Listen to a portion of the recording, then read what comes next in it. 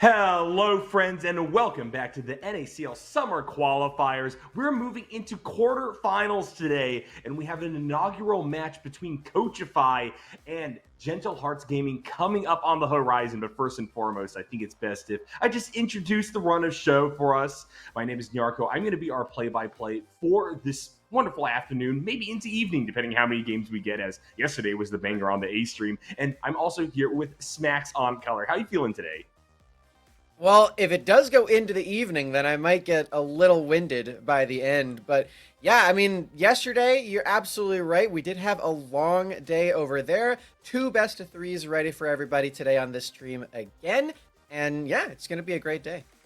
Yep, very, very excited for these two teams matching up against one another. One of our most even quarterfinals, I think. I know that as we were looking upon that bracket, there was a bunch of weird little concerns coming up about the level of competition that we're going to be seeing today. But honestly, after a wild day yesterday where a bunch of teams bared their fangs that I wasn't expecting, I actually think that it's going to be wild both on A stream and B stream. So make sure to not only check us out here on Rally Cry 2, but also go to the mainline Rally Cry stream, go to the LCS Challengers page as well. Give them your support there. It's going to be an awesome time across the Rift. Absolutely is. I am very excited to take a look at some of how this tournament functions. Again, let's give it a look because a lot of people, we're here in the qualifiers, but you may not know what it took to actually get here, even though this is, I think, week 8 of the summer split, but that's okay. Yeah, we do have the Swiss and how all of that works. We started with the qualification for that with the committee voting. We got through the Swiss stage. We had 32 teams. By the way, we're now down to only 8 of them. So a lot of these teams have been removed. We got cut in half once, then we got cut in half again through the process of the group stage. We had 4 of these. As you can see on the right side of your screen there, we qualified seed 1 and seed 2 for the For the playoff bracket. And this is where we find ourselves today in the quarterfinals. And there are all of our teams on the left. Look at that, Nyarko. Yeah, fantastic stuff. A stream is going to be covering the Mirage Alliance Apex Mission Impossible and the Team Eterna Team Ambition matchups. We here on Rally Cry 2 are running Team Coachify versus Gentle Hearts Gaming right now. And after that, it's going to be Lit Esports versus Winthrop University. Guys, for those of you maybe just tuning into the NACL qualifiers for the first time, this is the tournament that if you're a high ELO player, you want to look to join because this is a pathway to professional play into the NACL and beyond. And speaking of the NACL, Summer, I think it's best that we highlight the fact that NACL finals are upon us and there are tickets available to go watch it in person, which is a very unique opportunity, something I wish I could do if I was located on the West Coast, but I know All Battery's planning to go. A lot of people are going to have a lot of fun over there in the LCS main stage. Yeah, should be really fun. That's on Wednesday this week. So please go get your tickets if you're in the area. Please go check it out. It'll just be one day of the best of 5 finals. I know they've got a lot of content planned for that, all the people on that broadcast team. So going to be very, very fun. And like you said, you can go meet Dimitri over there, Alk Battery. He'll be in the stands. So yeah, should be a very fun time. I'm really looking forward to just watching that from home because I, like you, not over in California. I'm over here in Michigan, but it's going to be a great time. I hope to see everybody in the Twitch chat for that event as well.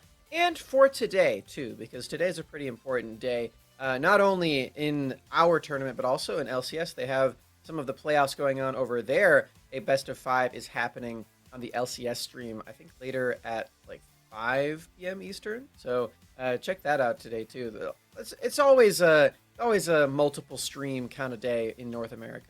Yeah, lots of NA League to be played, and I think that this is going to start here very soon with a quality best of 3 between 2 teams that I'm very happy to see make it to the quarterfinals. Team Coachify and Gentle Hearts Gaming. Not only do they have solid names, solid logos, but they got solid rosters as well. Team Coachify unscathed in the recent waves of roster shakeups that we've been seeing across the NACL qualifiers, and they have Lawrence, Frost, Tosi, City Witty, and Rovex. Yeah, I think the biggest name that they brought in for this team has been Frost, hands down. Team Coachify, we're really looking for a strong early presence in the jungle. And, not to bash LJX, but I think a lot of the champions he was playing were very built around playing a tank, like the Nautilus that we saw sometimes, and just trying to be a more passive approach to the game, whereas Frost is playing things like the Kindred, like the Jarvan, these champions that like to get in and deal a lot of damage very early on. And I think that's really helped Team Coachify. Not only in that, but also in the communication. We're seeing that Frost is really taking charge in that, at least early. So I'm happy to see him on the starting lineup. He is seed 1 alongside the rest of the team here for Team Coachify for a good reason. They won their group. And yeah, I think this team is pretty exciting stuff. Yep, I sure have to remember Frost made a big splash the last time that we casted and then interviewed them, and I called them Frostfire way too many times for some reason. So, Summer, I'm on the corrective path, certainly a statement maker. I'm also very interested in seeing how the Coachified bot lane is going to be playing out. I've been following City Witty Rovex for quite a while now, and honestly, when I was seeing them in their earlier iteration before they became Team Coachify, I thought that this was going to be the place that they were going to carry through. That often happened, but honestly, the whole team shoulders burdens quite nicely, and I'm very excited to see how this well-rounded 5-man is going to be facing off against their opponents, Gentle Hearts Gaming. Yeah, Gentle Hearts Gaming, we got to see just yesterday on this very same stream, had a really solid series, I must say. They got the 2-0. King Clueless in the jungle, looking really solid all throughout. The Lilia game was one that I think will be remembered. And just across the board, they recovered quite well from some of the early mishaps that we saw. I know Cinna was having a bit of a struggle on the Jace, but he brought it back against Return of the Middle Sticks. Didn't let it get to him, still dealt a ton of damage on that champion. And yeah, I'm just really happy that they are here. I think Gentle Hearts Gaming, the core of this roster, the cheese chasers from the last qualifier, has been pretty impressive throughout the entire summer split. And I would love to see them continue this trend as well. Of course, both of these teams do need to win the entire tournament to actually make it to the promotion tournament at this point. So only one of them will actually continue to even make it to the semifinals, let alone the finals. It certainly does feel like a lot of these teams have been fighting for survival for quite a while. Team Coachify a little bit lesser than GHG, just by virtue of the fact that they made it in as the 1 seed from one of the groups. Gentle Hearts, on the other hand, they were just up against elimination throughout much of that group stage, but they are here now, and every game is a stepping stone at the end of the day, right, Summer? So that's something to be watching out for. I think that Gentle Hearts maybe are a little bit more tired out overall. They've had a longer war of attrition to fight, but at the same time, that means they may have hardened their hearts and steeled their minds in a way that Coachify has yet to really achieve moving into this bracket. We get into this best of 3. I just can't help keep that in the back of my mind that like only one of these teams can keep moving on, and the only way to make it into the promotion tournament is by winning everything. And like it's going to be a really tough journey because I mean, whoever wins this series has to go against the winner of our next series today, by the way, which I won't spoil quite yet. If you already saw the graphics from before, just don't say anything. We'll save a surprise for everybody later, or on the break screen perhaps, as we are into the draft. And yeah, just the point of all of that is that the pressure is really on for these teams. And for Gentle Hearts Gaming, they just won a series yesterday, so they have to go for the back-to-back. Yeah, less than 24-hour turnaround time. It's tough to review footage, get yourself calmed down from what is going to be a very, very difficult series that you just played. Because, like I said before, that was on the verge of demotion, or not demotion, but elimination. Same thing for today. It's just a weird to go through. But at the end of the day, NACL qualifiers have a lot of games going on, and that's just the grind that you got to be on. We're diving into the ban phase right now. Draven, Jackson, Ezreal, all knocked out by Gentle Hearts Gaming, while Team Coachify on red side are going to eliminate that Lilia that you highlighted, Summer, alongside a Kaisa and Jace, which you also highlighted, although you were saying that Cinna struggled on it. Well, he struggled early, but then he brought it back and dealt a lot of damage. So clearly Team Coachify was watching the games yesterday. I mean, what else could they do? They were already sitting pretty in the seed 1 spot in the quarterfinals. So just got to watch that set, as it's got the Tristana here for Gentle Hearts Gaming. Going to be locking that one in for probably the mid lane for Cinna. Is a bit of a flex option. I know Team Liquid showed us that a bit this week, so that was pretty fun. Team Coachify, though, are going to go towards the Sejuani, which Frost has looked really good on. And the Rel following it up. Most likely this will be Rel support given the fact that we haven't been seeing much in the way of solo lane Sejuanis or support Sejuanis for that matter. But overall, still very, very powerful champion in that role. A great initiator. If you're able to find good flanks, you can really shut down what Gentle Hearts Gaming is cooking, and it may cause them to rethink the way that they're going to path through the rest of this draft. That being said, Ziggs is left open. A few other power picks still available because Coachify specialized so heavily into being responsive to GHG, and that means that the likes of the Xayah will be able to be selected alongside what is going to be most likely a Maokai jungle. Yeah, Xayah really good into the Rel too. You have a lot of ways to deny this sort of engage. Now with the Rel and the Sejuani together, you can only use the Xayah ultimate on one of those forms of engage most of the time. So you're still going to want to take cleanse if you are scooped here. And even still, you have another form of engage now with Team Coachify stealing away the Maokai ultimate for themselves with a Silas pick for Toasty. So huge brawling presence, 3 melees so far for Team Coachify.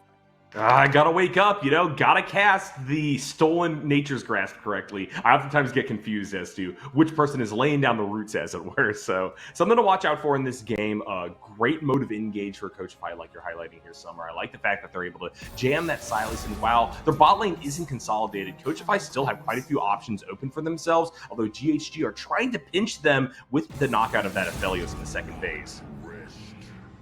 Away some of the supports as well for Team Coachify. The Rakan makes a lot of sense. I would also want to get rid of that. I know for Gentle Hearts Gaming, they still have some other options that are pretty good here, though, because of the melee nature of Coachify's draft. This actually does kind of open up some of these enchanters, as long as you're not getting engaged on yourself as Sandwich. You got to stay pretty far back, but things like the Janna can be really useful into the Rel. Milio as well has a very similar effect. Even go for something like a Lulu as well. But we'll see if the enchanters actually do come through. I know Sandwich playing some of the champions that, well, Team Coachify did just ban with the Nautilus and the Rakan, so. Yeah, I think that GHG still comes out of this second ban phase pretty comfortable. Like you said, there's a few supports that are still selectable that fulfill the roles necessary to build up towards these 2 marksmen that GHG have selected for themselves. But quickly, before we talk about that point a bit more, let's zoom in on the fact that that's a misfortune lock-in. Yeah, guns blazing. So we've got 4 80 carry bans from Gentle Hearts Gaming. The only one that wasn't 80 carry ban is Jax away from Lawrence. Everything else targeting City Witty. So, going to the really lower rungs of the ladder, the tier list, as it were, as Misfortune comes through. I mean, it is a really strong follow-up to the engaged presence that Team Coachify already has with the bullet time. You do outrange the Xayah in the lane, which is pretty helpful. So there are some good things, but this is going to pale in comparison to the DPS from some of the other champions that we've seen City play. Gentle Hearts Gaming layering on even more game DPS with that Renekton lock-in. Going to be a bit of a powerhouse early in this one. We'll have to see what Coachify does to respond to it with their Red 5 counter pick. The Braum as well, going to work as a facilitator, as a defender for the 2 main squishy members on GHG's side. This isn't the angle I was necessarily expecting out of Blue Squad. I thought they were going to go for a pure tank top lane, maybe something like an Ornn, a Cassante, which is currently actually being hovered by Coachify, and then they could have an Enchanter in the support role. But this still makes a lot of sense. Still like what they're cooking up, as Team Coachify will in fact grab that Cassante for Lawrence.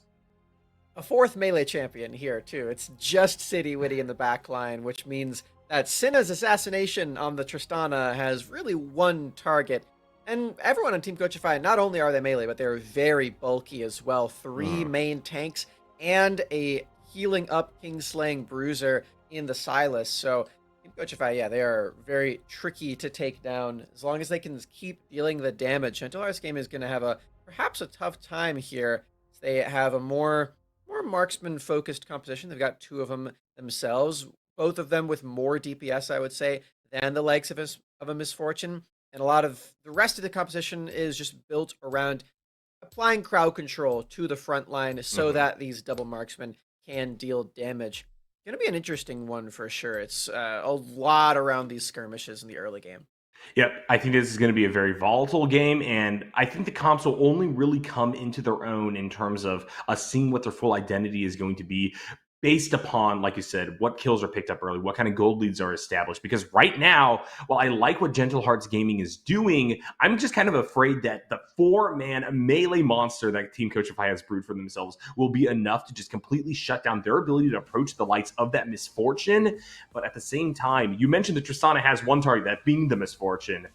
Some people will say, hey, that means the Tristana is less good. For me, it means this Tristana is now an assassin with a single target. They are focused. They are ready to go every team fight.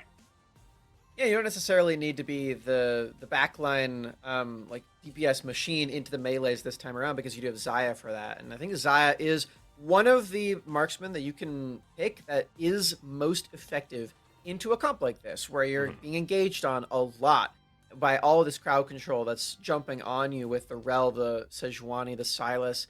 Everything is really trying to target that backline and trying to get as much crowd control down as possible. So Xayah Ultimate, Cleanse, everything that you have at your disposal, even the Braum wall, is very useful in a game like this. So I do like the identity a lot of especially this bottom lane pair for Gentle Hearts Gaming, and Scooped really has been the big carry for this team a lot of the time. So I think this could be the game where he actually does pick up that upset win. Of course, it is a best of 3, but starting off with 1 win is a great way to open the day.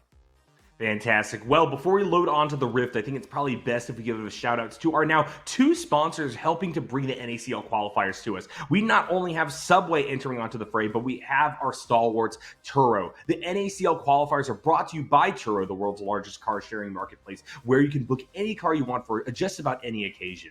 Forget boring rental cars at Turo.com. Absolutely true. And it's not only this stream that Turo is brought to you by, but also, or no, brought to you by Turo, but also the LCS Challenger stream, where you can find the Mirage Alliance Apex Mission Impossible game that's going on right now. Another quarterfinal match.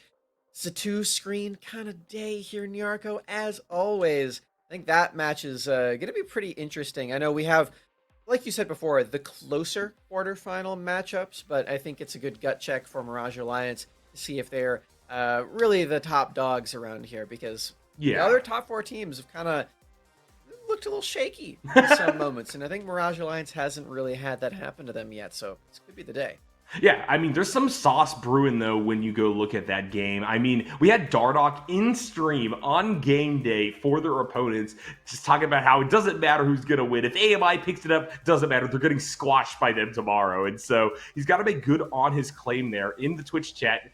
2,000 people saw it. So that's something that Mirage Alliance is going to be fighting the forces against. Because I got to say, it feels like some witch doctor out there has put a jinx on this whole tournament for the top few seeds. And maybe this is Mirage's time where they're going to stumble, because I was watching Team Ambition yesterday. I was casting Team Ambition yesterday, and not only did my internet go out halfway through as condemnation from the gods for trying to cast such a travesty, but also it went 3 games. Each game was like 40 minutes long, and each game was an absolute cluster. It was wild. Actually, travesty was on my stream, so. Oh, that is true. That was B stream. I was mentioning I missed travesty every single time I saw the 3-letter code for Teamless Revenge, because it was TRV, and I literally kept calling them travesty. It was really bad. That's pretty funny. If there's a team that turns out to be SMR, then I'm in danger. I don't know. I might have to just be their biggest fan immediately.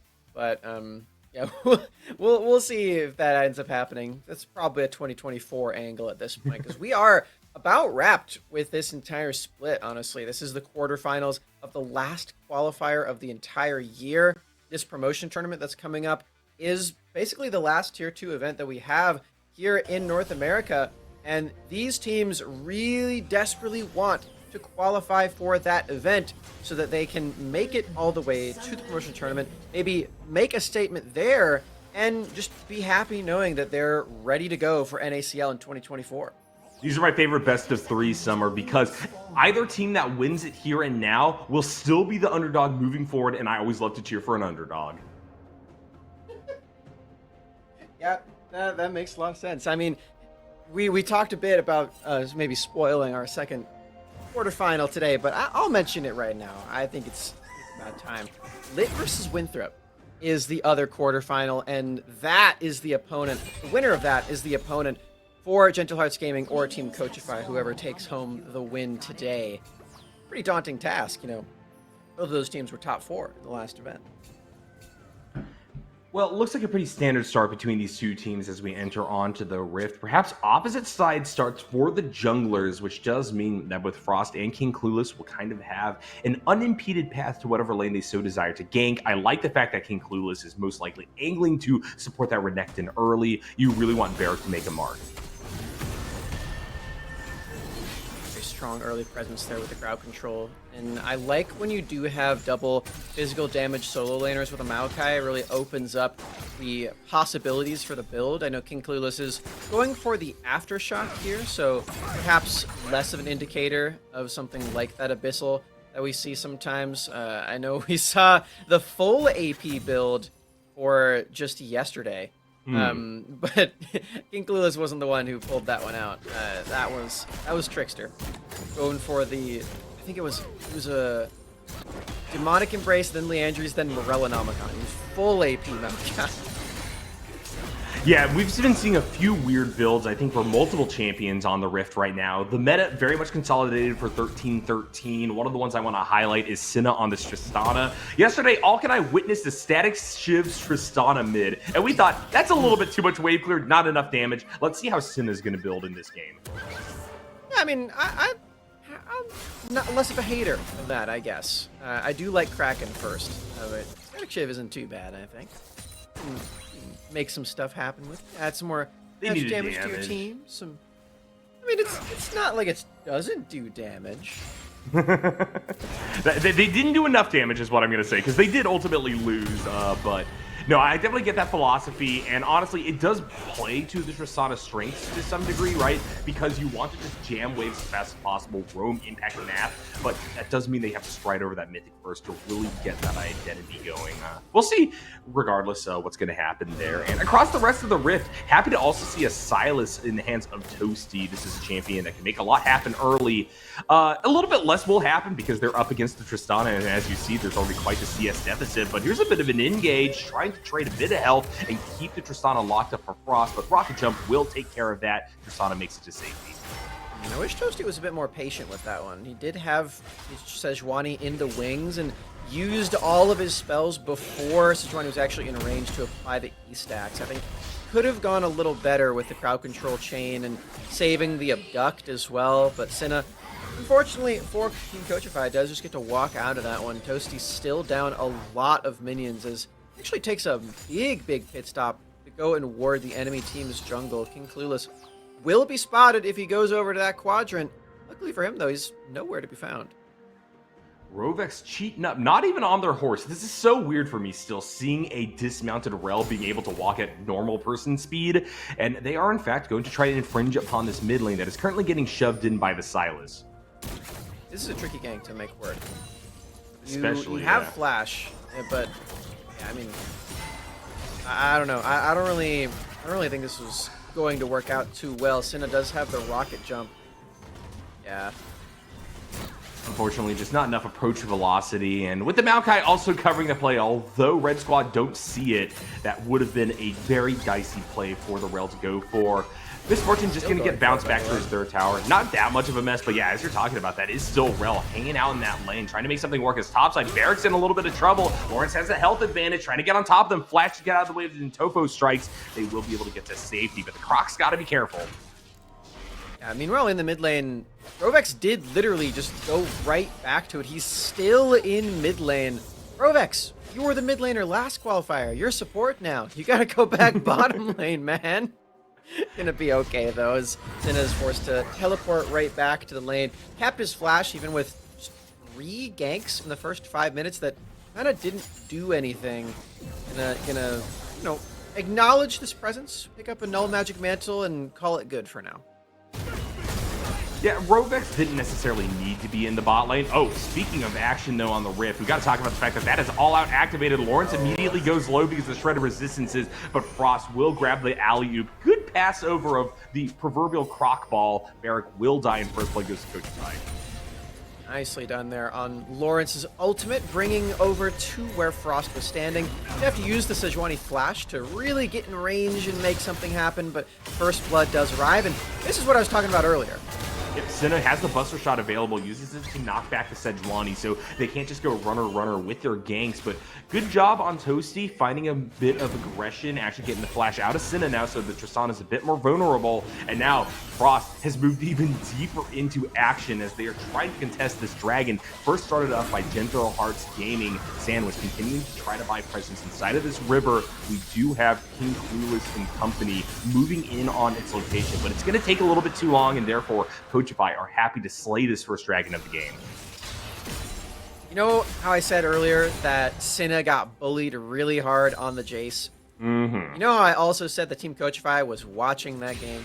I feel like they really liked that strategy. They saw out of return to turn of the middle sticks, because Senna has been ganked now 4 times. They do finally get his flash with this one. Still haven't been able to match the CS though, as Toasty is still playing that melee champion into the Tristana. It's a bit of a struggle, to say the least. Now it's up going to land on top of Sandwich. Rovix taking the back end of that trade terribly, and Scooped is going to be able to pick up that kill with the help of Sandwich, although a bullet time will trade back, and City Witty getting the gold concentration and is happy with this play because now Sandwich is a sitting duck. There's a wave at their back. They're going to be able to crash this in, and what I thought was about to go sour for Coachify all of a sudden turns out positive yet again. Okay, I mean, they executed the 2v2 really well, and then bullet time mind-controlled Scooped into walking to the left, I guess. Instead of walking to the right, he was already out of it. Then decided to just take an additional 700 damage from the Misfortune ultimate. I don't really know what happened there. That Scooped does drop to City Witty, who seems to be pretty powerful in the game and also in telekinesis. Yeah, City Witty definitely going to have to draw upon those powers later in this one, as I think that the rest of the team would very much be happy if they were able to mind control the positioning of GHG's players. You really want the central mass of players for Robex to crash down upon with their Magnet Storm. Frost will be able to get some solid snipes off and maybe even get the slowing field to attack multiple people off their ultimate. But we got some wildness here in mid lane yet again. Sandwich trying to protect Senna for the time being. The Tristana at about half health right now, still holding the wave, especially with King Clueless at their back. Nectin also moving into river to contest the Cassante. Frost will be forced off of this territory. I must correct myself. It's actually telepathy. It's not telekinesis. My yeah, telekinesis very upset at me. I guess it's telekinesis if you're really strong at telekinesis, because then you just shove them to the left, right? Well, you know what? That's a good point. Yeah, maybe it is telekinesis because you're controlling their fingers and making them move the wrong way. Anyway, Gentle Hearts Gaming is trying to compete against this Red Herald. All right, well, those are 2 Nature's Grasp, so both of them have been cast, and Toasty is going to use their ultimate to kill Sandwich. This poor Braum kind of struggling, just trying to buy space for the team, and while they succeed in doing so this time, they will have to sacrifice their life in order to try to get everybody else out from under that Maokai ultimate. That is going to be the high. Picked up by Coachify. They're sitting pretty right now in this game, Summer. Arts Gaming, they knew that a lot of the skirmishes would be very important early on in this game, but they did not acknowledge how difficult it would actually be once the ultimates came through. Crowd control is just way too much to deal with this Maokai ultimate, Sejuani ultimate, everything piling on top of them. Rift Herald was really never going to come through for Gentle Hearts Gaming. Good news is, though, Scooped actually got 2 turret plates in that bottom lane for the trade. So that's still something in terms of the gold Gentle Hearts are able to pick up.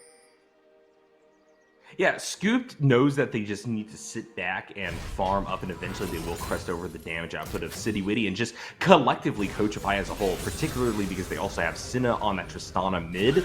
But right now, things are a little bit dicey. The gold lead has been established by Coachify in such a way that they will continue to swing tempo in their favor with the Rift Herald available and a Dragon on the board. They're looking to stack up those neutral objectives, forge that as a win condition, and they are willing to also take fights if GHG ever steps up to contest any of these moves across the map.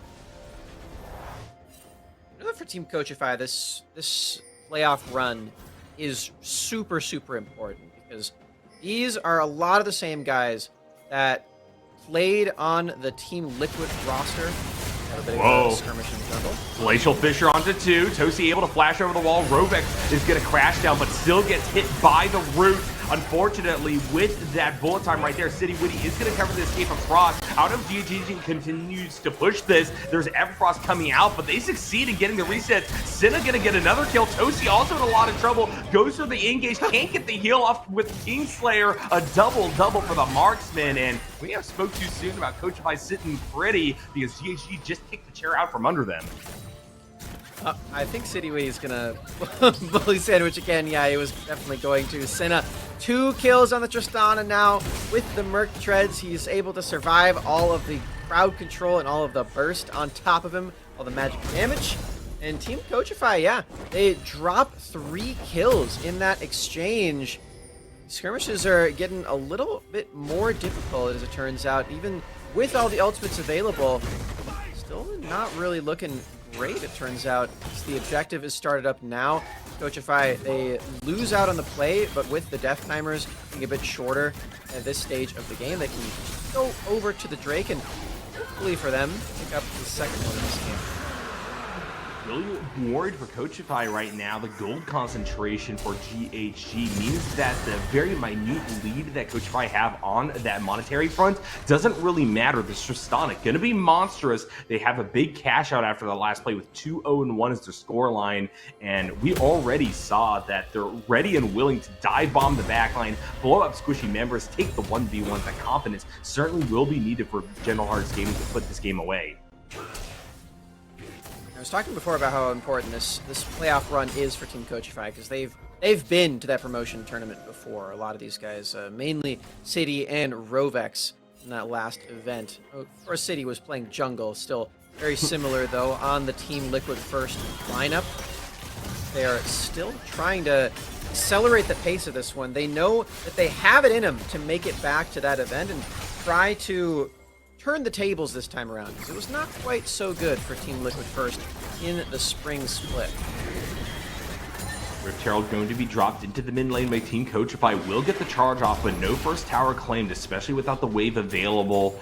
It buys a little bit of priority for Red Squad to try to reset across the Rift, but Scooped and company actually follow Coachify all the way into that bot side river. Nothing to contest down there. They just want to make sure that they don't get leisurely backs off, and this is buying time in turn for Senna to push upon these remaining plays in the mid lane. Tosi looking for the engage though. Senna backs off. This happy bee emote is infectious, you know, Mariko. Senna's not letting that pressure get to him.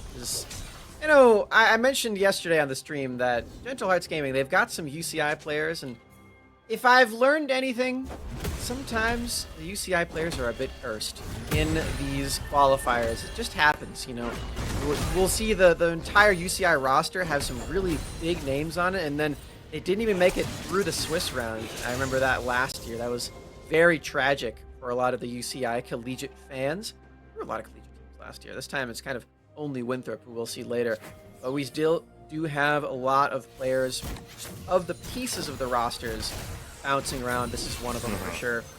And Gentle Hearts Gaming, they have done well to make it this far here. And I think Senna, as that guy who has been ganked so much this weekend, you got to just keep that happy bee going. See, look, he's still going. He's got to stay happy, stay calm, and do what you know you can. I feel that I need to expand my emote pool just a little bit, because all of my emotes are like apologizing for when I mess up or being mad about things. I need some positivity in my life on that front, I think. Yeah, you do. I agree. You gotta, especially now that there's 9 of them instead of just 5. You can really go for a lot of different emotes there. You need a wide range of emotions. Certainly true. Lawrence pushing back into this river, just working as the frontliner for their team. Barrick also being pulled down to this little dance we've been having in the mid lane. Now, this is kind of a rough trade for the Cassante. Frost has to Arctic Assault back over the wall, and it looks like GHG have won this game of chicken on the railroad tracks, as it were, to just get priority near the second Rift Herald. They're going to start it off.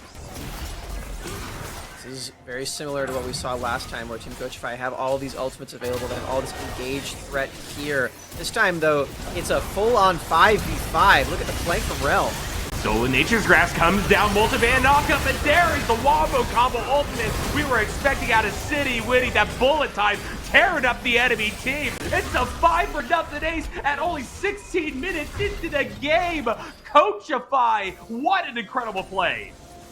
If that's not the play of the series, then I don't know what will be, because Rovex just completely dunked on Gentle Hearts Gaming, jumped wide over all of them, straight to the basket, and my word, Nyarko, did it work. That bullet time after the Magnet Storm was just completely picturesque.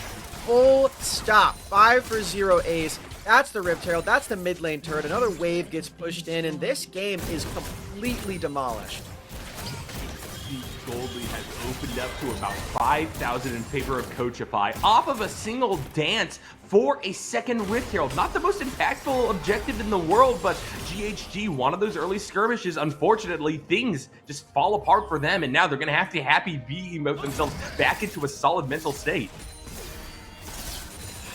This is going to be really tough. That play was just phenomenal. This is what you want out of this competition. This is why you pick a champion like Misfortune, who doesn't really do anything other than that very well. But she, oh my god, she is the best at doing exactly what we just saw. Nobody else touching Misfortune. Everyone crowd controlled in front of her. Shooting everyone with the ultimate. Beautiful. Yeah, impressive stuff. Good positioning from the entirety of Coachify, putting the clamps down, forcing GHG into those tight spaces where Rel shines. Rovex with that incredible engage like you highlighted. Tosi zoning people off the start with that Nature's Grasp, the multi-man route. Incredible stuff all around, and Coachify are going to profit mightily from it. They're moving over to Soul Point right now. King Clueless might be angling for a steal. Currently sitting in a bush. There is vision on this neutral objective, so they might try to go over the wall. I don't actually know if Blast Plan is available as we're kind of getting that part of the rift. Oh, they're just going to flash for it. They can't win the 50-50 though. Tree Man goes down, and there's just more money for Coachify to play with. Bit of a 50-50, never hurt anybody. So we have the Drake steal attempted by King Clueless. Frost locking that one down for himself. It's 3 Drakes to 0. There's the Rift Herald that Coachify did so much to claim earlier. Nice pick on the enemy team's jungler, and Coachify, they see that happy blue emote. If they have the emotes unmuted, they say, you know what, I'm feeling good as well. Shelly won't be able to get a second charge off. And really quick, I want to shout out 2 people. My man Alk Battery, who accompanied me on the Rally Cry 1 stream yesterday, and my boy Yanni, who is one of the most engaged casters here with the NACL qualifiers and just a fantastic guy all around. He messaged me late last night, was like, dude, you called that last game as over way too early. And Alk Battery and I, we thought it was over, but I gotta say, we saw Teamless Revenge almost take a way worse situation what GHG currently find themselves in back from Team Ambition. So let's see whether or not they can make a miracle happen in this first game versus Coachify. It really just is going to take another big team fight blow up like we just saw to Coachify to turn that comeback mentality into more frowns and more preparation mindset for the second game, because it seemed very tricky to overcome. Gentle Hearts Gaming, as a reminder, do have some of the best healing champions in the entire game. Zaya, so much self-heal there. The Braum as well. The Glacial Fissure, the Unbreakable Wall, so strong at cutting away at all of these assailants. When Rovex finds a flank like that, though, there's really nothing you can do. There's nowhere to jump. There's nowhere to Featherstorm away to. You can't even decide what way you want to send your Unbreakable Wall. Rovex kind of just saved that first game entirely on his own. And that's always the agony of the snowballing nature of League of Legends, right? I think that if GHG position well from now on and dictate fights on their own terms, they have a shot. The problem is they have to really climb up quite the mountain just by virtue of that one mistake earlier. And once again, it's not only mistakes. Credit to Rovex, like you're talking about, for an incredible engage. And Coachify definitely putting the work there to have what I thought was like basically aesthetically perfect for a team fight, as you would expect from this kind of team. But yeah, Gentle Hearts now find themselves in a very difficult situation. They are going to be reliant upon Coachify overextending, making mistakes that can prevent to take this first game. Otherwise, they're looking deeper into this best of 3. Hearts Gaming, I know they've got a lot of newer players on the Rift here, especially compared to the likes of Coachify with guys like Frost Forest, oh no, City Witty, around, especially in the collegiate space, for a long, long time. You think of like Lawrence and Rovex too. Those are some collegiate legends in their own right. And I mean, Frost even won the whole tournament one time. So I know that they've tasted victory before. In Gentle Hearts Gaming, it's a lot less of that. You know, like I said before, they do still have some collegiate members on this roster, but a lot of elite rookies to us, especially considering the scope of just this year. Team Clueless Sandwich really started popping up just in 2023, and Scoop pretty similarly as well. I know he's been on some pretty big name rosters before, like the NFT team back last year with, shout out Elton Mock XT, put that one together. The experience difference, though, I think is still very present. Coachify, they can rest on that a bit more, as they've been in this situation before. They have felt the pressure like this, and they know what it takes to make it to a top 4 in this game. Yeah, it's fantastic once again that we have something like the NACL qualifiers, where you still have the ability for these rookies, for these new players to make their mark and also get reps in versus such powerful and experienced names, as we see Rovex jumping on in with the Magnet Storm, and that helps to pick off Sandwich, getting them into the clutches of Toasty. More presence there for Coachify.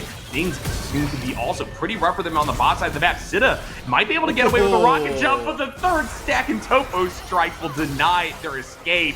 That's another one gone, as now the Stolen Nature's Grasp over the wall is going to allow for, once again, City Witty to open up with their ultimate onto Scoop, who manages to get to safety, at least at first, but now Frost is trying to push it on their location. Nature's Grasp now getting fired off by King Clueless. Not really going to land on so much of anything, though, as Toasty continues to frontline alongside the Sejuani and the Rel. City Witty blows up the Renekton, and that is a delayed 3-0 in favor of Coachify.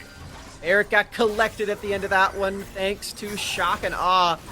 Coachify find their 12th kill on the day, and which is going to deny this red buff away, but it's not going to do much of anything. Frost smites it for his team, meaning he actually doesn't have smite for a little bit, as this Drake is up. This would be the sole for Team Coachify, trying to get some recalls off before the play actually happens. See if they actually have time for this, because Gentle Hearts Gaming are stacking up in this river. Coachify certainly in the hardest macro call that they have to make so far. How do they navigate this river? How do they deny what could be their own shot at Soul? King Clueless currently aggroing the dragon, keeping it in the clutches of GHD for the time being. It looks like Red Squad has finally gotten themselves back into the bot side river, and now the question is, turning around, will Gentle Hearts Gaming be able to do anything to stop the take of what is going to be an incredibly powerful Soul? Right now, we see the Tristana take down the tier 1 turret in the mid lane, getting an objective bounty for themselves, but only now are they rotating back into the river. Here's the engage we were looking for. Lawrence diving on in, and the Zaya's already dead. Glacial Fissure don't mean nothing as the Braum also falls. King Clueless trying to navigate inside of the Dragon's Den. However, Dragon still has a lot of health on top of it, and that allows for CFY to play Queen of Crew. That is going to be a clean sweep on Soul and a clean sweep on kills. Coachify tearing up this game. That play from City Witty is just how you know that this game is completely done. He kited to an unkiteable location, and his team was still there, trusting that and ready to defend. Everybody drops again on Gentle Hearts Gaming. It's just Cinna who got himself a mid lane turret and then escaped with his life. Coachify claim the Infernal Soul, go over to take the Baron as well. It's looking like a game 1 victory. And the clean one at that. Coachify had, I count it as exactly one mistake right there where they give up 2 kills for free after a bit of an overchase, getting caught out in the bot side river. But they have now made that part of the map their home. They got 4 dragons down there in summer. 4-16 is the scoreline. A 10,000 gold lead about to be crested. Coachify looking clean and getting so much momentum to start off this series. Great opener to the day. Team Coachify are trying to make this one a quick 2-0. They did have the... Yeah, Toasty is in a little bit of trouble. We'll be able to steal away the Featherstorm and get to safety. I forgot that interaction is possible, because now Toasty is actually looking to turn the tables. Frost and Rovex are here. We know that Crashdown is going to be major as these 3 members are all caught up. There comes the Magnet Storm, double stun. well. We do have the Nature's Trap fired back off and maybe allow for an escape. Look at Lawrence's play. City Witty gonna open up with a bullet time. Cassante goes a little bit too deep right there, a 1-for-1. Maybe a bit of hope for Gentle Heart's game to stop this onslaught with the Baroned up minions. Top laner's down. It's a 4v4 on the Rift, but Coachify has the money, and they have the engage. Oh my god, and with no tools available now, Zaya's just gonna die. Doesn't even have the time to cleanse. This could just be the end of the game. Without your anti-siege material here, it's going to be so tough to deal with this onslaught. Toasty has their ultimate backup. Going to use the Stolen Nature's Grab to root up Sandwich. Cinna stays mobile. The problem is, this Braum just does not have the tanking powers to deal with City Witty. They go godlike off that play, and now without a support, Cinna, King Clueless, trying to stop the game from ending at the 26-minute mark. Down goes one Nexus turret. There's still a wave, but it looks like Coach Fire trying to back off. Teleport flanking them from the far side. Barrack immediately going to pop the Dominus, trying to get down onto these 4 red squad members that remain. Cassante is back up, doesn't have teleport available, and it doesn't look like there's a need to come to this play. With the slowing field from City Witty off of the vacant rain, everybody from Coach Fire will extract themselves. Teleport completely fruitless there out of Barrack. He died earlier for the 5th time, and he can't make that flank happen. Team Coachify don't quite end the game yet. You see that they're on that warpath, though. The Infernal Soul did so much for them in that last team fight. The Baron as well secured them an inhibitor and a Nexus turret. Again, this game not looking comebackable. Gentle Hearts Gaming need to rely on the solace that it is a best of 3 and come back for game 2. 10k gold deficit, incredibly difficult to reduce, especially with the way that GHG's team composition works. Sandwich, yet again, just wants vision, man. Might not be able to get to safety. Another stun off of the Q from the rail. City Witty cleans it up, and now it's a march down mid lane. Legendary here for City Witty on the rather unorthodox marksman. Remember, got 4 champions banned away from him by Gentle Hearts Gaming alone, not to mention the Kaisa that Team Coachify themselves took off. Nature's Grasp, immediate bullet time as a zoning tool. Rovax able to crash down, get to safety. Lawrence just so damn tanky now. 1-1 and 10 on the Cassante. And here comes the snipe straight onto Scoop, forcing the Featherstorm out early. Coachify have taken away so many resources from Gentle Hearts Gaming, and they still have the ability to seed. God, these shots from the Misfortune are doing so much. Again, City Witty. Champion pool, even after being a jungle main for most of his career, still working wonders. This champion has dealt an insane amount of damage today in game 1. Trying to siege up another inhibitor turret is Team Coachify. They don't have the Baron anymore.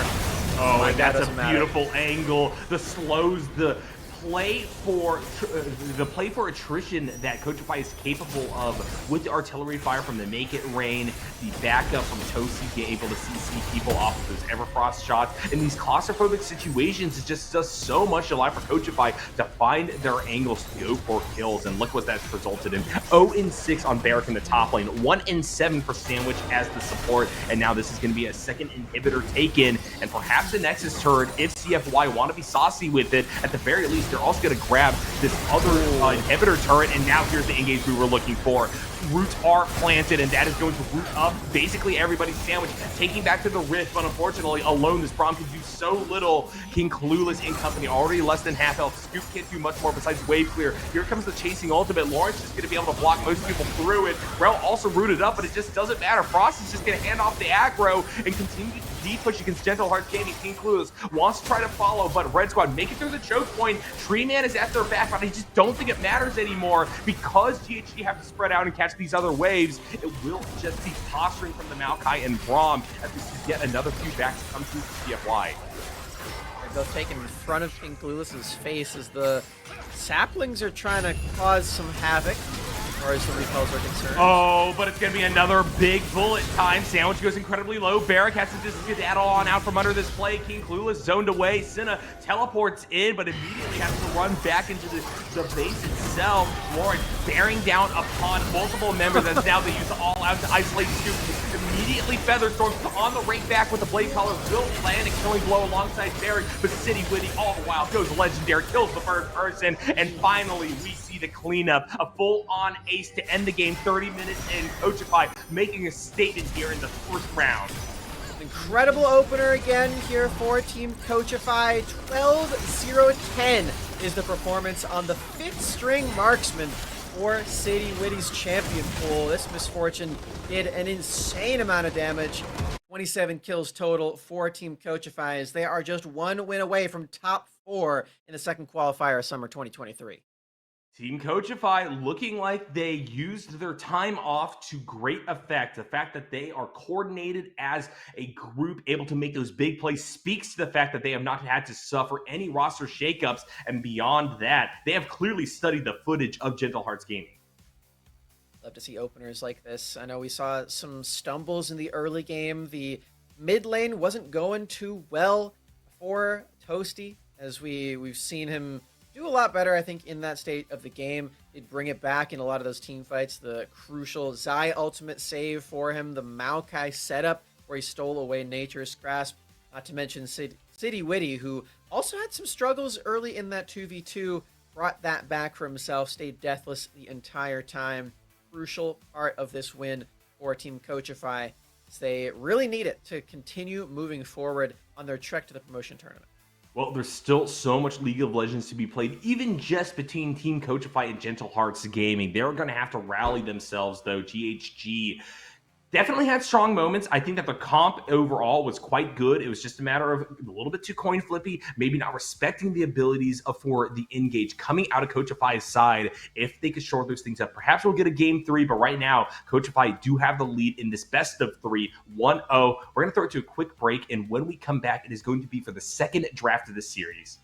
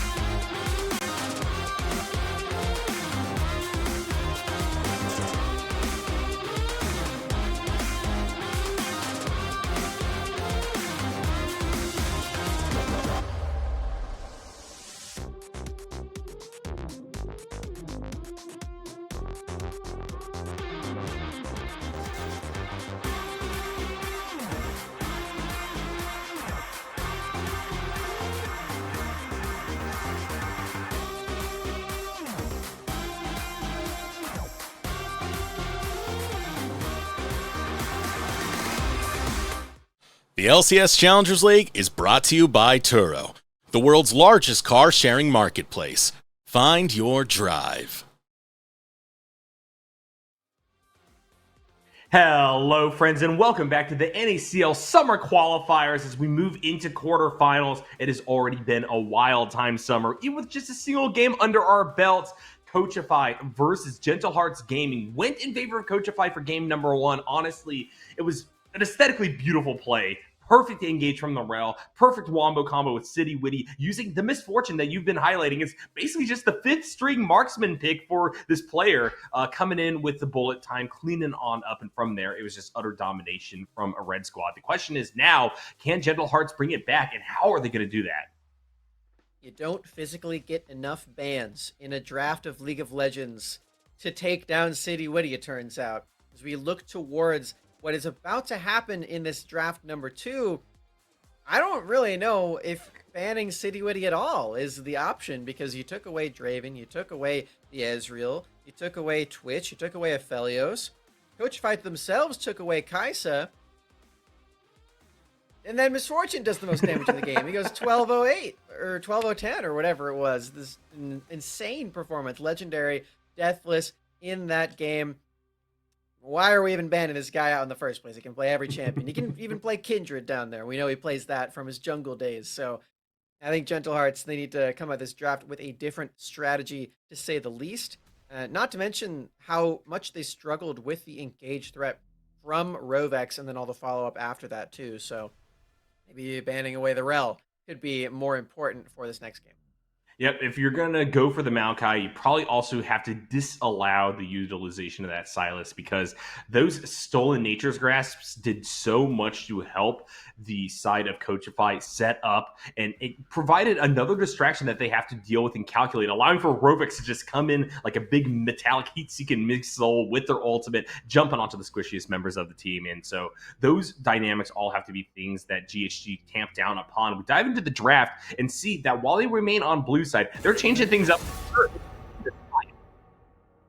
Gonna be removing that away from Scooped. Maybe just trying to go for even more engage compared to last time as Gentle Hearts Gaming. They don't really still want to play against that champion if they're going to be first picking Rel or other engagers. So I think that still does make a lot of sense. Okay, corrective. This makes a little bit more sense. It's Coachify on. Yeah. And now we do get the graphic swap. I got to look at the teams, not just look at the handy-dandy icons on the top of the screen. But yes, the Xayah ban makes more sense now, I got to say. Yeah.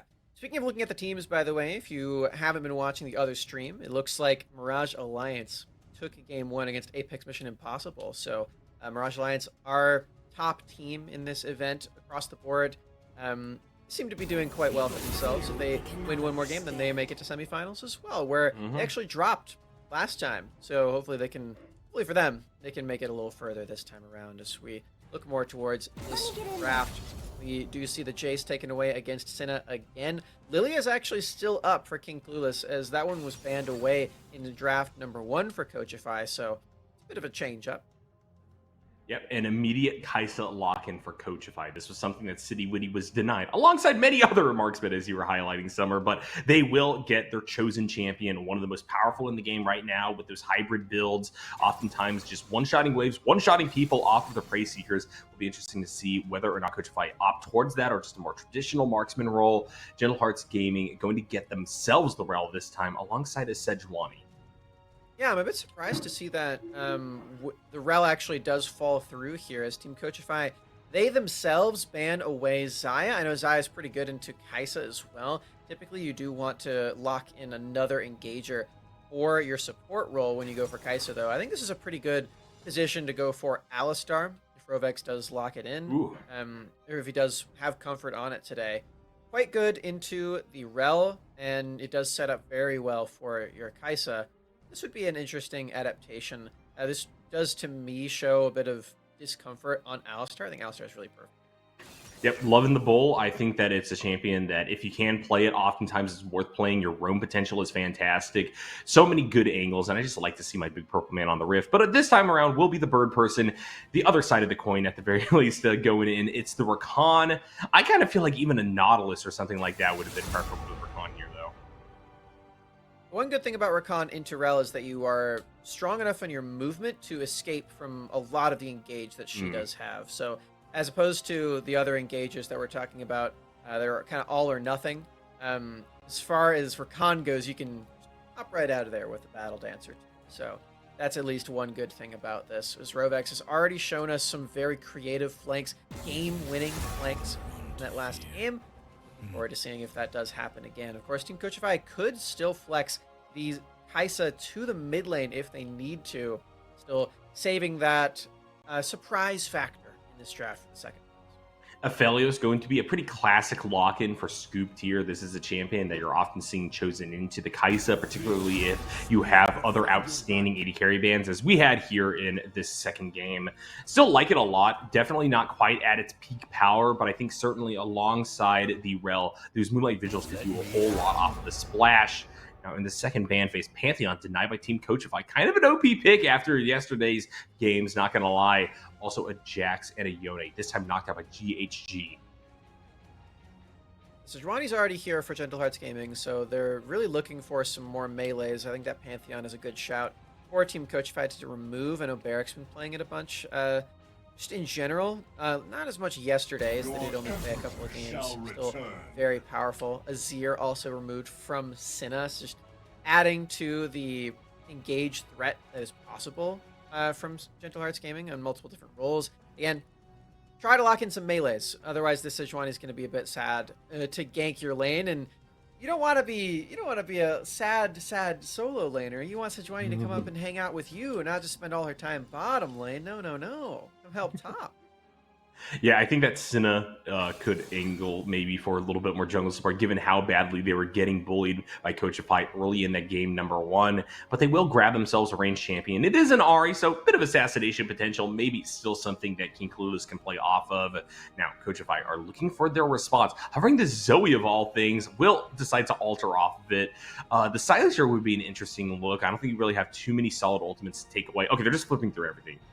A lot of options here for Toasty. Ends up with the Nico, so still some good team fighting capabilities. This is a bit different from what we saw before, where the Maokai was paired alongside double physical damage solo laners. Nico, you expect to go for the AP build, as we don't have a Lorem in this game. Lorem, again, on the other stream, if you want to go watch that. I think he's playing, he's playing top Poppy right now, so that's a Lorem over there. Sounds about right. We got to hover for top Poppy for a second there, but it's going to be Renekton for Lawrence. Yeah, Renekton entering onto the Rift yet again. A lot of mirrored selections now going over to Team Coachify on blue. Clearly, both of these teams seem to have relatively similar priorities in the draft phase, actually, although all of Sandwich's hovers right now for Barrick certainly are pretty funky. I don't know if we're actually going to be seeing that Alawi come in, but it certainly would disengage that Croc very often early with those E's. Eventually, though, the Cassante is going to be the answer. Yeah, just trading hands. I think Coachify maybe said, hey, we beat you on our champions. Now we're going to beat you on your champions. I mean, Gentle Hearts is doing the same thing, though, right? Yeah. They have more of Team Coachify's Game 1 comp than their own. 3 out of 5 here. All of the tank front line is ready to go for Gentle Hearts Gaming. And I mean, it's very similar to what we saw before, right? They have the engaged threat.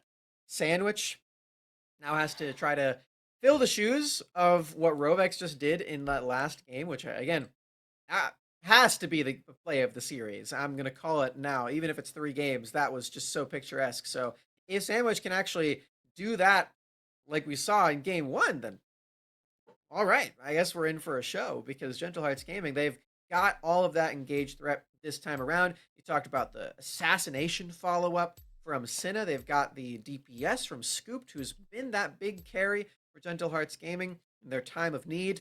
And they're needing right now. They need a win. Yep, facing down elimination from the whole dang tournament if they drop here. Gentle Hearts Gaming have locked in, not necessarily ego calls, but rather they are pushing back against Coachify's ego to a degree. They showed that they're going to be able to pilot these champions just as capably as Coachify did in game number 1. Meanwhile, Coachify on blue have gotten a lot of select picks, given how much of a carry City Witty was off of that singular engage in game number 1. I think the dynamic duo between them and Rovex, now getting the premier pick of that Kaisa, could be something to watch out for. I think that they could really tear up the spot. Yeah, it's going to be fun. So many different build opportunities here. The AP one, the DPS focused auto attacking build, which I think actually works pretty well in this game. You are into a lot of melee champions, so we'll see if that actually does end up coming true. I know City Witty is, pretty well known for getting the auto attacks in on things like the Twitch and everything. So I feel like he has his preference with the attack speed oriented on hit Kaisa variant. See if that actually does come true. Coach Fat, of course, already up a game here, trying to make it all the way to top 4. Not only that, they're trying to win everything. The entire tournament is what they need to actually make it to that promotion tournament. If our math is correct, which I do believe it is, because I trust Grapes. Even though he's on vacation right now, he's still got time to pull out the spreadsheets and run a little math for us. Yeah, I sure do hope that we're going to be seeing something along the lines of a auto attack focused Kaisa build. I want a little bit more drama than, sniping people from 50 feet away.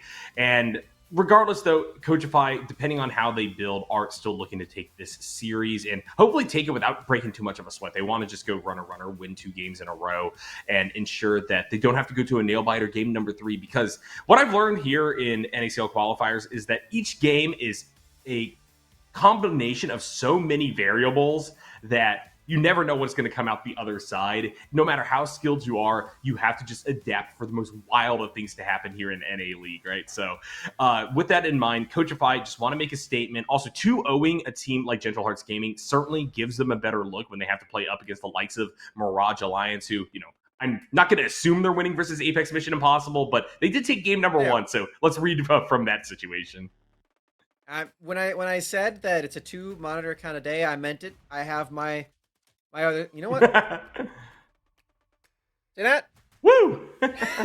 Nice. That's the other stream. Look at that. So there you go. I'm taking my own advice. I'm casting on like the narrowest table I've ever seen because I still have not fully been able to move in because I hurt my back really badly trying to move in, and so I was laid up for the week. I unfortunately don't have, I'm okay now, but I don't have my second monitor. I don't have my full setup, and I'm casting on like literally a 2x4. So my keyboard is on top of my monitor stand, and I'm using a stack of books to propel my microphone up to this position because I can't attach anywhere the mic arm for my for my setup. So it's a wild time over here for sure. I have like 3 inches with which to move my mouse as well, so I'm on like 3200 DPI. Oh man, that is a lot of DPI. Are you playing like TFT then? the game of choice? I should go back to playing Lucio in Overwatch. That was my cracked out Zoomer FPS days kind of thing. Okay. So, you're a Lucio main. What else did you play in that game? I was a Zen main. So when Overwatch first came out, I was a Symmetra one trick, and then they kept reworking her, and I became not a Symmetra one trick, and I just kind of stopped playing the game. But when the Lucio movement rework came out, this was around the peak time where I was like speedrunning any movement game that I possibly could, and I thought, hey, now I get to speedrun in a competitive setting. So I started playing Lucio, mostly just for the rollouts and whatnot. I'm still very, very bad on any level of strategy or aiming, so I mostly just vibe on my boy. What speedruns do you do?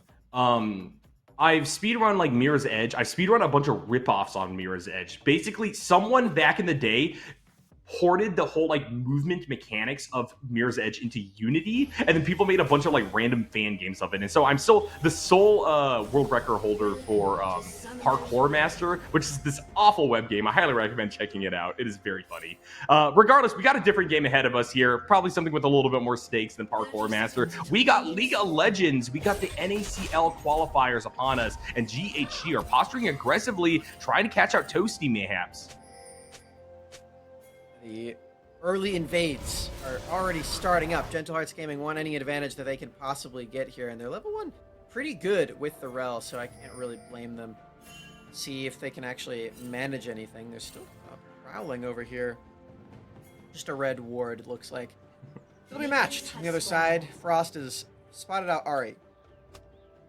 Yep, overall, things looking pretty calm, though, at the end of the day, and we're probably going to have a relatively traditional start. A little bit of extra information definitely established by Gentle Hearts Gaming, and I spoke too soon, actually. Coachify are sticking around a little bit longer than expected on this Maokai Renekton, maybe looking to bully in the 2v2 around this red buff. Toasty also cheating up to their position, and it's actually going to be a Raptor to start stealing this away as Lawrence ventures into the 1v2 themselves. Chaos on the Rift erupts now as Lawrence is trying to chase down King Clueless. Barrack stacking up the damage. There's a flash already parts out of the Renekton. King Clueless going to try to follow, trying to get out now from under Cinna, who's also approaching with their Foxfire available. 100 health now on the Croc with nowhere to go. What in the world is Coachify thinking? Yeah, Frost got the Raptors smited away from him too, so King Clueless even secures himself that camp. Lawrence is he's just delaying the inevitable right now. Yeah, he's just dead for sure. Very He weird just died call. of a turret. Yeah, it just kind of feels like you either push S2 upon the red buff, or you just go to the top lane to confront the Cassante there while Frost tries to steal away the Raptors. But he kind of showed the entirety of Coachify's hand there in the top lane. Easy first blood for Gentle Hearts Gaming. Good start for them. Really, really interesting start. See Senna able to walk back to the lane, or teleport back to lane rather, with an early null magic because of this. Missing out on a few of the early minions, still going to be pretty happy about that one. 400 in gold going over to his pockets. Yeah, I really don't know what the goal there was. Frost doesn't even get the Raptor camp. It's just a complete tragedy for Team Coachify level 1. Well, now they do have to play from down, 600 gold down, in fact, but there are angles back into this one. Renekton still has a lot of presence there in the top lane, although they sacrifice wave control themselves, dignity, Coachify's early game. They sacrificed a lot in that early play, so hopefully they'll be able to bring it back on the Croc, but right now it's definitely Barrack making a little bit more of a splash on the Cassante. Well, Team Coachify, they saw the folly in their first play, and they're not done yet. Just going right back to another invade. King Clueless at level 3 on this Sejuani is still a little confused as to what is happening. Doesn't have smite here, and there goes blue. All right, well, Frost will be able to pick that one up. Heist accomplished, I guess, mission complete. GHG are going to lose out on a little bit of their clear. Frost still slightly behind in terms of CS by 1.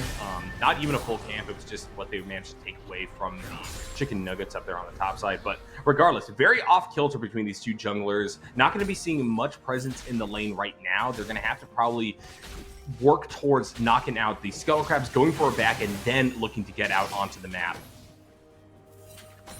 Seems like at the end of all this, Frost is actually doing pretty well for himself, but King Clueless doesn't have any camps left to take, and so instead on the prowl, on the ganks, looking top lane at this moment. Clueless actually make this gank happen. Lawrence does not have flash. Slice and Dices is able to just death roll away, get to safety. Nothing can happen from that, unfortunately, without the Sejuani flash. Barrack, still at about half health, is now being chased by Lawrence, but I think that means that Sejuani is just going to cancel their back and look for another pincer play. They back. Looks like Clueless, yeah. A bit surprising to us, perhaps, but Lawrence definitely thought that that would happen, because he just got the crash in the wave at the end of the day, and King Clueless, only level 3, really wants to go back to clearing the jungle, but look at Rovex. He's just, again, bullying this Sejuani in the jungle. Actually, we'll try and make a mid-game happen. Rovex got to be a little bit careful here because of the CC that the Sejuani and the Rel are both packing. Sandwich also covering mid lane. Toasty perfectly happy with the situation, though. Able to trade those waves pretty nicely with Cinna.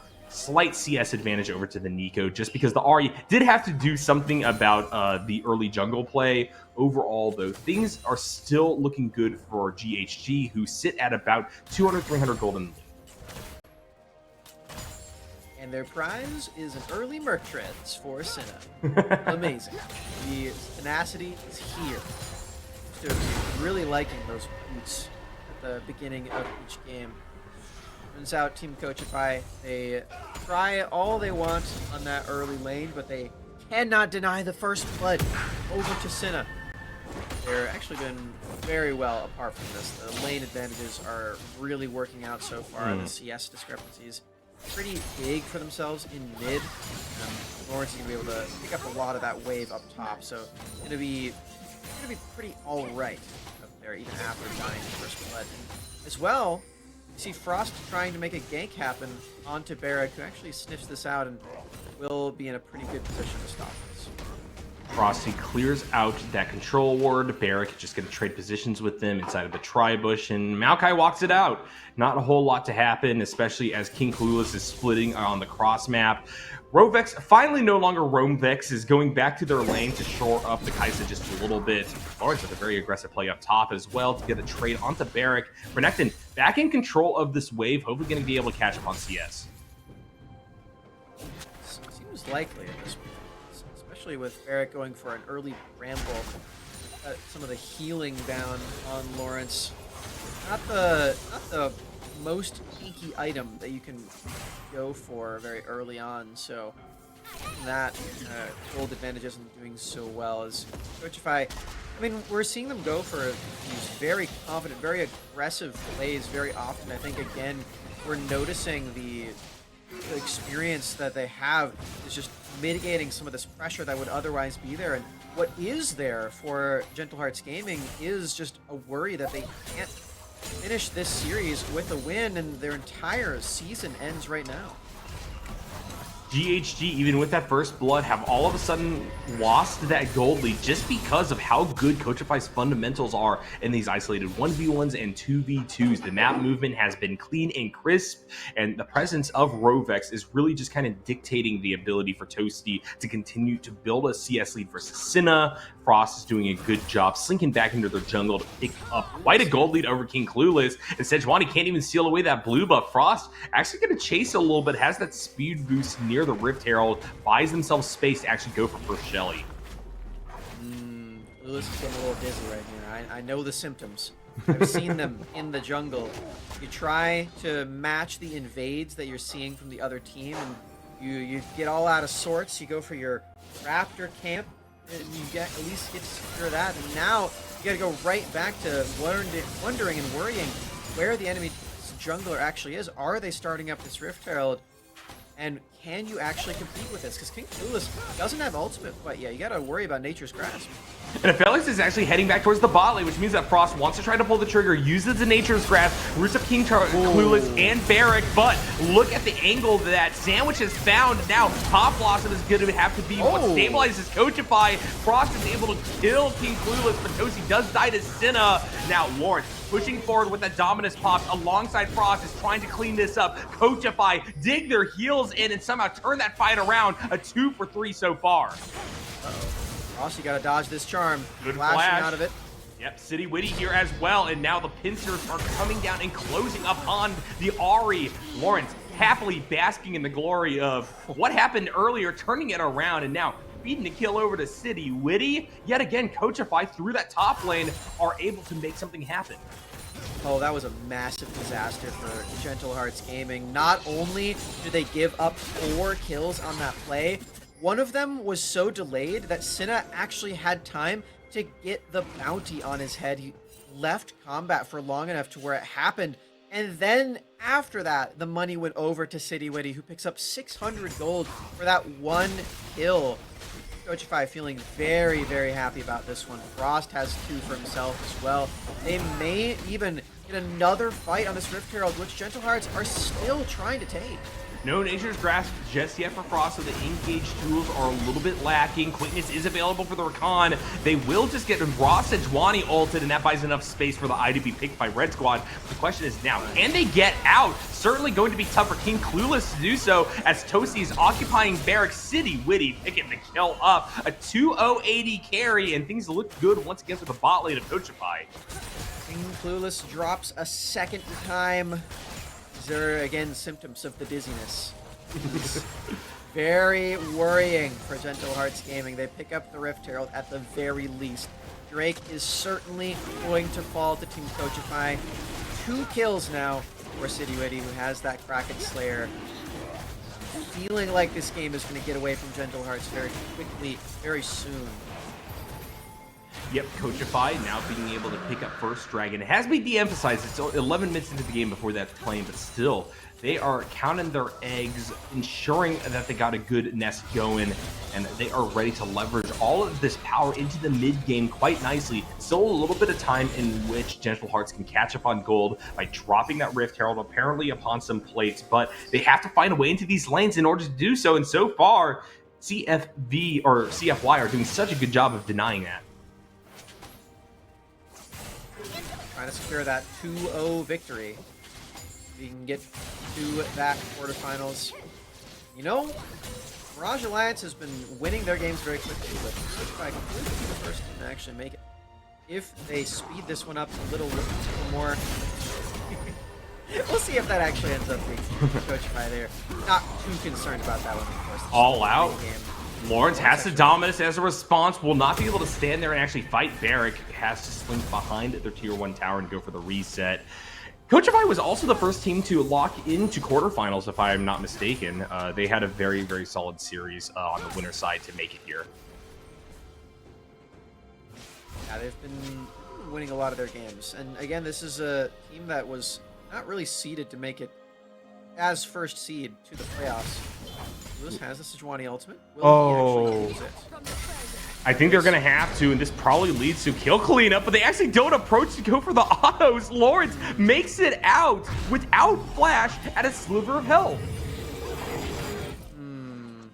Lewis even going to recall as Lawrence tries to scout him out, and he will even get to come and pick up these 4 minions. Oh, that's the back of shame right there for King Clueless. Gentle Hearts Gaming are having the most minute of plays pulled out from under them, and Coachify continue to forge themselves a lead. Nico shenanigans at a touch.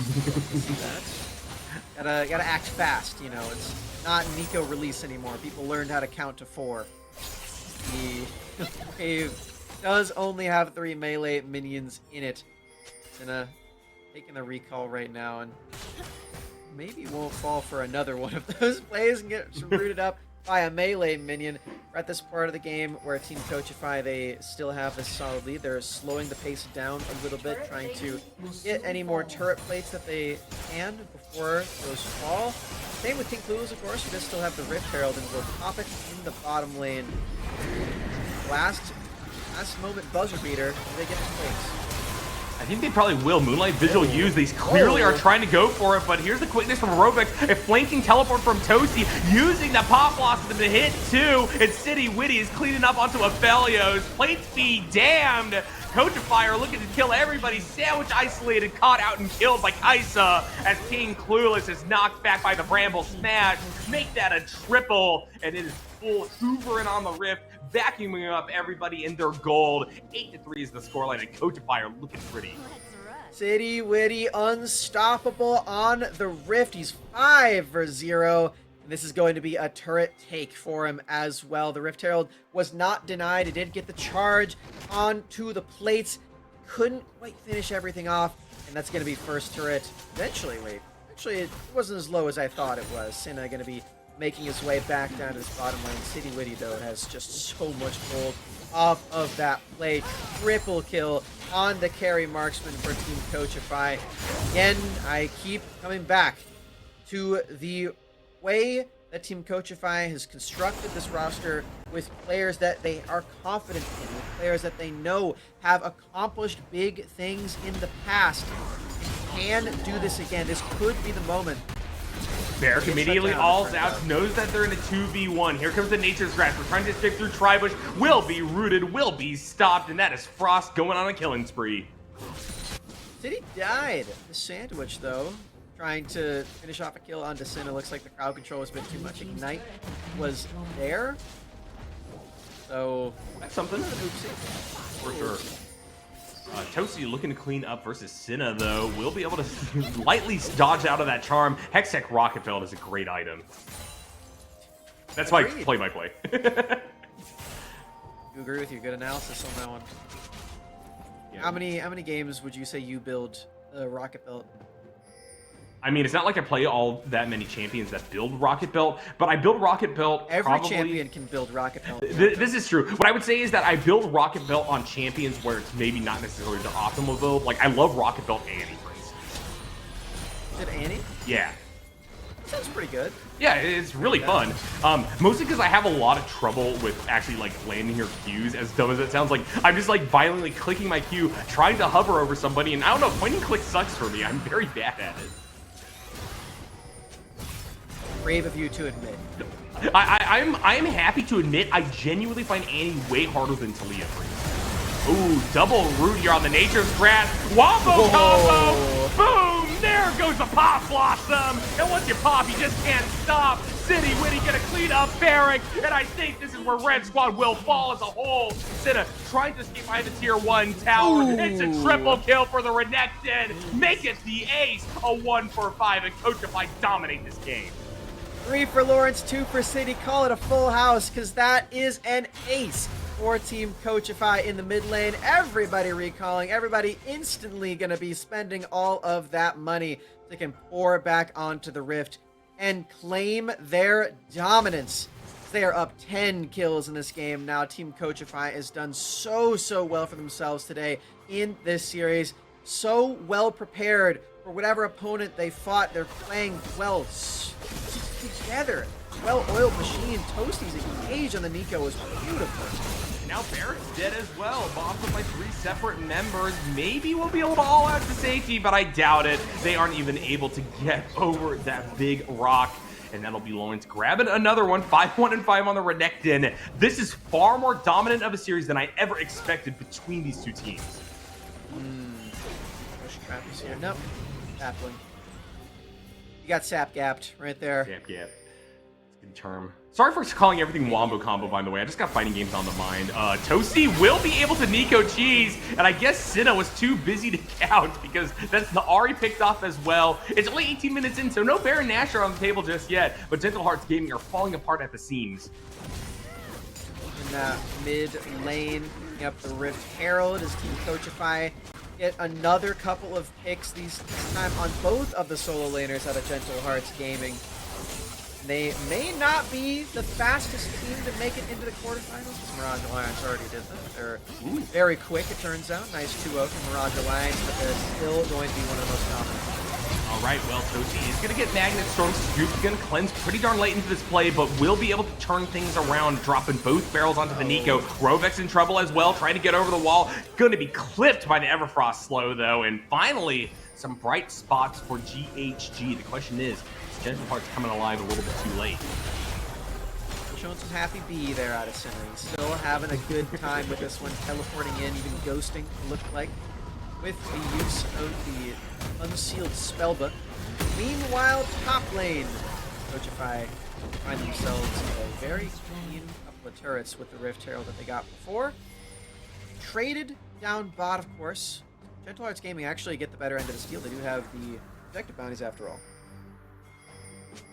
No dragons available right now. We're about 2 minutes out from a Cloud Drake to stack up Coachify ever further towards that soul. I think that might be something that GHG just gives up, though, especially as we are going to be crossing over that 20-minute Baron spawn mark before that point. So, cross maps on the table. GHG need to make something happen, though, if they want to come back. Right now, that gold gap is starting to look a little bit difficult to play around, especially when you look at where the gold is concentrated. City, Witty, so fed at this point.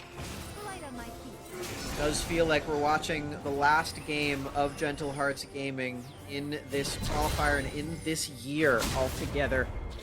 Baron is going to be spawning. Team Coachify are already rallying around it, and Scoop is already dead. Will be able to use the Pathmaker to get out from under the grand entrance, but the Sejuani is dead. City Witty is just dueling everybody deep in enemy territory. Finally, I think that Charm will seal her fate, but Sandwich just doesn't do damage, so it's up to the Ahri to round the corner from the Pixel Vision and finally grab the shutdown. But while that's happened, 3 Red Squad members have fallen, and that means that Baron Nashor is started up by Coachify.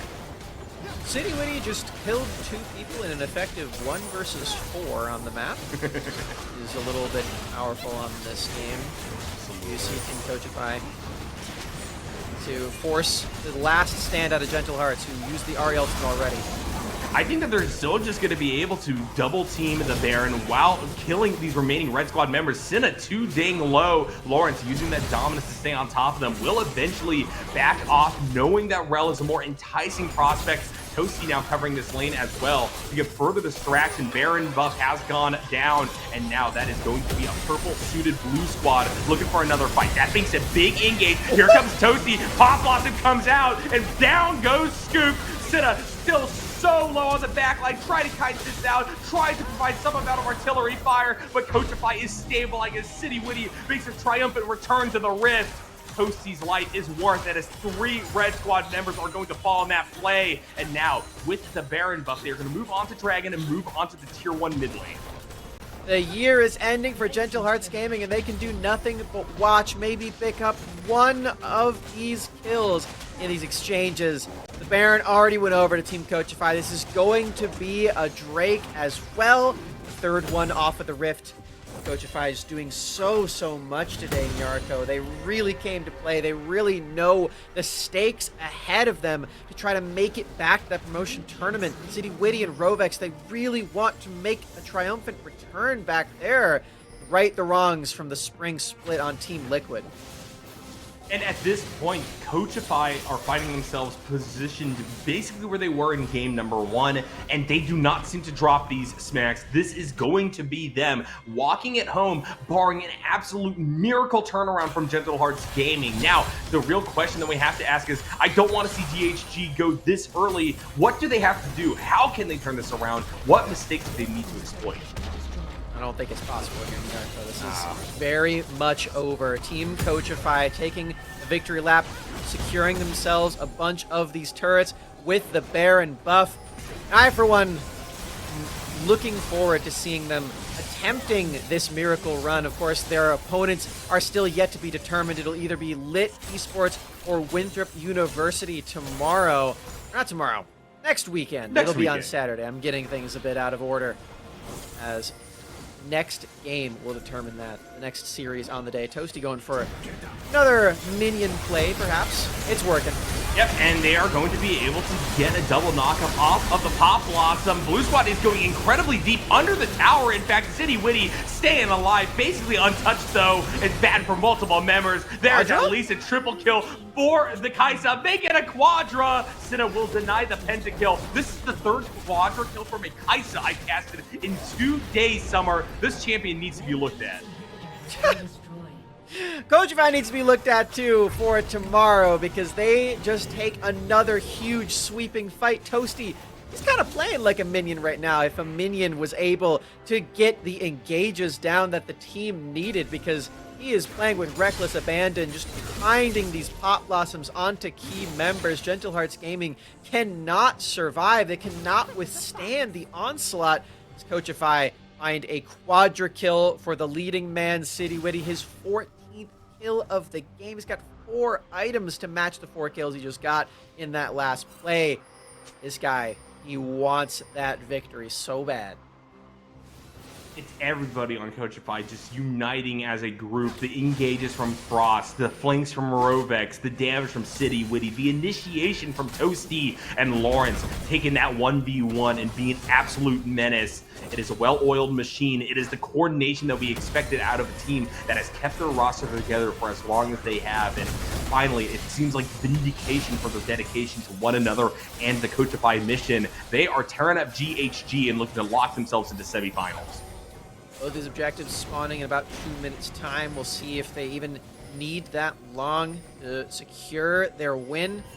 Either Baron or Soul would be very useful for Team Coachify. Either one of those could just spell disaster. Gentle Hearts Gaming will see Toasty on the Nico for another engage. That rocket belt hitting 3 members. This is it. Look at the cleanup. City Witty over the base wall. And they're going to wave goodbye to Sandwich. They're trying to do what they can with the all out. They can't even pick up a kill before it's all over. Hit that Team penta! Clueless tried to hold on, tried to deny the penta. They want to die to someone else, but they are going to be held standing captive here. There's the penta kill. City Witty cleaning it up and entering into semifinals in style. GG's Team Coachify, a 2-0 against Gentle Hearts Gaming. They'll be meeting their opponents in the next series. We have one of our most dominating sets of the entire qualifier here. 2-0 Team Coachify.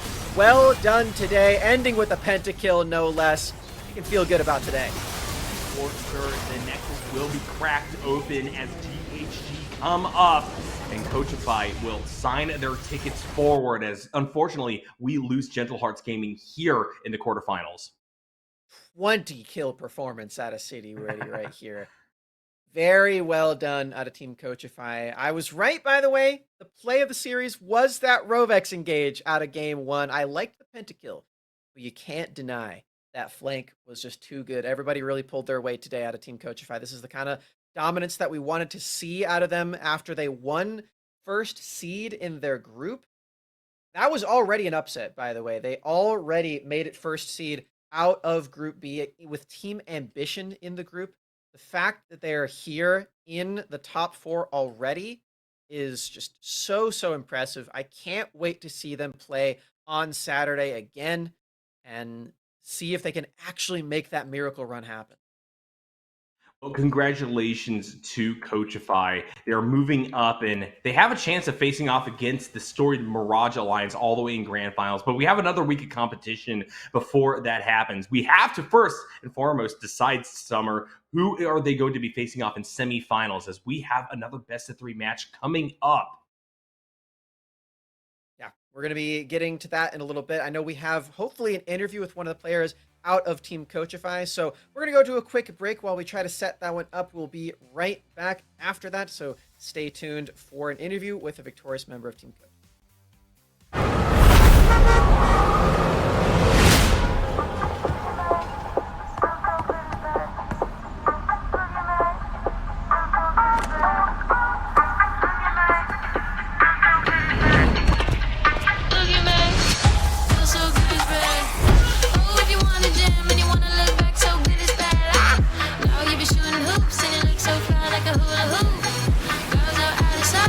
So good, now we getting body.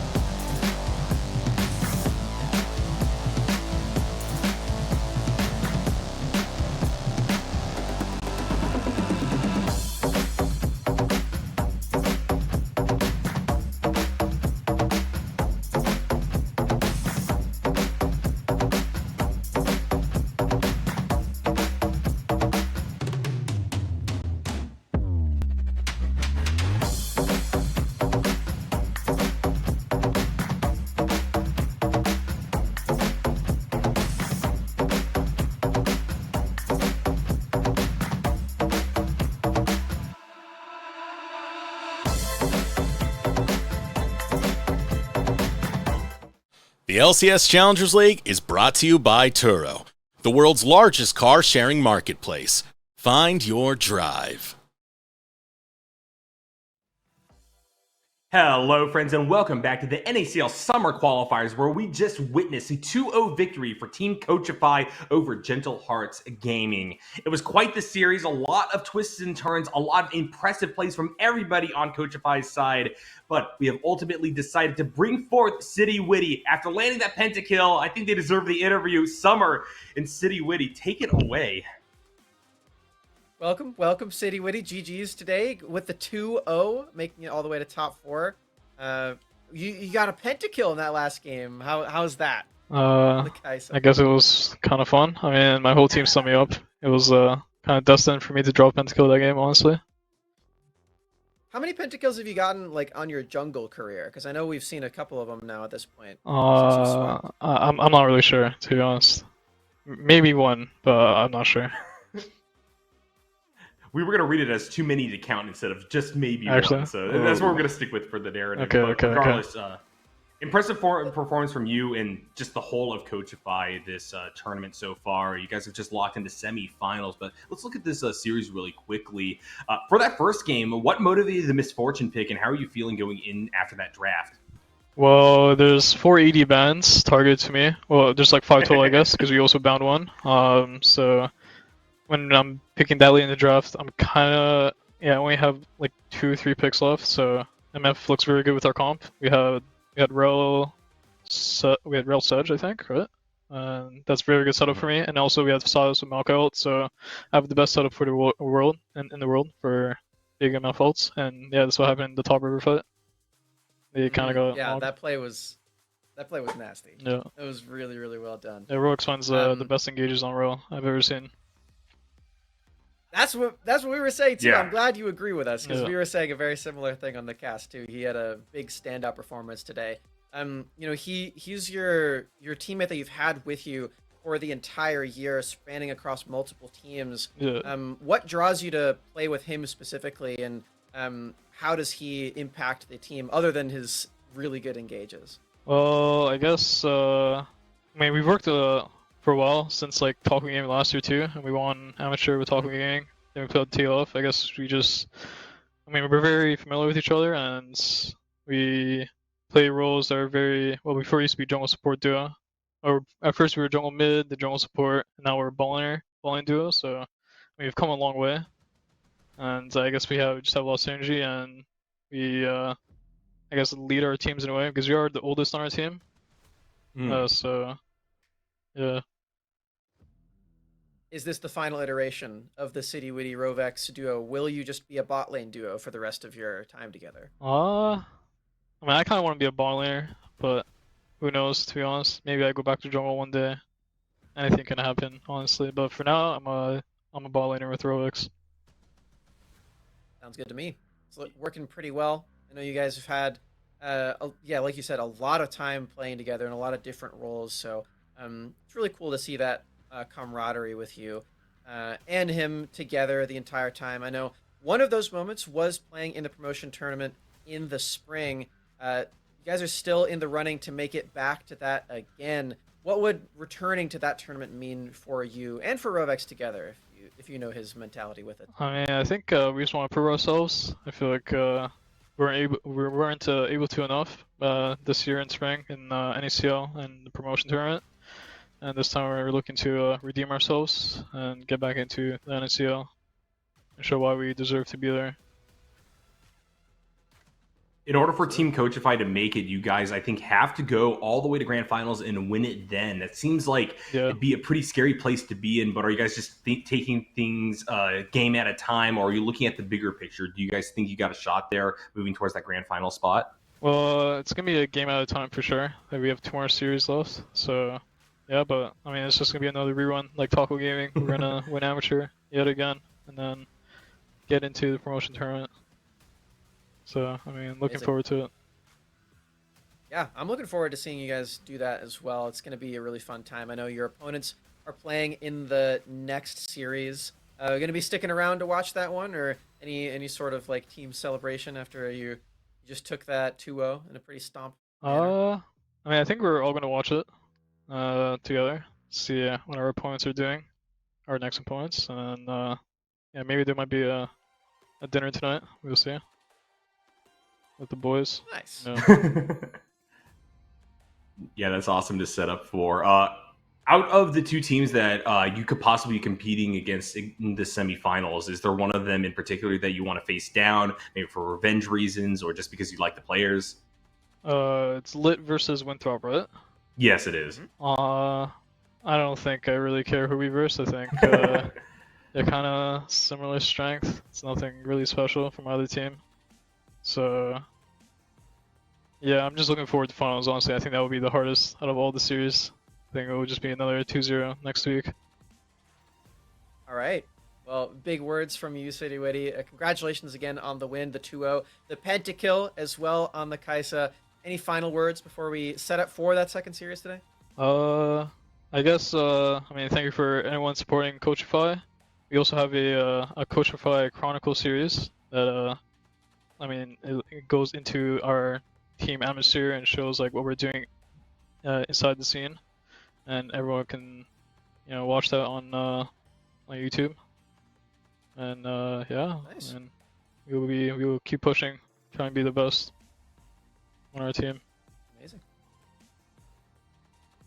Thank you so much, City Witty. I'm gonna have to give that a watch. I didn't know that was happening, so thanks for letting us know. Again, GG's. Thanks for the interview, and we will see you again on Saturday against the winners of this next series.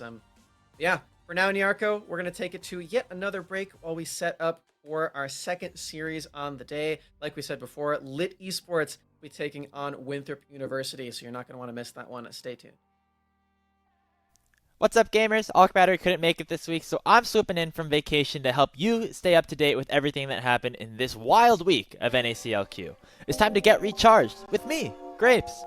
In Group A, Gentle Hearts Gamers shows signs of hope with a great game from King Clueless on Viego, but Chad Jungle put Mirage Alliance on his back as the team re-solidified themselves as a team to beat with a 2-0 victory.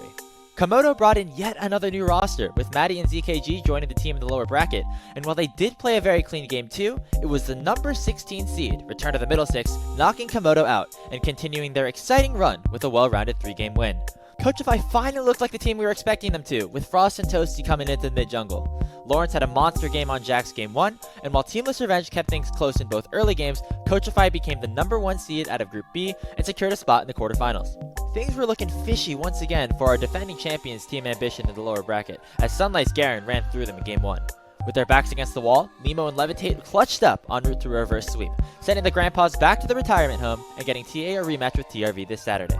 In Group C, Team E Turner became our next team into the quarterfinals, taking down CB Gaming in a 2-0 sweep. Former Immortals Academy top laner Vital had a great series, including a pentakill on his signature Fiora in Game 2. A double kill, that's the penta for Vital! Let's see it! That's what I'm talking about! Rockman and PCL were looking to continue the magic that they had in spring, with a lower bracket matchup against Winthrop. And while they were this close to taking a Game 1 win, the Eagles held the line, and after a 22-minute stop in Game 2, they sent Aporia to rock bottom. Group D only had one series to play, for reasons, but we did see Lit Esports battle Apex Mission Impossible for a spot in the quarterfinals. And while Apex kept things competitive in Game 1, strong map play combined with a great series of messages on Tristana sent Lit to the knockout stage. Here's what the current qualification point landscape looks like. Our top 4 teams from Qualifier 1 are currently locked into the promotion tournament, unless one of the other teams wins the whole thing via the new Cinderella rule. Make sure to tune in this Saturday to see which teams will stay alive and qualify for the quarterfinals.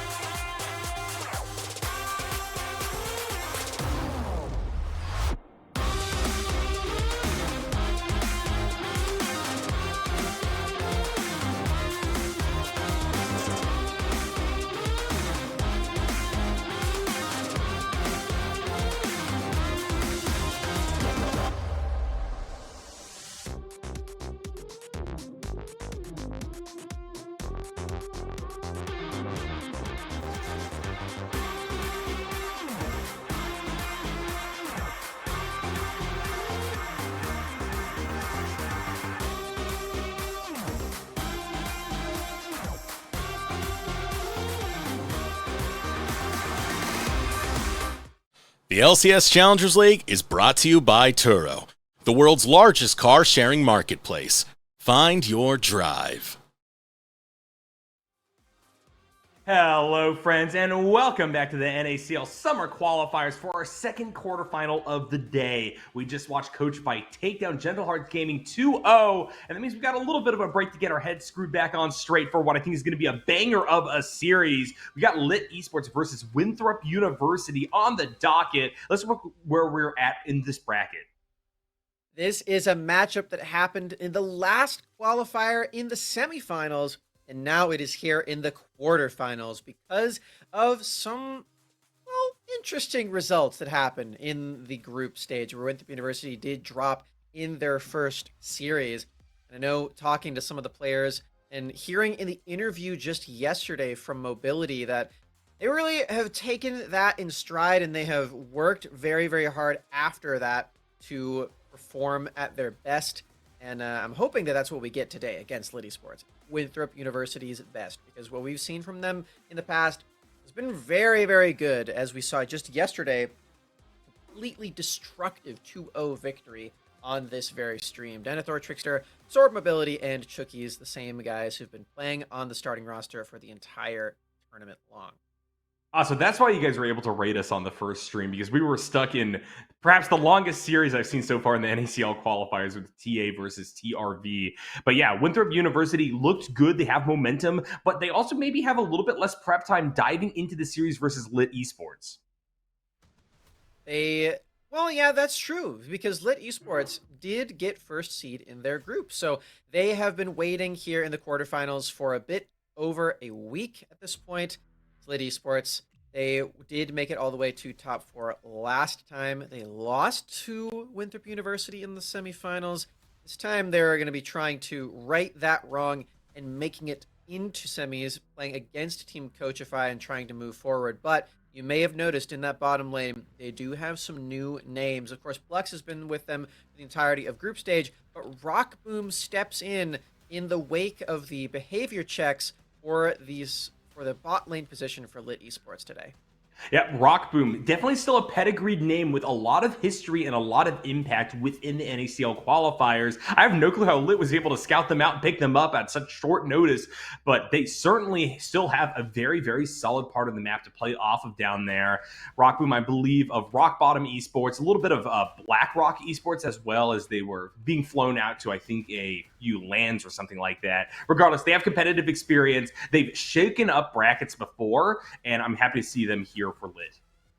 Well, I'll tell you how they were able to scout him out. Because Rockboom lost on Aporia to Winthrop University. Oh, that's true. Just last weekend. And now Rockboom may get eliminated twice by the exact same team if Lit Esports don't pick up the win today against Winthrop and get revenge for the semifinal series just last qualifier. So that is a big reason why that happened. Of course, still a lot of pedigree here for Rockboom, as you said. Did make it all the way to the finals earlier in the year on Rock Bottom, and now has the opportunity to attempt that again. Will, of course, need to take down Winthrop University here, our previous finalist. Speaking of finalists, by the way, the other series on LCS Challengers / Rally Cry Official did already finish. Mirage Alliance took the 2-0, and now Team Ambition is trying to win their match against Team E Turner over there. Another quarterfinal going on at the same time. Yeah, I don't know if I'd be able to. Cowardice.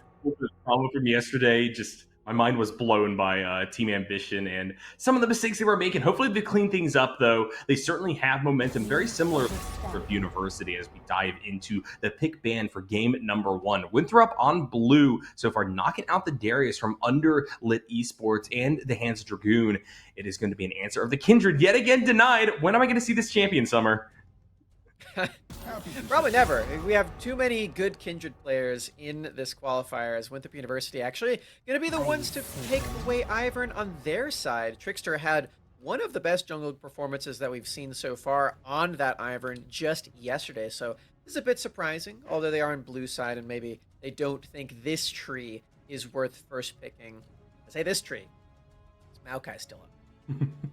Yeah, I love the fact that we have two tree people. A lot of puns to come around. I do love the interactions between them in the game, where Ivern's just trying to reach out to Maokai and be chatty. Unfortunately, Maokai is a little bit too stolen for that kind of interaction, I fear. But here's another stolen champion knocked out of the pool. That is going to be the Malphite denied by Winthrop University, just kind of taking away the elemental theming.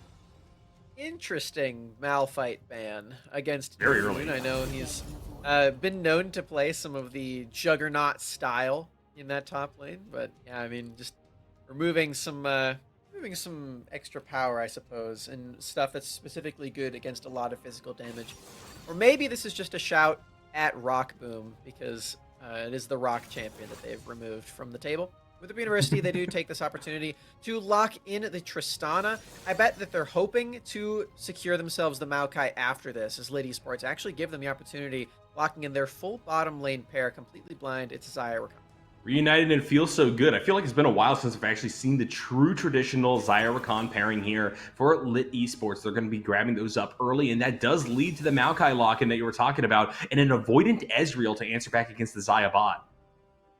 Saving the support pick until later. Winthrop University instead go for some backliners with the Tristana and the Ezreal, as Vex is also going to be blind picked. Actually, no, not blind picked. It's going to be the response to the Tristana for messages in the mid lane. This is really cool. It's a bit of a wacky flavor for this mid lane matchup.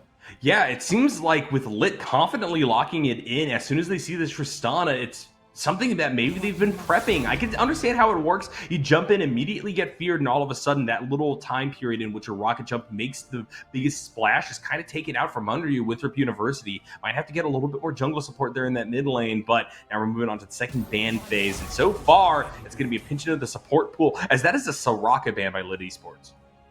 Yeah, clearly a prepared strategy here for Lit with this Vex.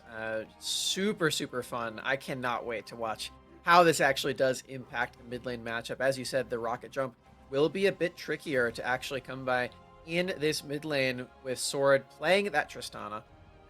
It's also going to be a bit tougher to actually get into close quarters with this Vex, thanks to the shield, the personal space, as I believe what it's called, and Maokai always wants to do that, so it'll be an interesting new element to this draft. With Ekasante banned away, I'm wondering if Dragoon is actually going to blind pick his champion. There's still a jungler here, but maybe this is just removing some of the safe blinds that Denethor could possibly go for. I know he's a really skilled Cassante player.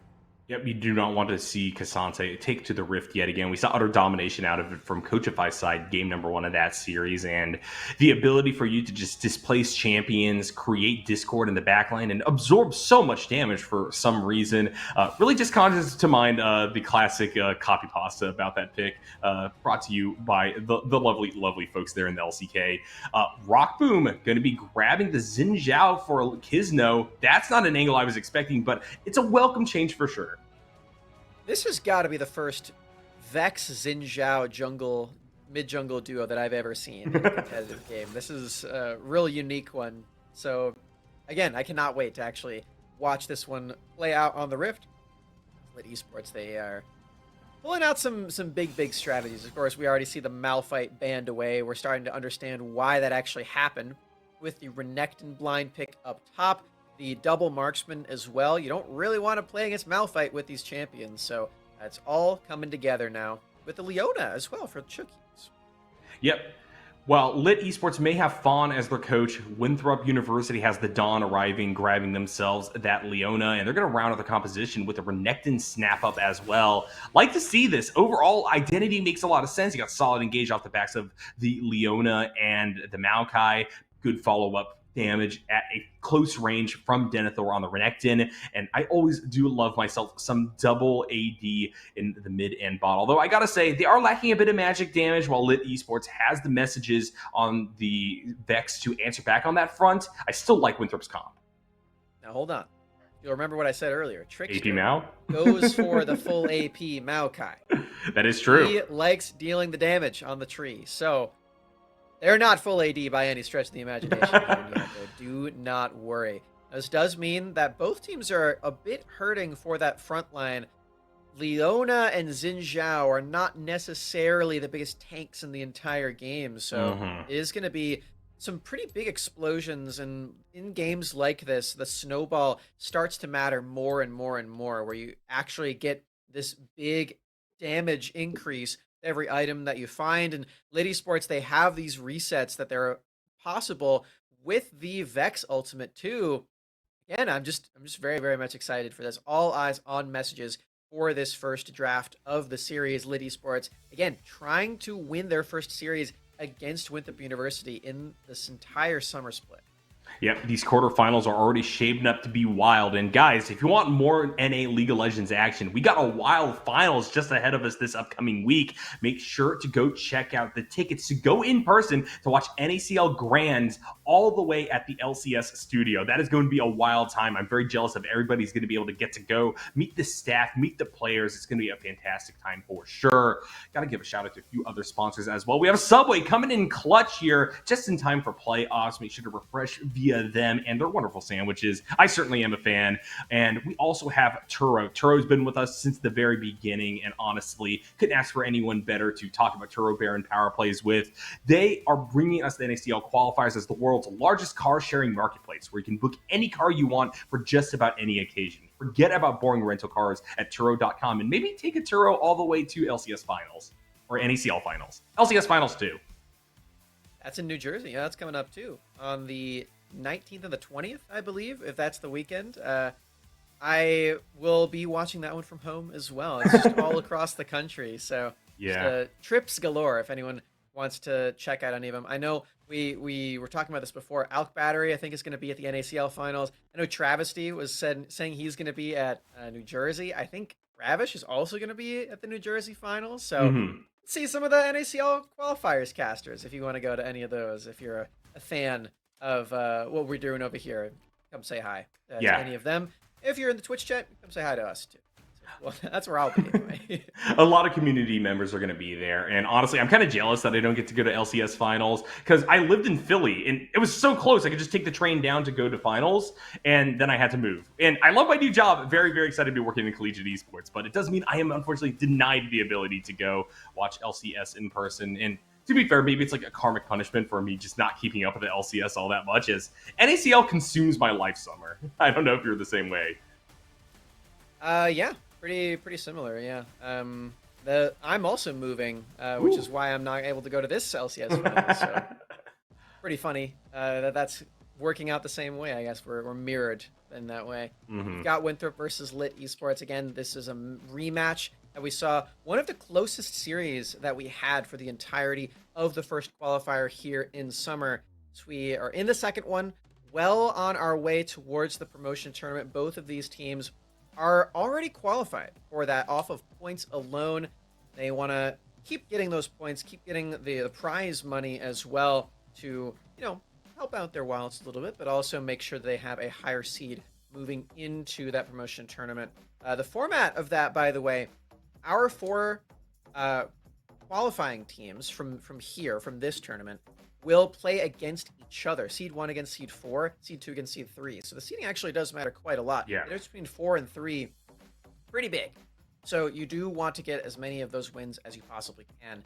And then moving into the rest of the tournament ends up being a sort of double elimination bracket against the two NACL teams in 9th and 10th.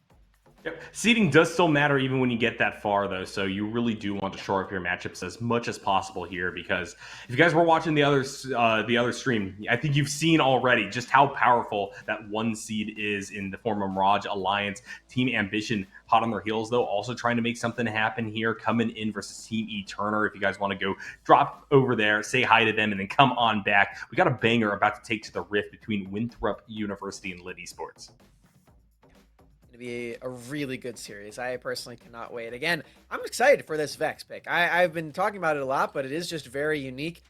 In that mid lane matchup, it's not something that you see very often. It's very low pick rate, even in solo queue. The resets are huge. The crowd control is unorthodox and can be rather unexpected in a long, drawn out fight. So, yeah, this is gonna be really cool. It's kind of like more stationary, burst-oriented Ari pick in a lot of ways. With more widespread crowd control than just a charm. You're fearing everyone else away with a big explosion of the personal space. Definitely. I think that this Vex is a very, very smart little flex there. A lot of work has been done clearly by both teams, reviewing footage, checking out the draft, getting comfortable with 13-13 in the long run. And I'm very, very excited to be taken to the Rift with this. I also feel that just in general, Vex would probably be pretty happy about low pick rates, low popularity coming in at the right moment. I think that it just goes with her life philosophy. She's probably not very happy about the Viego ban. I know she's a big fan of that champion, as are many, but 13.13, we don't get the new skin. Yeah. So sorry to all the Viego Soul Fighter fans. I still haven't gotten a chance to complete the fighting game yet. I don't have enough reputation to fully one-shot it, and I've been waiting for that to get everything and just do it all in one go. So not quite there yet. I've been playing on an alt, so that's contributing to this. Yeah, you see, here's my problem is I actually have not been playing that much League as of late. I need to get back into it, but I still have a horrible setup. Like I said, I'm playing on a 2x4. But for me, whenever someone mentions the fighting game that's in the client, I just think, oh, Project L, you guys are talking about Project L, you're excited for Project L? And then, no. I am excited for Project L. Yeah, a lot of people are still excited for Project L, but they are not talking about Project L, unfortunately. For those of you who are interested in Project L, make sure to check out all the footage coming out of EVO right now. Project L has a playable demo over there with 4 characters. They revealed Yasuo, kind of blindsiding me, actually, because I really thought it was going to be Alawi or Jinx playable. I knew Yasuo was going to be there. I just didn't think Yasuo was going to be playable this early on in the build. Given that we got nothing about them. I also am so interested to see what they do with Katarina, because we saw Katarina all the way back in that ancient promotion that they did, years and years back, and we've seen nothing of that champion since in that game. Yeah, I actually don't think Katarina's confirmed at all. I know they did confirm that Jinx and Alawi are going to be back. I think it might have just been like a practice dummy thing, like the the skin spotlights, like skin spotlights. They use that for the skins and everything. I think that might be it. But truthfully, I don't know for certain. As my dream champions for that game, I want to play Kiana. I think that'd be really cool. I also really want to play Pyke. Other than that, I feel I'm not too like. They're champions that I really like playing in League that I don't really think would fit super well. Like I don't really need to play Nami in a fighting game. I think that's probably fine. I don't know. We'll see if it works out. Yeah. I mean, you know who I want to play. I've talked about them at length, Talia. And here's the thing. It's not just because I really like Talia. It's because, I'm going to out myself here. I used to play a lot of Them's Fightin' Herds, which is originally a My Little Pony fighting game that then got copyright struck, so they had to become their own unique identity. But there's a character in there called Velvet who has basically the perfect kit for Talia to translate them into a fighting game, where she created ice spikes on the ground that could easily just be a parallel for a W. Oh, we're in the game and in the thick of things. 5 minutes as people dive on in for a deep trade between messages and sword. I'll talk about TFH later. Interesting. Yeah, I don't know what happened here, but you know what? 5 minutes in, it looks like Winthrop got first blood also. So, Sword starting things off quite nicely. It looks like it was a bit of a bot lane play, because Mobility and Chookies are on the board with assists too. Really curious as to how that actually happened. 5 minutes in, we'll see what happens from here.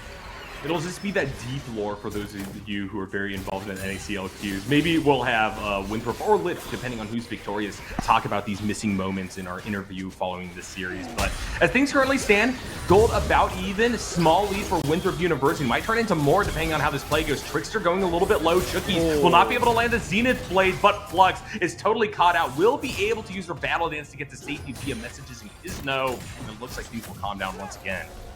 I like that prediction out of Chookies, just barely wasn't in range to follow up on Kisno's flash over the wall.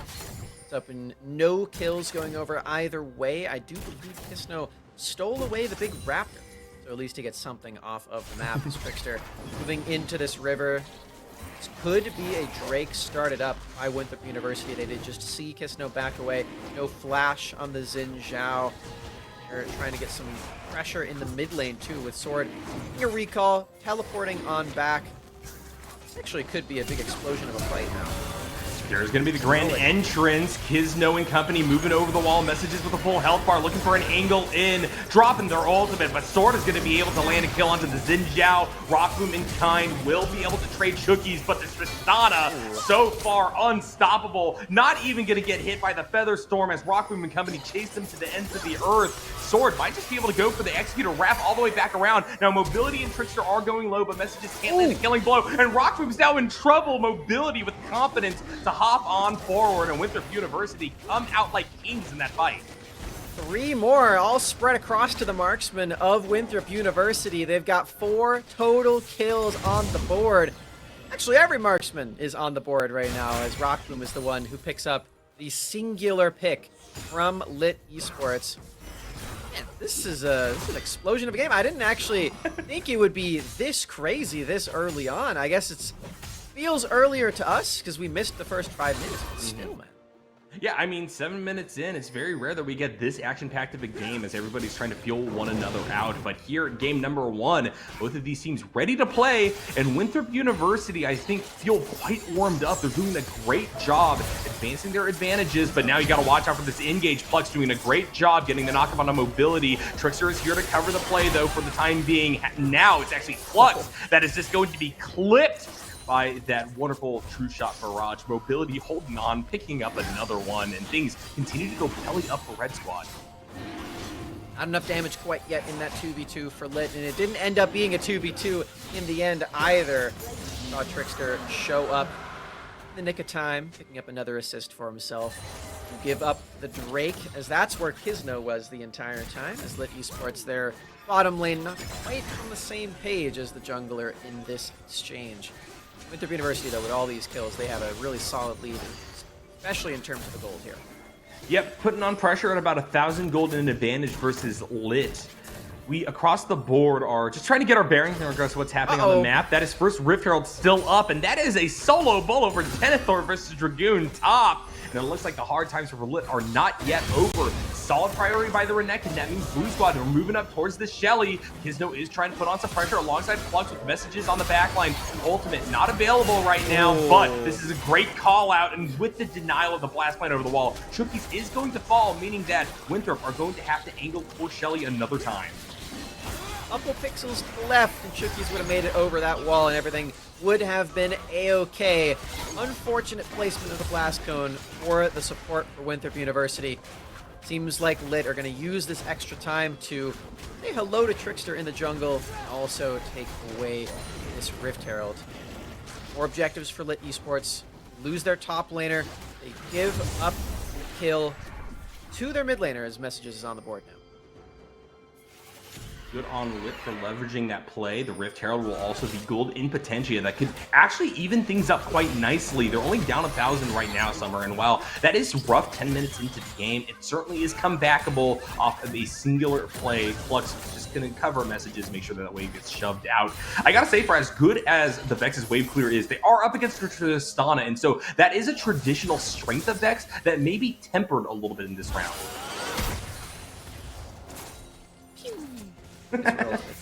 Peru shot barrage. Gonna be a fight up top lane.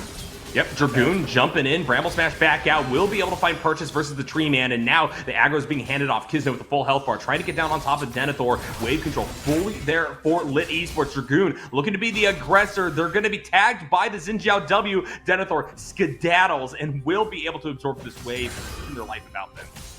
Denethor just picks up the Dominus off cooldown there, so can't help out in the exchange. It's another kill for Lit Esports.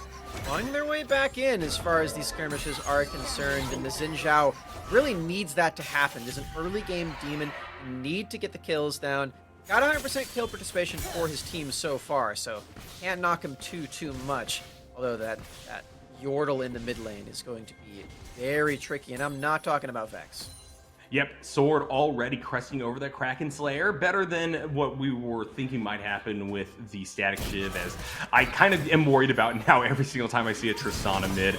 But I think this is the right build path. A lot of damage is going to be brought to bear by both them and mobility on this Ezreal, who themselves are sitting at 2-0-1 with the Triforce completed. Things looking good for Winthrop University. They just got to continue to step on the gas and make sure to feather back on occasion whenever Kisno shows. Maybe looking over towards this Drake pit in a minute 40 could be the big time for their plays. Trickster very close to the Demonic Embrace too, so that's going to be a nice boost in terms of the damage. Damage on the Sword is really chunking out messages. Well, here's Kisno. With the wave at their back, they choose not to drop the Rift Herald just yet. Still got a little bit of time with which to use that eye in such a way that you're going to be able to get yourself plates. So we're going to be seeing this Xin Zhao very shortly come to one of these lanes. Spikes are going to be big for these skirmishes that we've already seen both teams not shy away from. Looks like Flux is potentially looking for an engage. Staying in this rush. It's less effective to do so against a champion like Ezreal, who can farm these minions from a very long distance away thanks to that Mystic Shot. Nice concept, though. But I mean, this is why the Tristana mid is so powerful. You're able to go for something with a lot of self-heal like the Ezreal, and while it's still going to do damage, it's not necessarily as heavily concentrated as some other hyper carries that trade off that damage for the ability to be mobile or vice versa. So really like what Winthrop University is doing with the composition right now. They are preserving their gold lead even in the face of that Rift Herald finally being dropped on top of the mid lane tier 1 tower. No towers down just yet. Things remaining pretty calm for the time being. All these mythics are here now for Lit Esports. The double Divine Sunder and an Everfrost all ready to go for this Drake fight that we were talking about. Trickster actually doesn't get his recall off, so Demonic Embrace isn't here. He has the Maokai Ultimate, he has the Maokai Saplings. Winthrop University again feeling confident to start up this objective with their jungler and support. Mobility moving over, Sword moving over. Lit Esports, if they want this objective, will have to fight for it. Lit maybe trying to bully their way in off the back of the quickness. Flash activated. Rakan will be able to zoom their way out. Sword, though, will eventually be able to kill that support. Rockboom in kind yet again, trading support for support with these marksmen. But this is purchased for Lit around this dragon, and the second one will be claimed by Red Squad. Okay, supports both fall. Crowd control seemed a bit more favorable for Plux, though, as Messages was on a really solid flank position. Lit Esports again, swoop right in, claim the prize. Flux drops for a third time. I think it's going to be worth it, though. Lit Esports do have a bit of scaling on their side and are well on their way towards the Cloud Soul. Dragoon going for an all-in versus Denethor, who has the dominance available. Flash for flash traded, and the Jax will answer back for that early kill that the Renekton got. 2-1 now, looking to be a carry. Getting solo kills now up in that top lane. Divine Sunder are doing a lot of work there for Dragoon. Not to mention the flash prediction that he had there, following up on Denethor's movement. Really, really clean. Just all of the movement out of Jax is proving a little more dangerous to work with. And now this side lane becomes even more interesting with two of our strongest top lane performers that we have here in the qualifiers. Rockboom just jamming the wave in the bot lane. I think that for as much as I've been highlighting that Ezreal Tristana continuity with Chucky's backing them up, we also got a feature on the fact that Rockboom is now at 2-1 on the Xayah, doing a great job on the farming front. They too have crested past that first item and will be a threat in this late game, scaling and matching up with that Tristana. See if Winthrop University can actually make a fight happen in their favor on this next objective, because the Rift Herald is going to be up and available. They still have the Demon of Maokai ready to fight. Even brought Chucky's up here. They've attempted this so often, so many times in a row, and it just has not worked at all. Lit Esports are playing around the neutrals significantly better. I think a lot of that is because of Messages Vex being so threatening for a really long distance away. And what we're seeing from that is that Lit Esports are really drawing back that gold lead. Things are incredibly close between these two teams. Zenith Blade gonna land. Plus manages to get to safety. True Shock Barrage also going to swing a little bit wide. Still, the Rakan does drop to a little bit above half health. Messages, though, being untouched alongside Kizno means that there's certainly plenty of threat here for Lit to use to try to move towards that second Shelly. For the time being, though, Red Squad actually looks like they're instead going to gambit for a shove into the mid lane, pressuring that Ezreal cap. Lady Sports is favored on the map right now. They have the Xayah already down in that bottom lane trying to take that first turret. So Lady Sports does not need to actually make a play happen. They are going to get the objectives that Rift Herald would have done for them anyway. First turret in mid, second turret in bottom. Wow. And yeah, Lit just surge in gold here onto multiple members. This is a really solid play for Lit. Is definitely the objective in the first few that you can give up and actually go for something else and come out ahead. Lit swinging off of a singular play that doesn't even really result in kills. A little bit of a gold lead in their favor with scaling members on their side. Kizno, I think, has done their duty early, and now all eyes are on Dragoon, Rockboom, and Messages as a facilitator. Just how well everyone can be facilitated in this game, because again, Winthrop University, they've got a lot of kills on the members that want them. 2 of them on mobility, 4 onto sword. The double marksman is certainly online. They'll only get scarier as the game goes on. So Lit, even though they're making these map plays, eventually the fights are going to come back and bite them. Need to be very well prepared for this when it does occur. It's not an if, it's a when. As all Rakan seem to be doing today, Plux is living near this mid lane, trying to cover the fact that Chookies and Mobility have already rotated up here. Rockman going to follow along. Kisnet waiting in the wings. Things going to be calm for this next minute or so as the Dragon Dance will begin in earnest. Lit just trying to speed run these neutral objectives. I do think that Cloud Soul, while not necessarily the most powerful, is well suited for multiple members of the team. Looking at Dragoon in particular, Kisno I think also benefits quite nicely from it. And just in general, the farther you can push things in your favor, dictating the pace of fights, the more impact I think Lit is going to be having in this mid game. Look at this setup from Lit. They're laying claim on mid lane and still moving their way into the enemy team's jungle. Sword is really not safe right here. Actually going to teleport away because Plex mid flash to this.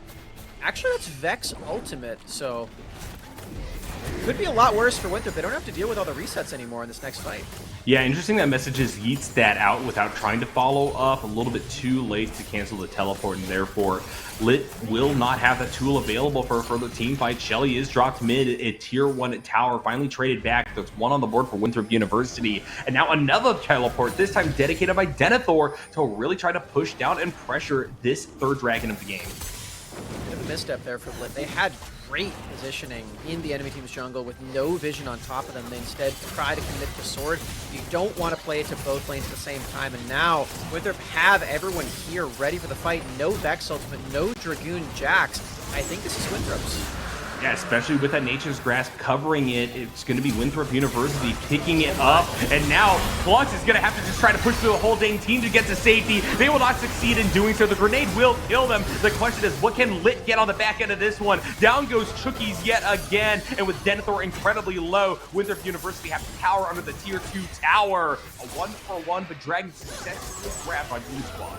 Uh-oh. That is not good. Here comes the Vex ultimate, swinging in a little bit wide. Dragoon now, actually incredibly low, is going to die. And here comes the reset from the Tristanas. They jump a bit too deep, though, and it will be a 3-for-2 in favor of Lit after this delayed play goes through. Hold on, mobility can make a play happen. No, won't go for it. Sword jumps too far into the play, gives over a big shutdown. Lady Sports are pretty thankful for those last few kills on the back end. These fights have been very, very dicey. It's a super close game, though. Lit Esports certainly could have walked away from this one with a third Drake if they didn't find that misstep in the enemy team's jungle. Would have been really big for them. Now they're 2 away from the Drake, just like they were a minute ago.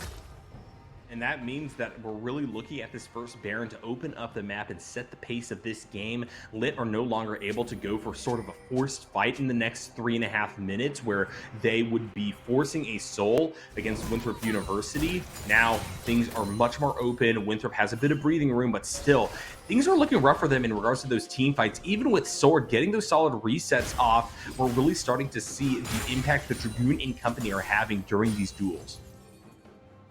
Lit Esports may not be the tankiest bunch in a comp like this, but they certainly do have a lot of crowd control you have to be worried about. The Xin Zhao knockups, the Jack stuns, the Vex fears, the Rakan charms, and the Xayah root. It's literally 5 different ones. You all have to worry about each and every one. Very large variety here. He's got a lot of stuns. Solar Flare activated, and find nothing though, and Lit will just walk it out. Victory treads are open. They This is why are. nobody picks Leona. Because you can just buy some boots and then you get to walk away. He doesn't even have those, actually. Okay, well, all right. Well, you know what? I guess that's unflinching doing a lot of the work then, because Plex had some amount of tenacity on that play. You know what? Actually, it's unflinching, and it's also the Chemtech Drake, individual Chemtech Drake, helping him out there. I forgot about that. Yeah, a little bit of tenacity from that passive buff. I do feel that in my calculations about goal, about impact on the map, about team fighting potential, I oftentimes do discount those things, but those minute differences can lead to a matter of seconds that are a little bit more open for one player or another, and so got to keep an eye on that going forward. The side lane pick attempt onto Denethor, who needs to be careful to not dash in these minions. Oh, he did it. Well, there it goes, and now Dragoon is going to open up on them with Kisno at their back. Plus, also just putting the clamps down, moving in from the top side river. The Croc will fall. 23 minutes into this game. This could be an angle for Baron, but it looks like Lit will just take the safer path of the resets. Little vision set up there by Dragoon and Kisno, who again are the early game demons, specifically Kisno, of course, on this Xin Zhao. These guys have been playing together for a very long time.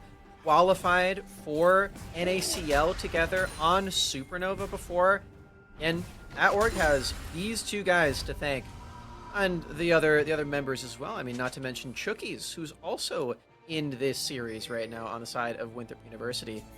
Supernova may be facing up against one or both of these teams in the promotion tournament later on this month. That'll be something to watch for sure.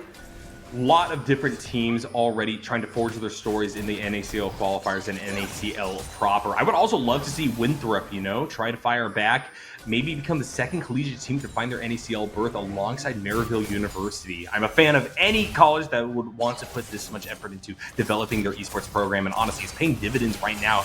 Winthrop University are a little bit down in this game, but certainly not out. Again, trying to find footing in time for this Drake. Lit Esports, they have pretty solidly stationed Rakan flank available to them. Pings, How though. effective this actually is. I think Mobility spotted it out. Yep, so this might be a little bit more fraught for Plux. Right now, both teams know what's at stake. A full-on sweep of a fight here. Really good engage could lead not only to the Dragon being taken, but a quick pivot over to the Baron as well. Lit has a mover advantage from the river. They're going to jump in, and Chookie's already getting mobbed up. Dangerous Grab's going to root down multiple people. Vex unable to follow the ult until right now, where finally they press the button, jump in. Honestly, don't find a whole lot, though. Dragoon is gone from this play. A support for top laner is favoring Winthrop, and that means they're the ones putting on the gas. Unfortunately, being led into this choke point, they can no longer chase messages. They're just going to settle for jamming that mid lane before coming back to contest the Dragon itself. Chookie's died there, but he did his job very well, and now Winthrop University, they use that crowd control to chunk out everybody on the side of Lit. Kisno and Messengers forced to recall. It's just the bottom lane members here that are trying to defend against this Drake take. Winthrop University, they can just secure this one and maybe walk out, maybe even pressure these two that stuck around way longer than their teammates. There's a tower right there, but Flux does have to be careful. They've died so many times with that Tristana grenade, and it takes them almost to the verge of death yet again. Rockboom posturing very aggressively with Dragoon at their back, continuing this chase. Flux is actually going to stick around, looking for one more heroic engage, but a beautiful stun landing on top of Dragoon means that Jax is dead early in yet another play. Lit are forced to take the full fight. Mobility! Nature's Grasp means that this might be a disaster. Mobility holding on for long enough to get a triple kill on the Ezreal, as now we see Sword trying to hop away from Messages, standing right on top of them. The Vex trying to get the kill, picking up a triple, well timed to the grenade. It is a 4-for-5. Denethor, the last one standing. Holy moly, it's just the Renekton teleporting into 9 dead champions, as it's Winthrop University who again claim themselves the Drake. They've got 2 of them now. And did you see Mobility? That looked personal, man. A triple kill flashing in to the backline there. Oh, that was fun to watch for sure. I knew this game would be explosive. I knew it. I told you, Nyarko.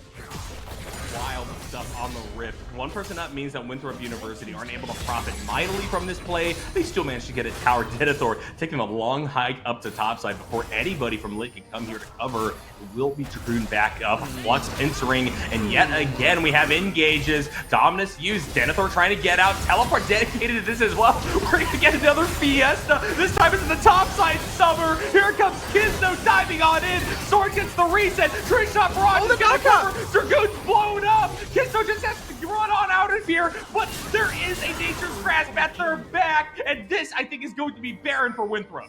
Oh, it's definitely looking like it. Teleporting in is everybody on the map to try to pick off Denethor or save him, depending on what team you are.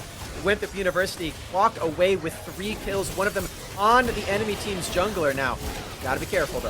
Messages does have the ultimate, he does have the resets. You have to make sure he's not around this pit. They see him up top lane, they know this Baron is secure. Winthrop University are wearing purple. Turo Baron power play going to come in clutch for Winthrop University. Plenty of towers to access, and they have swung the gold lead back in their favor. Sloppy play there from Lit Esports on multiple fronts means that Winthrop all of a sudden have momentum, and a big sea change in this game could lead to a great setup for later in the series. All right, Winthrop University. Like you said, they walk away from their group as the 2nd seed. Lit Esports, they played against this team in the semifinals last time around because everyone in this series did get 1st seed last time around.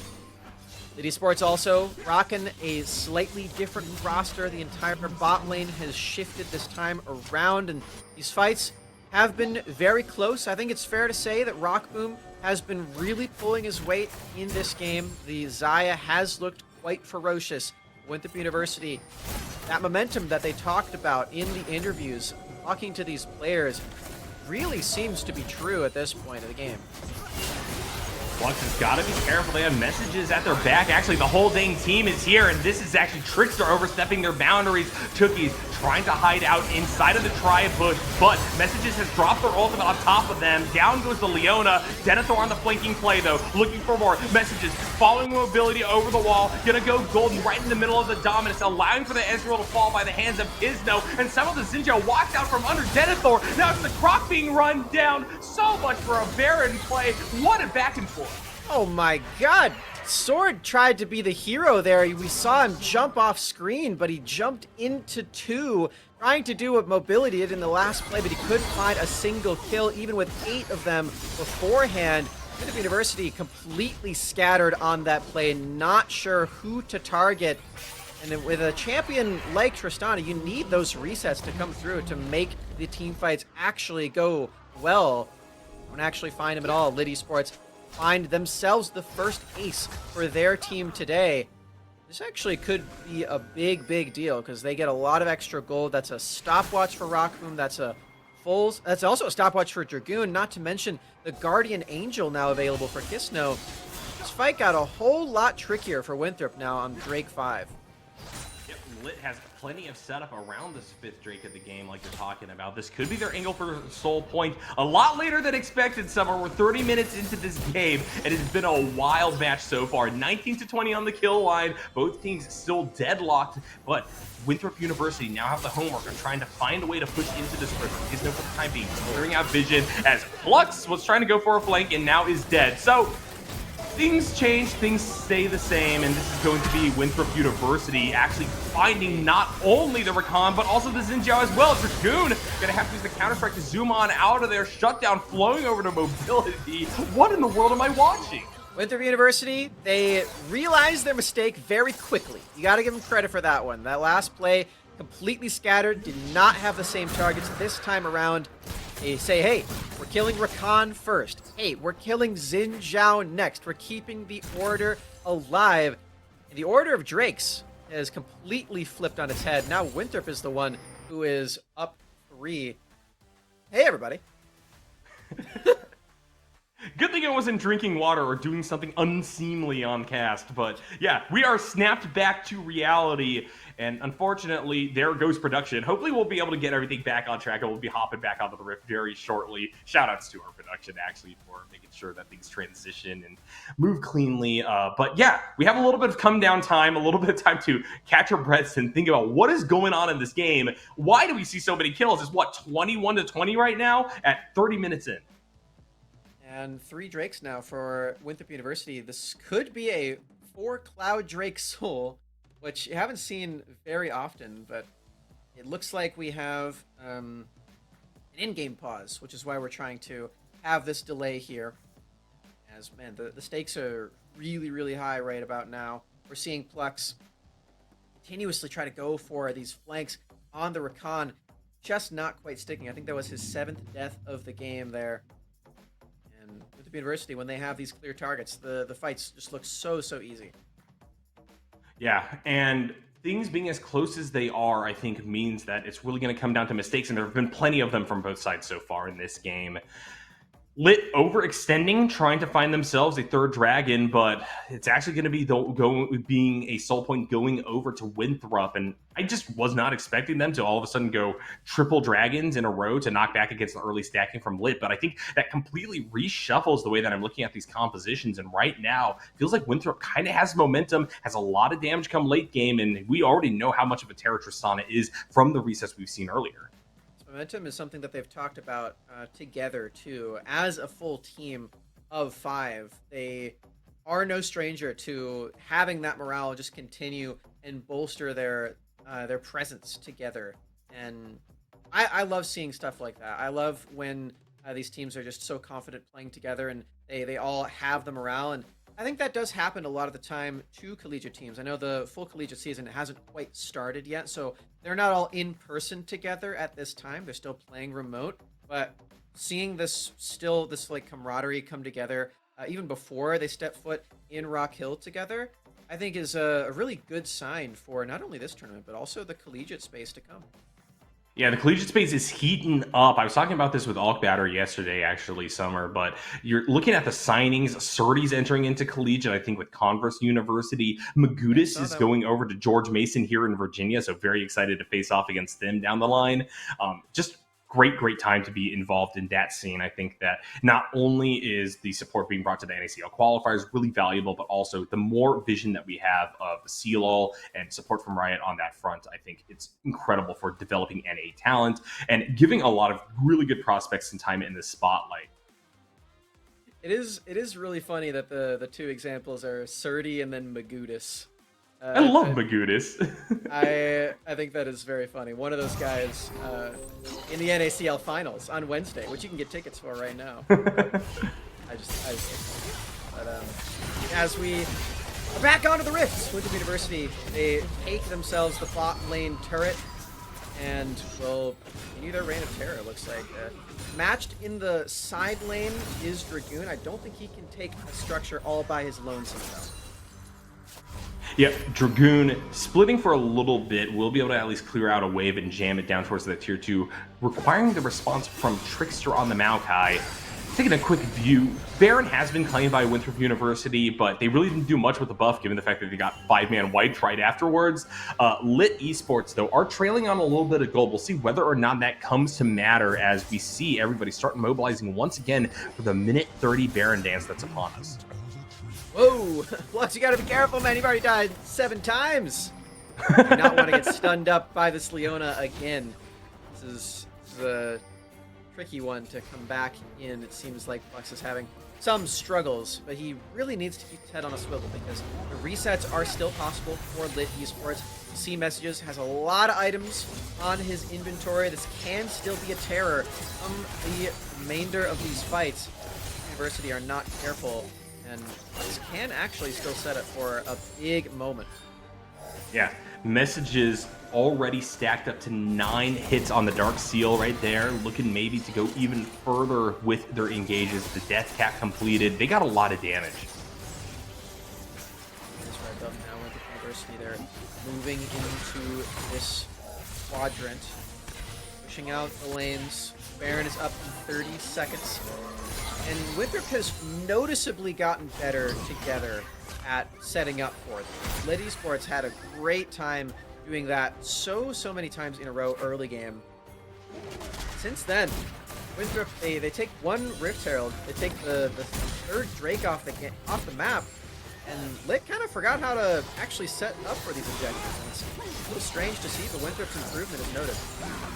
Dragoon looking for something over the wall off that leap strike. Won't be able to find it though. I really do think Engage is very much up to Plux and Kizno here for the side of Lit with Messages following in. And they're going to have to find something as Winthrop University has started up the big purple worm. Dragoon on the far side of the wall. Sparv out on a ward though. Here comes the Shirelia's proc. Still not really much to find, especially with the Nature's Grass following up. And that is a deep dive from Chookies, maybe a little bit too deep. But at the same time, Plux goes in alongside Dragoon and goes golden inside of the pit. Featherstorm already activated, and now I think it's a matter of Lit just trying to pull themselves to safety. Another 1-for-1 trade between the two supports. Kizno, though, also not in a very healthy spot as Denethor is working as frontline for Winthrop University.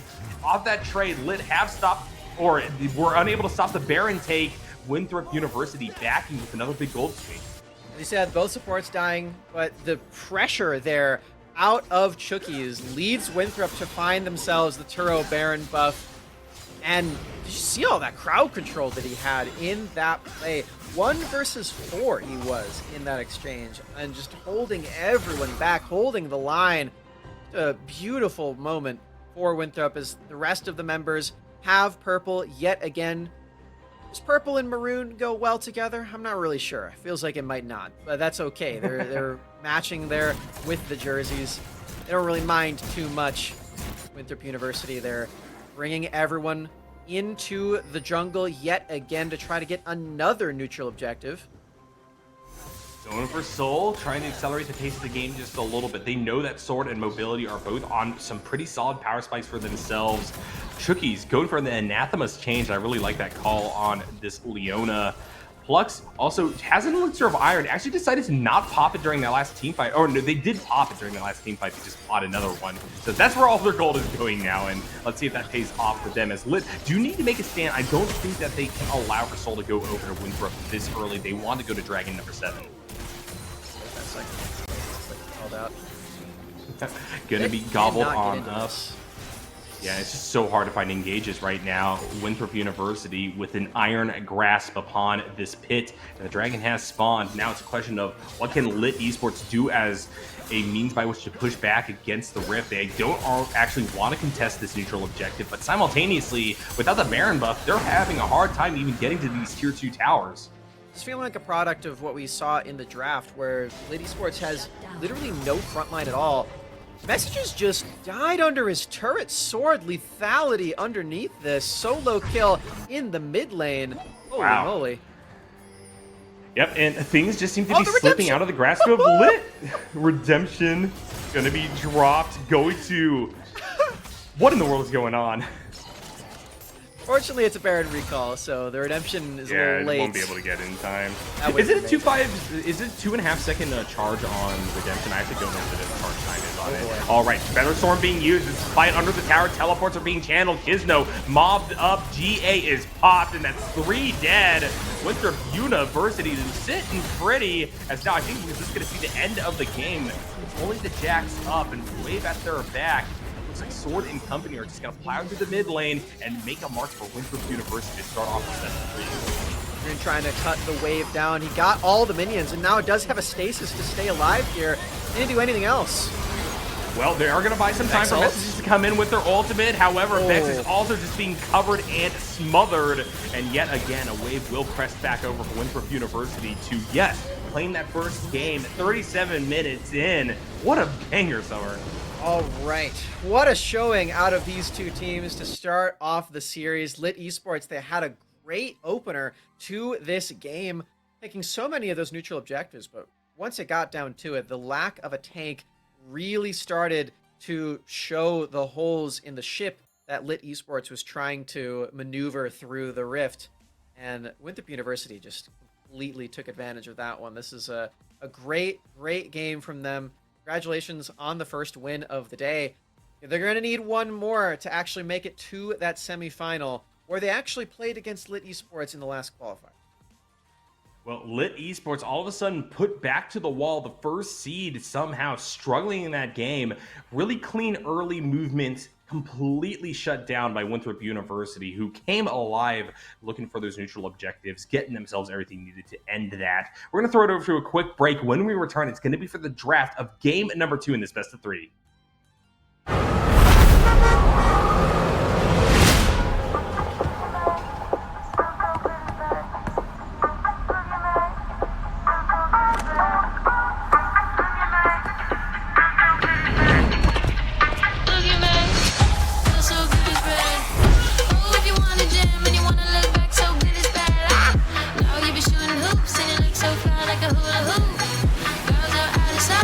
So good, now we getting body, yeah.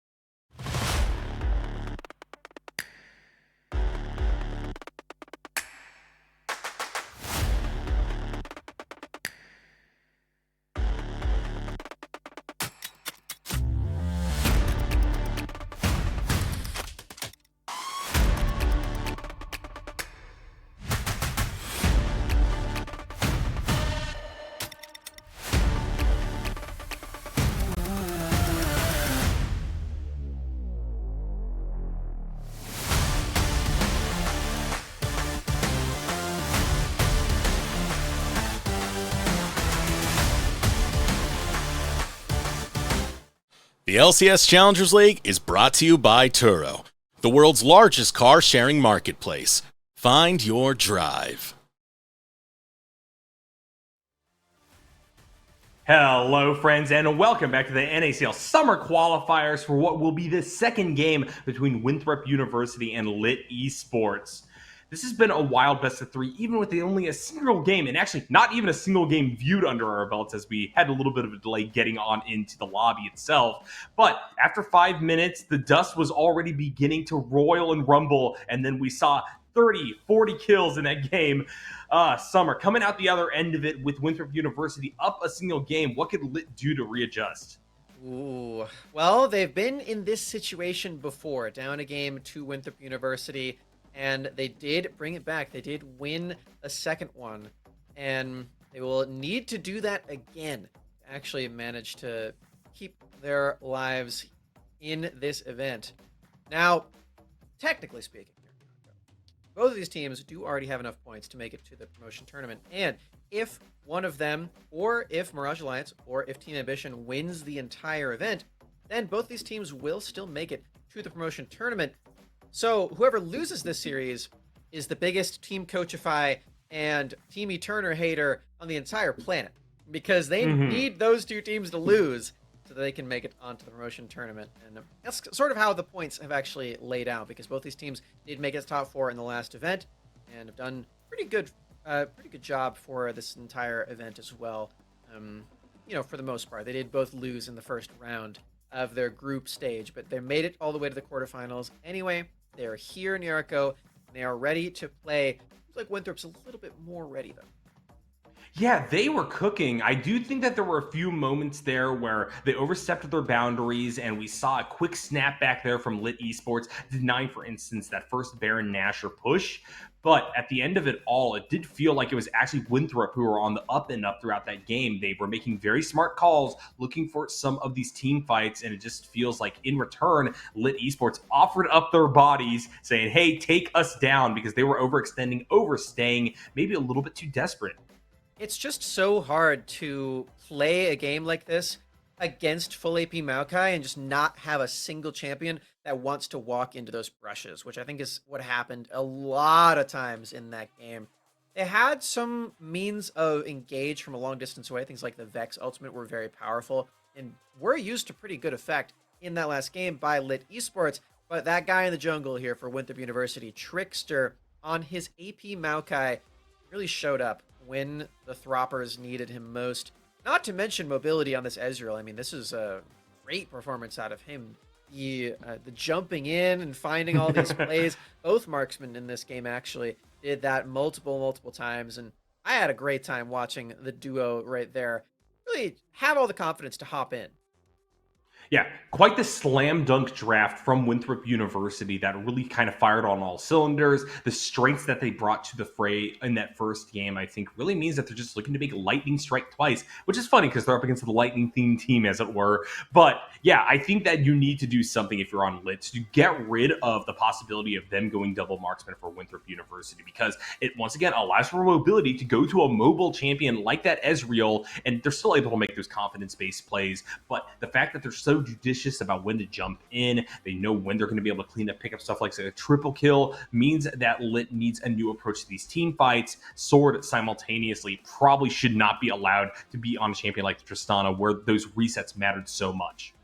And speaking on the marksman in this series, I think it's a good time to address the elephant in the room that Rockboom, this is his first series on Lit Esports in the wake of the behavior checks. And I think he did a pretty great job on the Zai in that last game. I don't think that Lit Esports can be too upset with the marksman that they picked up to sub in for this series. They could even give him some more agency in this next game, I feel. Maybe Dragoon or Kisno plays a more frontline position in this next draft and allows for this substitute to come in and deal a lot of damage, which is something that we've seen Rockboom do many times.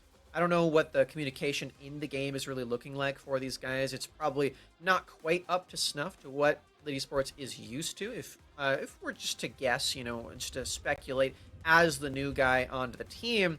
However, the gameplay really spoke for itself, and I think Rockboom can still have a strong impact here. Not to mention messages on this Vex, which did actually still do quite a lot here. There was a lot of really pop off fear moments that we saw out of the mid laner here.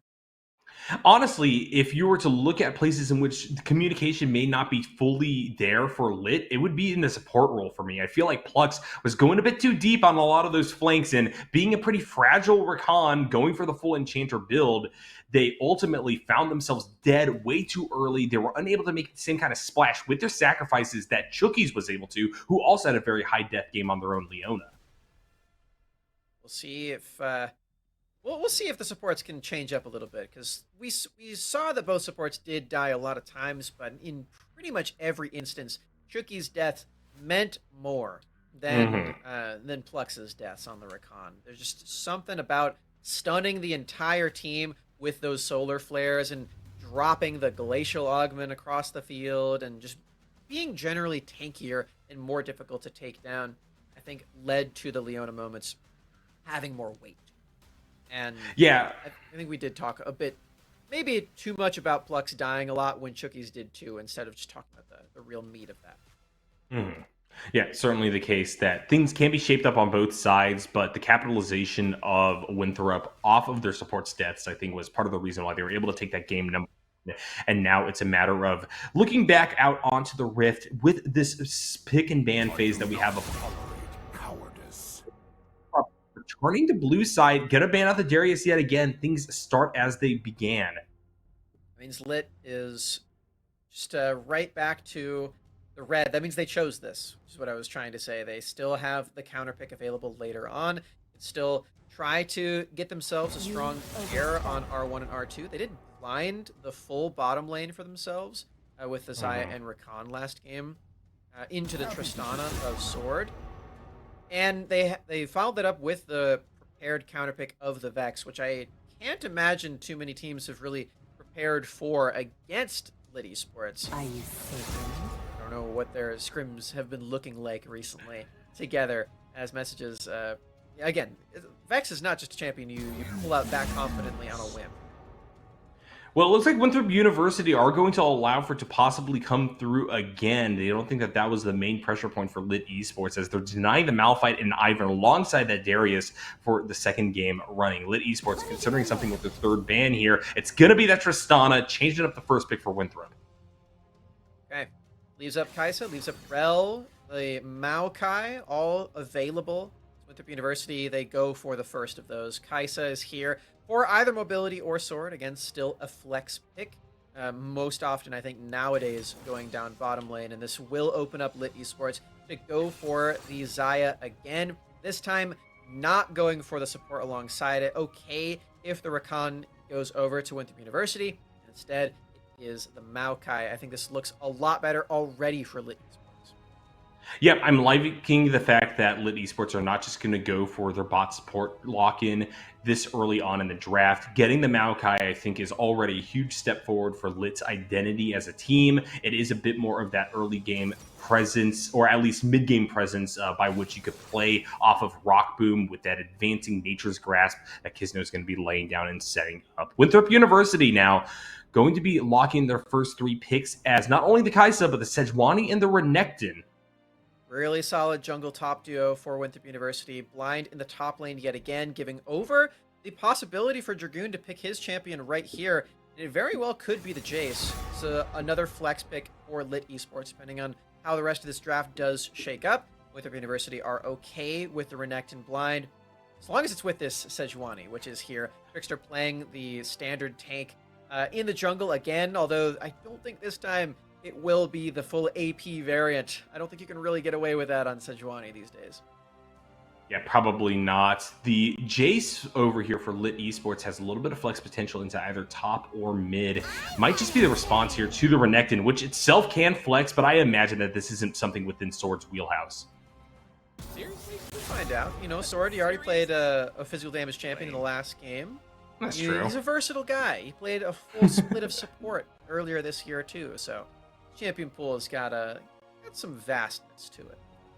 And he's going to be taken away. Sword has played that quite a few times throughout his time on Winthrop University, so happy to see that one removed from the pool. Esports likely going to be looking at a support here. I think a Rel ban would make a lot of sense. Rom, okay, that works too. Winthrop actually might want to take away Rel on their side as well, because I forgot to mention that the Xayah is so good into that champion, into other engagers. Let me at Just him. want to deny that away. Gonna be Jax from Dragoon. Yep. Jax, I do think, was quite the threat and had that solo kill early in the top lane that brought tempo back over to Lit Esports side. Unfortunately, when it came to the team fighting and just overall organization, things were a bit off kilter just in general with Lit, and so I could see why Winthrop University view this as a power pick that could still come through if Lit get their act together as a whole. Now, Lit are moving into the second pick phase and will grab that Rel that you were alluding to, Summer. Yeah, would have liked the Rel ban here a lot. I think the Jax is a bit of a misstep. We'll see just how hard Winthrop do get punished, though, because the engage is now very, very strong for Lit Esports. The follow-up on it, too, with the Jace and the Xayah damage coming from afar, Lit Esports have a great way to initiate these fights. But now Winthrop, we're starting to see why they kept the Rel up, because this is a team that does play Alistar. This is a team that will try to counteract the engage threat of the Rel and have that extra crowd control to bolster the plasma stacks onto this Kai'Sa, not to mention a Nico that just got locked in for Sword. I'm liking this pivot from Winthrop University. The Alistar are going to stuff a ton of Rel engages as long as you're timely with your Ws. You have good roam potential to be able to follow up on Plux moving across the map. And Right. also, your ability to counter flanks is going to be strong. But let's zoom out, move away from the support really quick, and talk about the fact that that is an Alawi here at the very end to wrap up the draft for Lit. Going into the hands of Dragoon. I'm feeling like we're getting some more top lane solo kills this time around Yarko. Like we saw in game 1 of this series, Denethor and Dragoon have been known to take it to each other and go for a lot of combat, a lot of kill threat. Now with the Alawi here, this is a very lane-focused champion, a zone-heavy threat where Winthrop University have to be very careful, not only for the Xayah, but now also for all the tentacles arriving on top of their heads to engage in. And they might have a lot of struggles doing this now. Lit Esports have constructed a very defensive composition. Yeah, I really like the Alawi into the Renekton matchup. Your ability to just force the Croc to play tentacle time whenever you go for those slice and dices feels really good, and I think that Lit will be able to use that to stabilize top, maybe bring some kills of their own to the table, and then when it comes to team fights, you still have great ways to offensively play this out, though. Messages on this Jace is going to be providing artillery fire, softening up members of Winthrop University, while Kisno is looking for an engage alongside Plux off the Nature's Grasp or the Magnet Storm. I'm still a little worried about that, by the way. Those two ultimates that you just mentioned are really threatening, and I'm worried that Winthrop gave away a little too much in this draft and didn't get enough back. They've got some pretty powerful champions in combination with each other. The Renekton and Sejuani together are great. The Kai'Sa Alistar provide another lane to play through for this early Sejuani. I think for Trickster, there'll be a lot in his hands where the pressure actually does go. Really looking forward to this one. Again, this series was my marquee matchup of the day. Both of these teams were in that top 4 in the last event. This is a rematch of the last playoffs. They're both on their way to the promotion tournament. And realistically, this could be a matchup that we get in the promotion tournament if both of them keep on that trajectory. Well, Smacks, this is also a situation in which I think that while there's a lot on the line, both teams are just kind of zoomed in, focused on this individual match. Obviously, for Lit, they have to win this here in order to keep their hopes alive and move on to a decisive game number 3. But also for the side of Winthrop, because of, like you're saying, they gave up a lot of really big players in this draft. I think that they really have to hunker down and just try to make a statement here. They don't want to have to replay the draft yet again, as the Lit Esports draft gap is a meme that they've been running with throughout this entire summer qualifier, right? So I don't know if they want to go back to that phase. I don't know if they want to be pushed to a sudden death scenario there. And also, they have the burden of having a Kai'Sa on their team, which sounds like a total boon, but also every Kai'Sa so far that I've cast this weekend has gotten at least a quadra kill in their game. So it's now up to Winthrop University to continue that trend and have a pop-off performance here to confirm themselves for semifinals. Is getting a quadra kill in your game a burden? It's a burden that now you have to live up to the legacy of those that come before you, you know? Oh, I see. Interesting. Okay.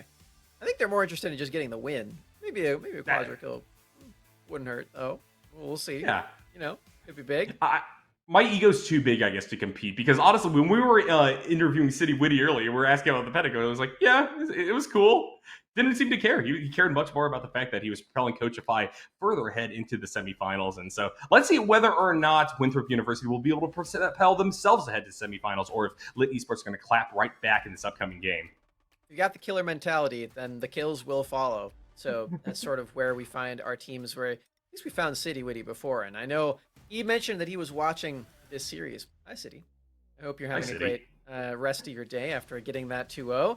And I hope you're having a nice time watching these two teams, one of which will be your opponent on Saturday. Because as a reminder, Coachify, they already looked really good. They were the first seed in that group. And now either Winthrop or Lit Esports will be their opponent on Saturday.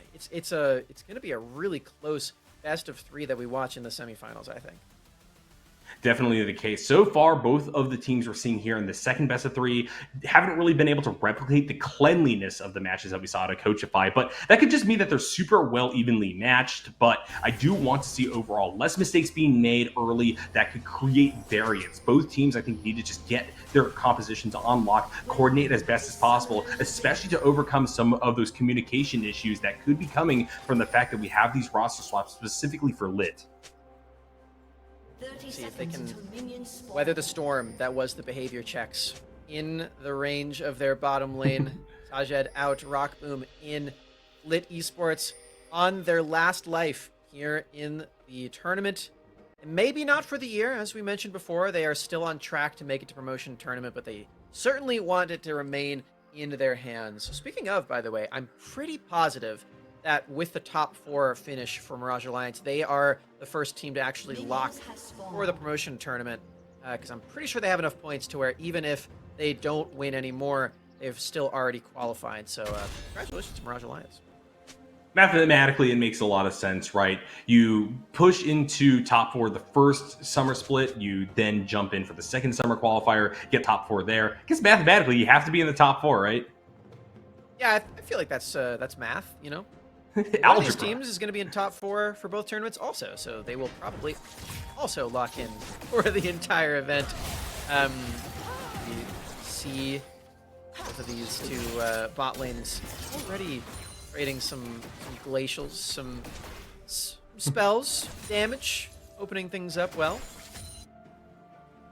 Yeah, you would imagine that Plux has a little bit more presence than the Alistar early, given the fact you have to either go for Headbutt or Pulverize and not both at the same time, while, you know, Plux, depending on if they want to go Q or W, can go for a Crash Down, go for just a full-on stun. Overall, though, it seems to be pretty even trades at the end of the day in a 2v2. And now, let's look upon what I think is going to be one of the more interesting lanes in this early game. It is Dragoon versus Denethor. Headbutt Pulverize immediately coming out there, so we pivot right back on the bot side of the map. Chucky's going to get hit a little bit there by Rocket shooting out those feathers.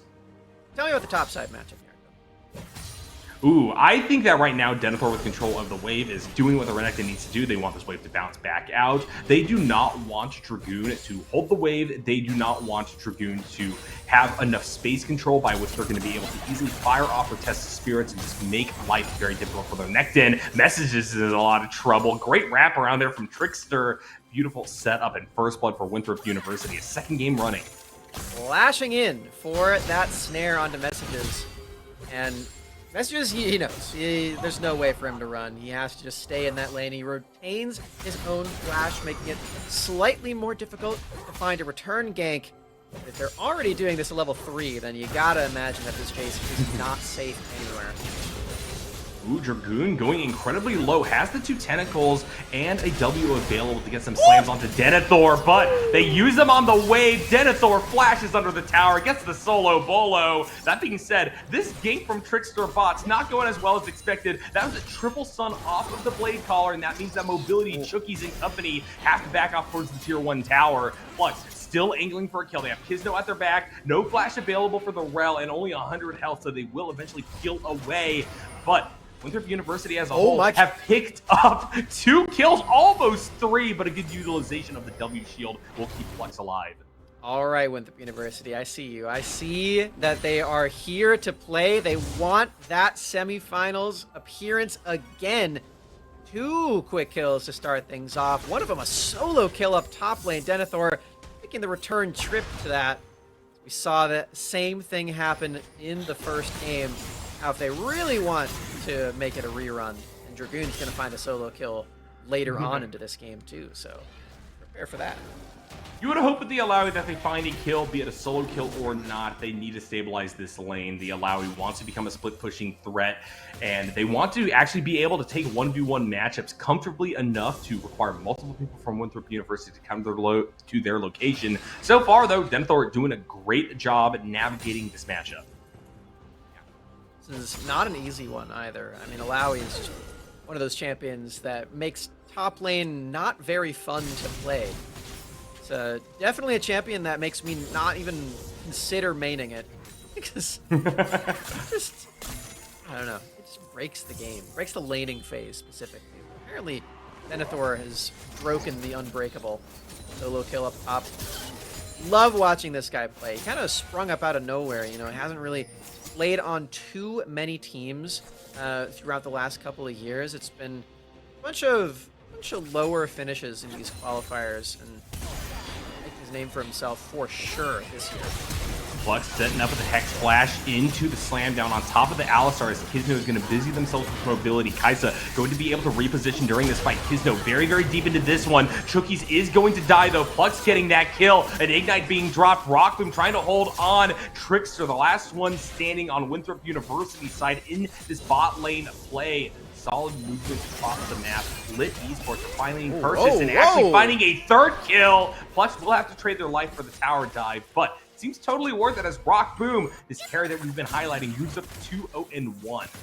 It's a pretty big mismatch in terms of the targeting there for Winthrop University. You can see that Chookies was hell-bent on getting Kisno underneath that turret, but Rockboom was taking a lot of the fire from the other 2 members, and Winthrop, by splitting their targeting, lose out on some crucial kills, and now Rockboom is pretty far ahead in this game. Got double buffs, got the wave crashed, 2 kills for himself on this Xayah.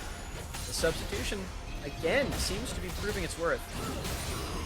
A little bit concerning for Winthrop University. Their gold lead has shrunk back down to a perfectly evenly matched game between them and Lit Esports, and Lit getting really good focus upon Rockboom in regards to where their gold concentration is at. I think puts them a little bit in favor right now. The question is, will they be able to translate that into, say, an early Dragon, some presence around a Rift Herald? Those still remain to be unanswered. That early Dragon is a very early Dragon. I mean, not even that Rift Herald has spawned quite yet, so I think the combat is more intriguing to our members on both teams. I think he's attempting to make a roam happen, but he quickly realizes that he has to go right back down to bottom lane where Flux is playing guard. Rockboom's already level 6, so this bottom lane is kind of out of the hands of Winthrop at this point. No Drake take possible. Denethor has to use the Dominus just to try to get to safety. Flash committed by Dragoon, looking for the kill. They can't quite land it though, and somehow the Croc manages to extract themselves. Uh-oh. Yep, that is plugs a little bit too deep on a relatively immobile support. They do manage to flash the wall, but Nico is going to follow, thinking they have the damage. Unfortunately, their Q will not find contact, and Flux does make it to safety. Trickster decided not to go for that flash either, so instead looking for the ultimate on Kisno. Yep, Kisno is going relatively low, doesn't have a whole lot of tankiness, and that is just a full-on mob mobility, sniping that kill, getting one back over to the Kaisa, and starting to match back up against Rockboom. Looks like everyone's participating in these skirmishes here. Winthrop find another one for their marksman. Fortunately, with the flash out of sword, they actually don't pick up the kill onto Plux. It could have been another one, I feel. The Sejuani ultimate, very clutch, finding Kisno on this play, his 2nd death of the game. And I'm a little bit worried for the ability for this Maokai to frontline. It looks like they're angling towards that Demonic Embrace first item, so they aren't actually going to be super tanky. A lot of the burden now relies on Flux and maybe Dragoon, depending on how they angle. But right now, we're seeing the Rel isn't tanky enough either. Crash down to try to get the safety. Trickster is going to follow them, and that is another one picked up for Winthrop University. Chukis gets it. Messages trying to commit on that Jace, going into Hammer stance, shooting out a few shot blasts. Trickster now back over the wall, but they have Dragoon suffocating them, and they're being put into tentacle time. Alistar may be able to actually buy enough space for the Sejuani to get to safety. Dragoon somehow left empty-handed. Yeah, and Denethor on the other side of that fight actually finds a kill onto Messages, so Winthrop really waking up in this play. A second kill on the game for Denethor. And the Rift Herald was taken too, so Winthrop really won on the top side of the map, even though Rock Boom, the big carry of this early game for Lit Esports, did try to make an impact there as well. Just couldn't manage it. Winthrop take the win again. This is a huge, huge lead that's only going to get bigger once that Rift Herald's popped. And I'm really worried for the relevancy of Dragoon going forward in this game. 0-1-0 on Alawi that is lagging behind the Renekton in terms of CS. There's just not a whole lot of presence there for her. So she's going to have to really make the most of the remaining laning phase. We're only about 10 minutes into this game. There still is a chance to grab some plates and turn things around, but Lit Esports certainly need to start putting on the gas and seeing what happens. Flux is going to be able to clear out that ward. Chuki's just going to, won't actually be able to clear out that ward. Chuki's just going to be able to knock down control ward from Lit. Good sidestep there from Messages, having to use that flash to get out of the way from the boomerang, but Trickster will be denied a kill. No flash out of Messages is much less safe in this mid lane. This is where a lot of the action has happened already in this game. And then Sword flashing in, finding that first blood, thanks to Trickster's follow-up. Winthrop University, they're again playing together very well. Everyone has a kill and an assist, at least in this game. It just goes to show everyone on Winthrop is ready to fight. They will need to, because they have another Drake to consider in less than 2 minutes time. Lit has already been shown to have some strong priority on these neutral objectives, and this game is the one where they have the Maokai, so you have to imagine that's going to get even bigger. I'm foreseeing a very, very hard contest of this next Dragon. As you said, Winthrop University know that they have a slight gold advantage. They want to use that to maximal potential. And if they deny the Dragon stacking from Lit Esports, who I think have recognized that pushing towards Soul may be their win con in this game, we are going to have quite the wild time ahead of us. Denethor just going to be able to get more priority over that top side of the map. Dragoon has the teleport available, and I think will bring it to bear for this next Dragon fight, while the Renekton will not have it up in time.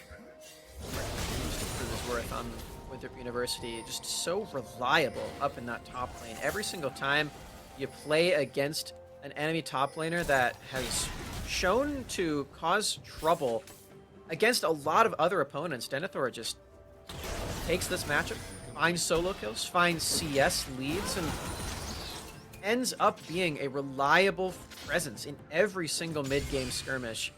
Always love to see him play up in that top lane as Winthrop University's starter.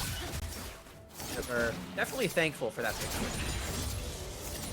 Yep, bringing tons of value to the Rift. Game number one, while they certainly... Oh, we got an engage. There's the Magnustorm. Immediate headbutt to knock the Rel back out from the play. Nature's Grasp going to land. Chuki's going to cleanse it with their ultimate mobility. Going low, will be able to make it out away from the Feather Storm. And Winthrop University hold on to that bot lane as now we see them dive mid. Hammer stance activated, but Messages too low. Shelly crashes on in. Another favorable play for Winthrop on the cross map. Nobody dies in the bot lane quite yet. Flux is definitely looking for some more, though. Chokis has got to be really careful here. Didn't have the headbutt available. Just going to die to Rock Boom, but now the teleport is being channeled, and this is Sword diving right into the melee. Going a little bit too low for comfort, but Killer Instinct activated by mobility will kill Rock Boom, and now without that artillery fire, Lit has to be careful. They will be able to kill Sword, but now Trickster's moving down mobility, holding their own under that tier 1 tower. Still has some amount of health to play with, and a lot of momentum as this Kaisa, as this pulls the teleport out of Messages as well for Lit to restabilize. Okay, slight discomfort for both of these teams. You saw a little anti-synergy there in the bottom lane where Chuki's actually knocked Flux away while Mobility was trying to use him to ult. And just by nature of how Killer Instinct works, you have to ult in range of the person that you last damaged. And when Flux got knocked away, the ultimate got a little dicey and didn't actually decide to use it there. But you get to save it to find a kill onto Rockboom. Now, with Rockboom respawning, coming back onto the Rift, I'm worried for Winthrop on this Drake play. I think Lit has this one in the bag.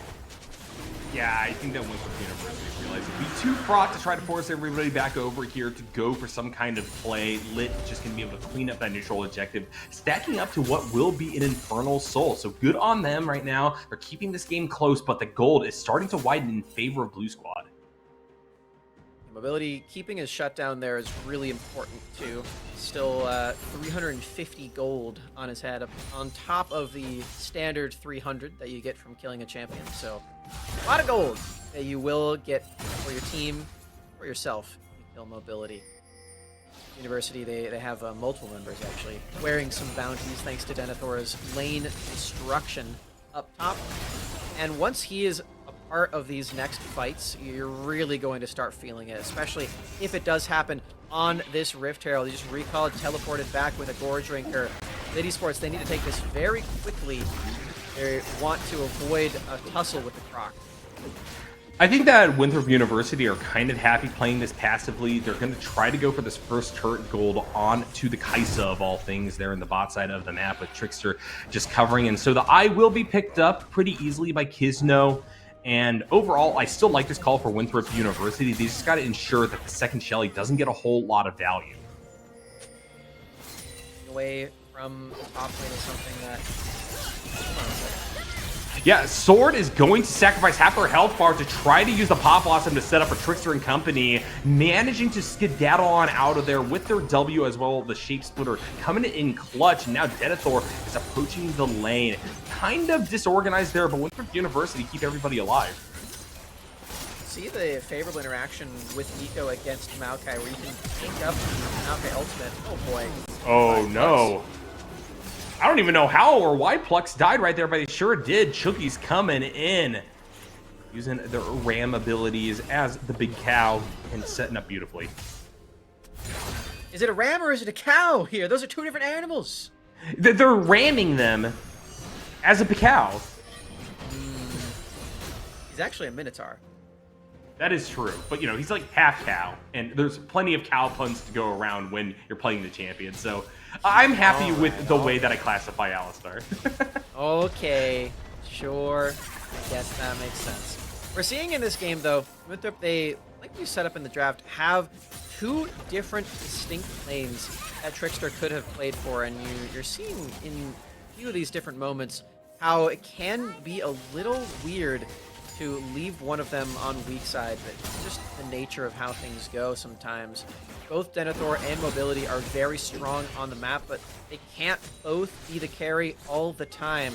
One of them has to play a little defense. And even though Denethor did do so well for himself up in that lane, Lit actually does give up that Rift Herald with Denethor in the area just to play for that bot lane a little more, just showing that they do have some faith in Mobility's ability to actually win them another game, as he did in the last one on that Ezreal. Man, that was great. Mobility certainly in a great position to carry this game. For as much as we were talking about the species debate over Chucky's champion, it was Mobility getting the kill. 4-1-1 now on the Kaiser with a 500 gold bounty. They can prevent that from slipping over to Rockboom. I think that Winthrop University are in a very comfortable position as now they're posturing for this next minute and a half, trying to find an angle to stop the dragon stacking of Red Squad. You see this out of Trickster here, where he's just walking into these brushes by himself, completely okay tanking these Maokai set. This is something that Lit Esports lacked in the last game, and this is why a tank presence is so important. See, there it is again, Trickster. Even though that one's not even going to hit him, he's still okay walking in and denying the vision, the damage, and all of this when the gauge starts. Chookies with a headbutt pulverize to start things off. Shock Blast from Messages doing a lot of damage though, and the bull is going to go down. Kizno getting them off the back of the Nature's Grasp. Teleport being channeled, and this is going to be Sword getting the 4-man Pop Blossom. Rockmu trying to cut things down, as now we see Dragoon unleash their ultimate, but there's unfortunately no purchase for the Red Squad anymore. The Sejuani is being chased. Trickster's gonna fall, but Mobility is still untouched in this fight, cleaning things up. It is going to be a 2 for 3 in favor of Lit, but things are so close, and the shutdown was not Axis. Super flashy engage there out of Sword, but Lit actually kite that out super well. Like we set up before, this is a very defensively inclined composition that we're seeing out of Lit Esports. It's super hard to engage onto Rockboom, onto Dragoon, with all of the zone threat available. It actually does prove very valuable here. Winthrop don't get a favorable fight outcome, though they even up the gold a little bit by securing themselves the mid lane turret after the fact. And I think a lot of why that was so uncomfortable is because Chookies found a wonky engage at the start of that. You got to be much more coordinated in the future, and especially when this Drake is now a big threat. The thing is, Winthrop are going to be up to contest this yet again, and because we aren't getting that huge cash out from the death of a Kaisa, it still means that Lit are down on gold. This is just a second shot for Winthrop University to go for something. And in fact, I think maybe the goal was actually slightly positive for Winthrop off that play, because they managed to pick up the tier 1 tower in the mid lane as well. Trickster forging a path forward onto Plux and Messages. Dragoon is going to be able to test the faith on top of Chookies, bringing Alistar into an awkward position for quite a while. Less than half health inside of Tentacle Time. That is the Dragon going down in favor of Lit. Winthrop University just got to find their way out of here. Yet another E is going to land, this time on top of Denethor. Trickster zooming to safety off of the Arctic Assault, but here comes the Nature's Grasp. Pop Blossom is once again a defensive tool used by Winthrop University, but Lit are holding on as much as they can. Rockboom this time, the marksman that is untouched this play, as Mobility has to slink back into the shadows. Dragoon picking that kill up, and that is going to be a 2 for 2. That's an ultimate cooldown gap right there. That's what happens when you have these fights so fast back to back. Whatever ultimates are coming back up, and whoever has the most cooldown reduction available in their inventories is going to come out ahead. You saw Kizno's ultimate come back just in time. Same with Dragoon. Swords as well is back on the play, so is Tricksters. But Rockboom wasn't able to find the same impact this time around because he did not quite have that Featherstorm available. Even still though, Lit Esports, they have the range advantage with the Jace, and that helps out tremendously in order to get them the third Drake on the map. And now in Jericho, we're in a situation where Lit Esports could find themselves that Infernal Soul off of a steal, off of another setup, or the objectives, off of anything, and they can have that as solace moving forward, which they didn't have in Game 1. Yeah, Winthrop University, even with that gold lead, which is now shrinking, mind you, was unable to find the devastating play that they needed to lock in this series. Game number 1 was kind of defined around a singular solid play from Winthrop. That was what led to them getting that first Baron. And yeah, while they almost threw things right back over to Lit, they continued to stabilize and play off with their inbuilt advantages. This time around, while they have gotten themselves a gold lead, they haven't really turned it into much. I'm not really seeing the huge threats that you would expect to see out of the likes of Mobility. While they're doing a good job keeping themselves alive, it just feels like they don't have the damage to clear through Lit just quite yet. Defensive composition out of Lit Esports is still proving very valuable. Winthrop, they're not as free to go for these engages that we saw them attempt so many times in the last game. However, they are still looking on these objectives. Look at this. This is going to be a great pick onto Rockboom. They could get it, and they will. A complete denial of any value from that Featherstorm. Plux was unable to rotate to the area in time, and Winthrop University are rallying around the topside river, and now Dragoon is getting ulted in kind. Here's a flank onto the backline from Plux with the Magnetstorm. Messages is also going to answer back. Shut down onto the Kaisa. Jace has done their job. It doesn't matter that they fall to Denethor, but now the question is, can the Croc hold on? They have the dominance available. Kizno, without the damage, being chased to the ends of the earth. Bramble Smash is going to knock them back. Denethor does go down. Trix is going to hand off the aggro. Dragoon kills Sword. Chookies is on now, so they have no damage. They have no way to fight back against the allowing Trickster after cleaning up Kizno and company is the one to try to hand back off, headbutt pulverize, but Dragoon continues to heal off of these plays with the Frostfire. They're so tanky, and Trickster just can't contest the empowered auto attack off the W. Dragoon is almost going to take this 2v1. Trickster finally stabilizes, lands the killing blow. Madness on the rift. Oh my god, 2 tanks versus the Alawi, and Winthrop University clean up the fight. A delayed ace in the back end of that one. I don't know why Winthrop decided to engage on Dragoon in the first place, though. That was just the wrong decision. You can see how well they won the rest of the fight, how easily they took down Messages, Rockboom, Kissno. Just don't engage in the Alawi, and I think Winthrop can come out ahead very well, but you can see how threatening Dragoon actually is going to be in the rest of this game. Messages get solo killed by Sejuani. Messages had a lot of damage in that last team fight, but Trickster certainly is tanky. It looks like they're going to buy enough space to get behind the tower. That is an ultimate committed, though. Trickster wants to go for this kill. Teleport being channeled. It will be Dragoon coming here in time to drop an ultimate. Denethor needs to use their dominance to get to safety, almost dying off of the test of Spirit, but Winthrop University extract their top laner and get themselves another kill. Or super low. Can they actually start up the Baron right now? It's against Kissno. This is tricky. Kissno's alive with Maokai ult. Dragoon also alive now, moving on in. No ultimate available on the Alawi, so it might be a little bit difficult for the champion to make the biggest splash possible, but this is the Baron continually ticking low. Trickster going to turn off of it, trying to find an angle onto Lit Esports, but Red Squad is trying to clean up, splitting the fight beautifully. Trickster's gonna go down, and that's going to fall to Kizno as now mobility opens up upon Rockboom. Winthrop University still has some of their big players alive. The crash down from Plus is going to kill Chookies, and while they do manage to drop an Ignite onto the Kaisa, they will have to trade their lives in order to do so. It is a stalemate now with the Jace back up. Sword prowling for Dragoon at less than half health. Oh, here comes the low health Alistar. 2 of them, in fact. Wow, I wonder who that might be. There's really not a whole lot of tools available for Sword, and they are going to walk straight into an Alawi E. They got to be careful. This could be turned around. Dragoon healing off of this one. Oh, Nico, it's a disaster. Dragoon, the GOAT, finds the solo kill onto Sword. He's at like 300 HP, but the healing is gigantic, and now we're going to start to see Winthrop University say, hold on a second. Hold on. Alawi's getting big. We got to get some Grievous Wounds on somebody. Please, anyone, buy some 800 gold items, because we cannot let Dragoon run rampant in these fights anymore. The Baron is still available, but Lit Esports have set their sights on the Soul, which we set up before. Lit Esports, they've already taken 3 of them. This could be the moment for them to come back in the series.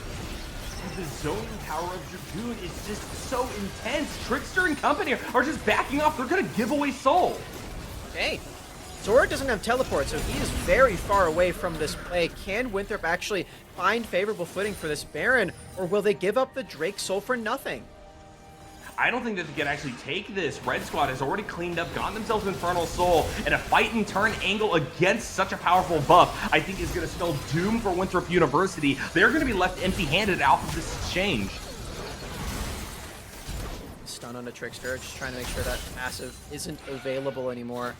Vision traded here. Lit Esports now have gone topsy-turvy. They are the ones that are in the top side river, setting up the saplings, making sure they clear out all of the vision and can begin threatening the second big neutral objective on the map. They already have this Infernal Soul, and the tanks are going to start feeling less tanky now that they're facing all of this extra damage. Sword just took a ton of damage on this minion. Yeah, I don't think that that actually translates into the regular health bar to that great of a degree, but Flux is going to pull the trigger, go for the engage. Pop Awesome being charged up, going to knock down 2. Flux is incredibly low. The Alawi is dead, and Mobility is still pushing forward. Here's the double kill at the very least for the marksman of Winthrop University, trying to keep the hope, the blue spot alive to take this series 2-0, but Rockboom is scaled as well. They get a solid kill to even up this exchange. Winthrop University trying to pass topside to secure this Baron, or at least vision around it. Okay, both marksmen are still here. Lit Esports has lost a lot of their defensive tools. They no longer have Alawi. They no longer have Maokai. But Rockboom is still alive. He still has the Feather Storm. Lit Esports can combat this. Here it comes. Trickster so low! Rockboom melts them! them in an instant as Denethor dies as well. The Zaya just destroyed Winthrop University's hopes of getting the Baron. Excellent stun there from Plux. The initiation is huge, and Winthrop University, they try to set up for this Baron, but now it's Lit who has the map advantage. Dragoon comes back onto the Rift, Kisno is back onto the Rift, and Lit are gonna walk away with everything on the map. Rock Boom, the substitute 80 carry player, is here, and he's clutching up for Lit Esports. He is ready to take this Turo Baron buff and take this second game.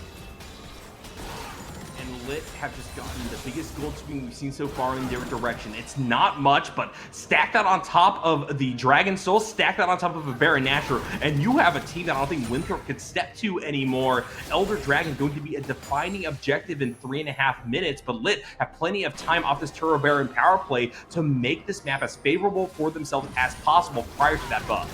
Game is getting really, really close here in Yarko. Winthrop University, their engage attempts have been rather futile the last few bouts.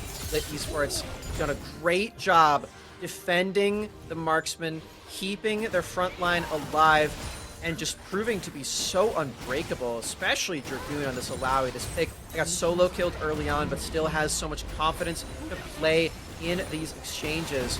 Now it's going to be up to Winthrop to actually try to make an engage still happen, because it's kind of all their comp can do. Pop Blossom landing onto wow. the Zaya, and Rock Move is picked off in an instant, shut down, flowing over to Mobility. And this is the best like Winthrop University have yet to push back against Lit Esports in their current empowered state. Oh, this is brutal. Rockboom, you gotta stop getting Nico ulted like this. It's happened twice now. Mid lane turret is dropping. Winthrop University, they don't have to deal with nearly as much damage on the Rift now. This could actually be a fight. Yeah, Trickster incredibly low. Redemption going to be dropped, but Sejuani will not be there to bask in its healing rays. Chucky splashes over the wall, gets to safety for the time being, but Plux is leading the Conga line into their own jungle to ensure that the Alistar will not actually make it out alive. They're desperately trying to make it over to the blast plant, but they will be denied the shot over the wall. Headbutt's going to connect onto the small Krug. They are continuing to buy time for their team, but eventually it will lead to a 2-for-1 in favor of Lit. Oh, wait. Could be more than this, though. Look at Kisno. Look at where he finds out Mobility on this Gromp. Killer Instinct to try to extract themselves. Bramble Smash going to keep them rooted up. They do have to go golden, so they won't be able to continue to CC Mobility, who almost oversteps versus messages. Gets behind the tower, though, and is continuing to provide artillery fire off the back of those Void Seekers.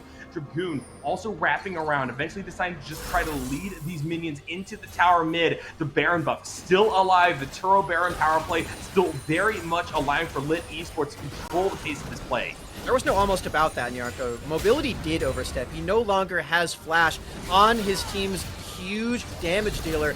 He is required to make these fights favorable for Winthrop University, and now he is losing a huge amount of safety. As Lit Esports, they keep 10 seconds left on their Baron. They can push in another set of minions to this top lane. They have to be careful, though, because 50 seconds from now, the Elder Dragon will spawn. This might mean that Winthrop still has a way back in if they can find the objective.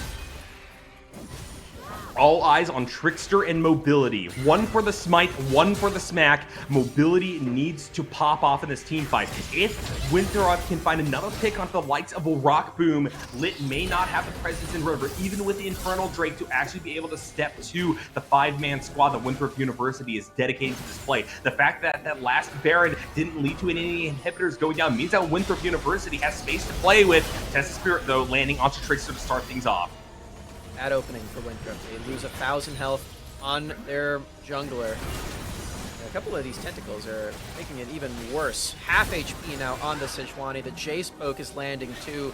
Infernal Soul is paying off in a big way for Lit Esports. It's feeling more and more likely that this objective will need to be stolen if Winthrop want to keep this game alive. Already half HP on the Elder Dragon. Lit Esports, they want to close this game out. Trickster gonna have to go over the wall and make something happen. They're gonna jump into the 50-50, but it lands in favor of Kisno. Here's the engage on the backline. Sword incredibly low, will not be able to sustain through the rest of the fight. 3 members of Blue Squad already down. Lit are looking to bring this to game number 3. Super risky to leave this up to a 50-50, but Lit Esports, they clutch it out. Kisno finds the smite, and this will be the game. There's no way that Mobility and Chookies can compete against 5 Elder Dragon Infernal Soul members here. This is going to be a 3rd game of the series. Mobility trying to hang on. The next turns are being focused, and unfortunately, there's just not enough space for the Kai'Sa to run to. They're shoved back inside of the fountain as we see the Nexus crack open. This will be Lit signing themselves up for another round, and Winthrop University are their momentum brought to a screeching halt. The defense of the Alawi, the Maokai, the Xayah paid dividends here for Lit Esports, and Rockboom, the substitution. He may have got caught out by some Nico trickery a couple of times, but he dealt the crucial damage to bring Lit to match point as well. One more game left in this quarterfinal series. Lit Esports or Winthrop University, only one team can make it to the semis from here, and they both have a win. Impressive showing from Lit Esports, showing that they were not shaken at all by Winthrop University, getting a fast one over them in game number 1. They rallied. Their calls around neutral objectives were much cleaner this time around, and I think that that was what the tipping point was. Total dragon control. Winthrop University, unfortunately, gave up crucial times in which they could have interrupted the stacking, and that just cascaded into a Baron, an Elder Dragon, and an end to the game. Big moments for both of these teams already now. In a very long series already, just in game time alone. That one went all the way to the Elder. Hopefully this last 3rd game is a big barn burner as well, Nyarko. Yeah, we'll love to see it. Both of these teams about to take to the Rift yet again. But first, a quick break for draft, a quick break to get back on in and make sure that we are settled and ready for what I think is going to be the craziest game yet. We'll see you guys on the other side.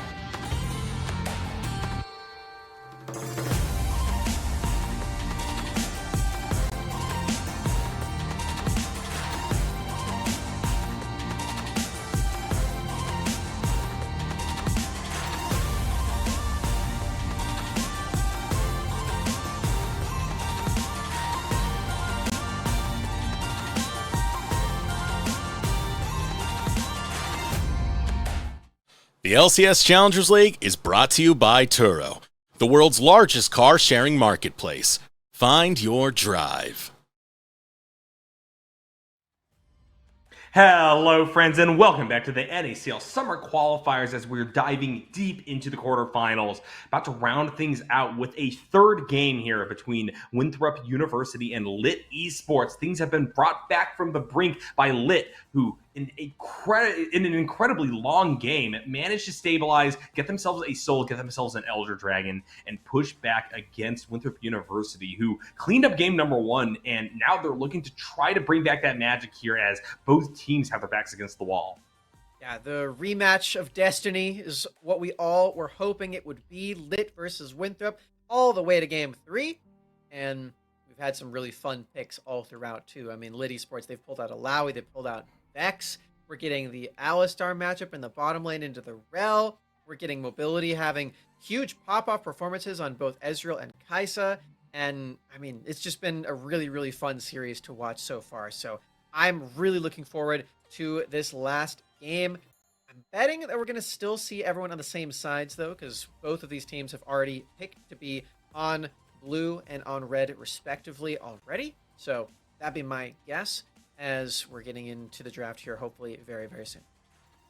There are certainly things to still be learned for both teams in that last game, Summer. I think that it was a matter of Winthrop University losing out on too much objective control early. They need to find better means by which to coordinate, get to those things early, and not be bullied off by Lit's posturing prior to stuff like the Dragons, because that was 4 in a row, basically untouched by Winthrop, and it really was fights way before and a little bit after that I think defined the pace of the game. Try to center your action, try to center your resources a lot more upon making sure that Lit Esports can't find those secondary win conditions. Lit Esports did a really good job around those objectives, too. They really figured it out because in game 1, they kind of fell off after a bit, realizing that they didn't have any tank frontline to actually walk in confidently and start things up. Fixed that up in the draft. They got themselves some tanks, and they really seemed to use those quite well and learn from game 1 to move into the rest of the series. And stuff like that is always what I really love watching in best of series, best of 3, best of 5, even best of 7 as well, as Wild Rift used to do that back in the day. They probably still do, but rip NA Wild Rift. Maybe we'll get some best of 7 sometime in League of Legends. Yeah, were you down for a best of 7 today?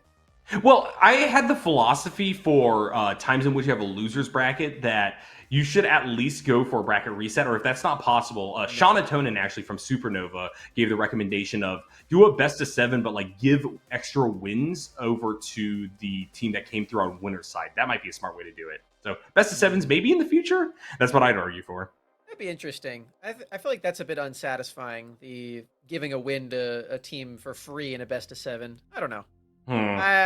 I think lower bracket not having bracket reset is totally fine personally. League of Legends is really long, but Yeah. I do like best of 7s just as a concept in general. Just more leagues. It's a good time. Like imagine if we had a 7th game, or at least a 6th game in that last World's Finals. I think that'd be really cool. More SKT, or more T1 rather in DRX. I think everyone wouldn't have complained about that too much. I was there in San Francisco. Ooh. Would have loved to stay around for another hour or two. Yeah, you want your money's worth in those kinds of situations, more time and proximity to the players watching their League of Legends come down. But unfortunately, we have just but a best of 3 in front of us, and it's about to end Summer with this final draft. Winthrop University, yet again, returning to blue side, as you were talking about, and that is the Darius band to start us off. Things very consistent, at least for these first few moments of the draft. Yep, staying on blue is Winthrop. Again, like I was talking about, they've chosen this already in this series, so not too surprising. Ivern's gone too. Yeah, very, very, very similar. I'm wondering if the Malphite ban comes through again too. That's been, in my opinion, the most curious option that Winthrop has gone for. But I mean, consistency is key. And Malphite's very good every single time that they do make it through the pick ban phase, although typically we see it banned out in the second phase. They make a big splash. They're Unstoppable Force, one of the best ultimates in the game. Defined some of the series that we were watching throughout much of the NACL qualifiers, all the way back from the Swiss itself, where all these teams are matching up against one another. A lot of deliberation being made by Winthrop University on this final ban. It's going to be the Maokai, though, instead of the Malphite this time. Both those champions, I have a hard time saying them separately. So, turns out I was accidentally very predictive with that one. Maokai is gone, as you said. Lit Esports will have to lock in a different jungler this time around. Winthrop taking away both Tree Boys, as Zaya will be the pick for Mobility, his third separate marksman of the series. And again, Mobility's been a big standout to me in this series for sure, having great performances on both other games. All the marksmen that they've had have been good as well. Stand-up performances, and while that Kaisa unfortunately did not bring Winthrop University to victory, it certainly brought them as close as possible in that second game. Now, Lit Esports getting it on red side is not something that I expected and I did not have in my Magic 8 Ball, but Summer, what do you think that this plus the Rel means for Winthrop University deeper in this draft? Got to go for the Rakan at this point. The Zaya Rakan is really good into the Rel lane. You have so much mobility, so much play back, and that's exactly what they're going to do. But not before locking in Trickster, his jungle champion. You know, go for the jungler on B2. That means you have to press the trade button on the client one less time. So love to see that. Trickster back on the tank front line, and will be required in this game because now another poke champion is here again for Lit Esports. They've got potential for the Void Seeker AP build and the Accelerated Shock Blast AD build of the Kaisa and the Jace together. A lot of possibilities available for Lit Esports. I'm glad that we're seeing the Jace return to the Rift. Messages did a really good job after that early game, just working as this artillery fire, softening up Winthrop University time and time again. And overall, it just feels like this is a solid angle by which to continue to construct this team to a degree around Rockboom, who has gotten one of those preferred champions in the meta. Now, moving on to the second ban phase, they don't want to get Nico'd anymore at the very least. Wise move.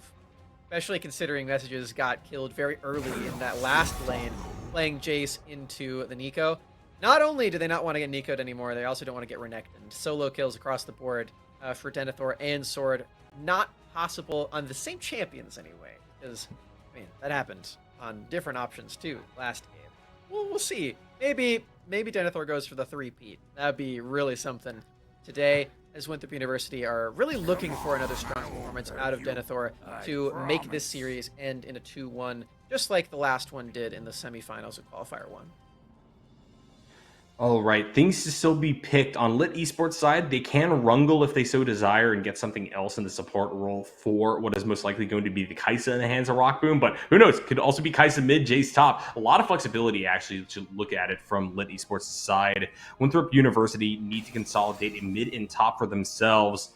There's the Nautilus, so certainly something is amiss here. Yeah, either Nautilus or Rel is going to be in the jungle, as you called out, as a flex pick for Kisno. There's not too much of a difference between the two, but I think into Rakan specifically, I would rather have a Nautilus. So I think that's mostly the intention here, sending Rel into the jungle. Winthrop University are going to respond with their solo laners, of course. They still have yet to pick them. Annie is going to be the mid laner for Sword. We saw that banned away in the last game. Now it's going to be up to Denethor to maybe show us one of his signature Cassante performances, one of which we saw just yesterday in their 2-0 in the group stage to close things out there. And we did see this champion banned away from him in game 2 as well. But, oh, he's in for a rude awakening. The AP Nasus is here for Dragoon. The Gooners are on the loose. All right, Lit Esports Draft Gap surely being typed in chat right now, surely being typed on Twitter. Let's see whether or not this Nasus angle at the very end is what's going to be bringing them to a 2-1 victory over Winthrop University. A lot on the line. You do not want to leave your fate in the promotion tournament up to the hands of the likes of Coachify, who seems to be on quite the tear right now, as you were mentioning earlier. If you are eliminated within top 8, you now have to just pray that there's going to be a big roster or a big bracket shake up later down the line that is out of your control. Winthrop University more like Wither University, because they're Nice. about to learn about the Wither from Dragoon's Nasus. Wither That is is the name true. of Nasus's W. Mm-hmm. Slows your attack speed and your movement speed. Uh-huh. Click. It's really annoying. Winthrop is a university, and Winthrop sounds like the word wither a little bit. It's a stretch, in my opinion. Even The after N all that before the explanation. TH. No, I appreciate the gold blooming. I think that we have definitely gotten the boundaries of the joke laid out before us, and yeah, I think that Wither is going to be a big deal in a lot of cases. You apply that to one of the carries on the side of Winthrop University, and they are going to be in for a world of hurt. It's going to be a fun time. I have said that in the draft phase of every single one of these games, and I've been right every time. And We've been having right fun again, because this series is really delivering so far, all the way in Game 3. Both of these teams really want to keep that tournament life going, and I'm pretty sure, if the math lines up, if they win this series, they are locked in already, and the other team will maybe be at the mercy of one of the others that could potentially qualify. Team Coachify, the chief of which, who have already made it to the semifinals earlier today. Team Eternal is still in the running. If you want to check out that series, by the way, head over to Rally Cry Official, where you can find Ravishing Ravish and Alec Battery casting the third game of that series, too. It's a close game, or close series 2 kind of day on both streams. Well, didn't expect anything more from Team Ambition. Was going to say anything less from Team Ambition, but is it? How are they doing? How are they doing, Summer? They're definitely losing Game 3 right now. Yeah, Brutal. Their top laner just got killed. Vital is now 1-0 on Jax. Yeah, it's looking a little dicey. I know they lost to a double enchanter bot lane in Game 1 also. Yeah, it's been an interesting series over there. I highly recommend, if you've got 2 screens to work with, you check out that stream also. The other quarterfinal matchup going to be big. Yeah, and I think that Team E-Turner or Team Ambition is going to be a pretty solid team to face off against Mirage Alliance, who have already locked themselves in for semifinals. Now, Mirage Alliance are definitely the favorites against either of these rosters, but clearly chaos abounds, and like I said before, clearly this top 8 has been cursed to some degree, so perhaps Mirage Alliance, will eventually have the Emperor revealed to have no clothes and whatnot, so we'll see whether or not they're going to be able to sustain themselves all the way to finals, where they could be facing off against either Winthrop University or Lit, depending on who comes out of this series and who plays off against Coachify. All right. Dragoon, he's had Malphite banned against him twice in this series. He played in a Lowy game and won it. He's on the dog champ up top. Arf Arf. He's playing his Nasus. The AP variety is what we're expecting up there too. It's into the Cassante of Denethor, which has already been banned away as well. It's very threatening. It's already a guy who's gotten solo kills against Dragoon multiple times in this series. This is the time where we have to expect some big plays out of Dragoon, the guy who was there when Supernova qualified for NACL just earlier in this year. Lit Esports really need him right now to pop off on this R5 counterpick. R5. There's so much League of Legends to still be played. Plenty more dog puns to be made in this game as well. So we'll definitely prepare ourselves, mind, body, and soul for that. I'm looking forward, Smacks, to what you're able to bring to the table. This is 100% karmic punishment for me trying to make tree puns for Maokai on my last stream. Nobody was happy with that, audience included. So, just do better than me. It's not exactly a high bar to clear, but I have faith. Well, I'm already happy with me, so I'm up 1-0. I don't know if the chat is enjoying this. I hope they are. I thought R5 was pretty fun. Maybe R5 was pretty solid. Maybe the Wither University was a little bit of a stretch, as you said, but I'm having a good time. And I hope everyone else in the chat is too. Happy Sunday. If you're an NACL fan, as a reminder, NACL Finals tickets are on sale if you want to go check it out in the Riot Arena. The tickets are $10, by the way. It's a steal. Go check out Disguised versus Evil Geniuses Challengers. A lot of the NACL casters are going to be there on the show, too. So, yeah. Big stuff. Not going to want to miss it. All right, immediate convergence of Lit onto Annie, who's just going to take the full brunt of that dredge line. Rock Boom and Messages dropping some damage. Annie will have to go for an early reset. Flash burned, and this is at such an awkward timing. This is probably going to be teleport gone as well from Sword.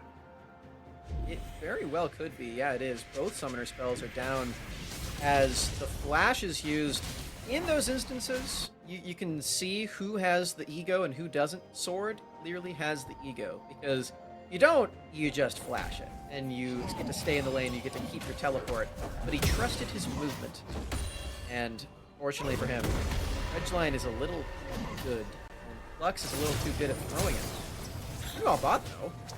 Yeah, I mean, Flash already used. I was going to say, Plucks held on to their own, but not for too long, as now they're below 200 health. Chucky's taking the raw side of this trade now, as that is going to be a Flash traded right back. That's Rakan having to get to safety. A lot of summoner spells, a lot of action early in this one. Exactly what I expected from these two teams. Rockboom's lethal tempo already fully stacked at 2 minutes into this game for a brief moment there. Those auto attacks were very ruthless, as it doesn't look like Mobility and Chucky's can get a lot of experience here. They're being denied very nicely. Plux doesn't have Flash anymore, but the dredge line, again, very annoying to play into. Turns out across multiple lanes, as both Sword and Chucky's have learned the hard way. Got the Sejuani coming in, the four-legged ambulance, trying to provide a little bit of support for Mobility, and Chucky still held at level 1. Rock Boom, Flux, posturing aggressively. May not be aware of the Sejuani already being down here. Definitely not on vision for the time being. Chris are continuing to inch forward. Here's the engage. Chucky's goes wide, though, on their grand entrance. Still, Plux is going to die. First blood for a third game running over to Winthrop University. Now, can they get a second? Rock Boom still has Flash available, and the cleanse going to about 100 health. Kizdo also covering. Here's the Flash. Rock Boom wants to stay aggressive. Trickster has to trade. Will die to the minion aggro, but now Kizdo is here to try to get a double-double for themselves. Down goes Chucky's Mobility and Alcove Gamer, as Kizdo with that incredible rail speed, even in crashdown form, able to get on top of them. 2-3 at 3 minutes, Summer. The Rungle double to start off the game here. Lit Esports come out ahead on the play. They saved their red buff at the end there too. Kissno doing a great job on this new addition to the jungle roster. Rock Boom, he has the lead in this lane as well, because he was able to pick up a lot of extra minions thanks to the pressure earlier out of Flux, who has already had his strongest showing of the series. Yeah, Flux with such confidence already, getting that flash out of Annie in the mid lane, buying a little bit more of an advantage in terms of CS for Messages. That deficit of the teleport is rough, but what's also rough is the fact that Mobility is going to be able to pick up 2 kills as Kizdo bites off a bit more than they can chew, and Flux will lose their life for it as well. Things keep turning around. Keep your head on a swivel. What is going on? Well, they threw the red buff right back at Mobility is what happened. Trickster is up top. He was on a ward this time, so... Oh my god. Whiffed on the Q and the W. Dragoon walks away. Hey Trickster, go clear your blue camps. They're all level 1. You nerd. Whoa, Just notice that this is going to be... Hold on a second. I'm a nerd. Aren't we all nerds here in League of Legends at the end of the day? He's unable to land the crash down or the Q poke either, so Tricks are happy to just go take that blue buff now. As I was saying, I just noticed that this is actually flashes for Dragoon. Pretty interesting. I haven't seen too much AP Nasus before, so you're going to have to walk me through that one, Snacks. Oh yeah, it's just you clear the wave immediately with your E, and then you max your W second, so then you have Perma with it, and it's open. Fair. Makes a lot You of sense. also reduce armor with your E, so that's really nice. Helps out when your team has a Jace and a Kai'Sa. Oh, so this is like NASA support, except with more income, I guess. Yeah, pretty much. Cool. The wave clear is really good, too, and you end up with a Everfrost, so you actually have some hard crowd control in there, too. Oh, that's sick. I need to see that. I guess we'll be keeping an eye out for Dragoon, who's already made a splash in the series with their Alawi play. Now they're on the Nasus. Big root, though, coming in from Flux. And here's the follow-up. Messages unable to land a killing blow, but Sword is just not having a good time mid. However, he did pick the correct runes. Because with Cosmic Insight, he has his flash again. If he didn't have that rune, he would have been dead for sure. So, well done to Sword. Stays alive in the mid lane. And He even gets his teleport back sort of soon. Not soon enough, as Trickster is going to have to pick up that wave mid. Flux approaching, will not be able to land the dredge line on top of Chucky's. Mobility also going to push up here. Neither of them aware of the fact that Kizno is about to Hex Flash across this wall. Rakan Zaya will respect the presence of Red Squad, though. Path back off, especially with messages coming down. It's just a little bit difficult for them to do anything, as that is Dragoon having to burn flash and not deal with this all-outed Cassante in the top lane. Denethor on the prowl, maybe still looking for the kill. Dragoon at about 200 health drops the Wither and will disincentivize a further trade. Both of them flashing and ulting in that play. Looks like Dragoon will be able to get a ward himself. It's pretty nice.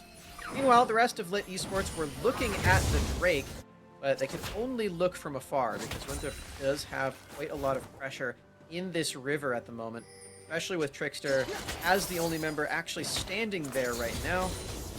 He will start up the objective as Mobility tries to push in this wave as fast as possible. Mobility so well set up for yet another carry performance, this time on the Zaya. Rockboom 1-1-0, just unfortunately trying to hang in there versus the massive income that their support and jungler gave over to the Zaya when they went for that tower dive. Now it's going to be priority off of this strength for Winthrop University to claim first dragon of the game. Vision in this river, but it's too little too late. He actually wants that, answers though. right back. Yeah, I don't know. Plux definitely getting the raw deal off that trade. Maybe jamming onto the wrong person because Chucky's follow-up is really powerful in that situation. And that is going to be, once again, Lit just having to play passive in the bot lane, taking the reset. Mobility does have a very strong item gap against Rockboom. Oh my god, it's even bigger now. 8-minute Kraken Slayer. Yeah, this is a very strong Zaya this early into the game, and I think Winthrop University are going to use this cannon that they have at their disposal to go take another objective off of the map. Lit Esports, they have made their claim in the series by taking all of those early objectives, the neutrals, Drakes, Heralds, all of it. Not this time, though. I have a feeling that Lit Esports are not going to get their hands on this Herald.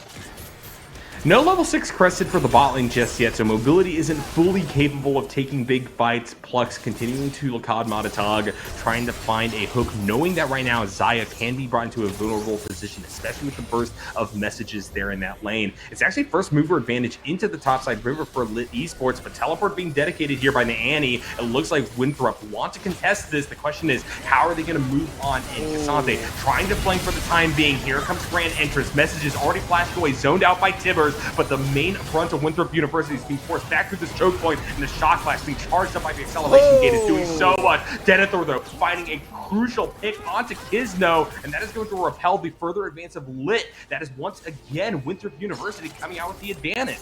Yeah, the item gap I was talking about is really big there. Mobility is, especially once in this level 6, is so powerful. And Denethor's so all out, and Plux is dead for checking that pixel bush, and now Chucky finds an engage on top of Rockboom, flashing over the wall. The burn down is still there. It looks like the Kaisa will be able to extract themselves. Lit, unable to find anything, and that is once again further insurance over this Rift Herald for Winthrop.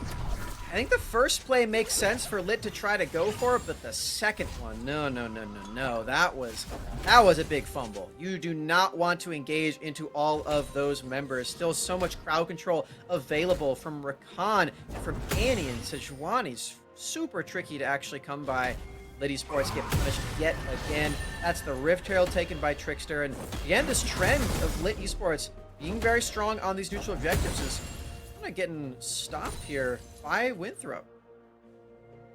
It's above 1,000 gold lead right now. Winthrop University want to continue to accelerate this. Dragoon about to get dove under the tower. Trickster is here trying to get the stun off. Will be able to do so. And those Intovo strikes do so much damage. Trickster doing a great job tanking for the Cassante as they land the kill in the blow.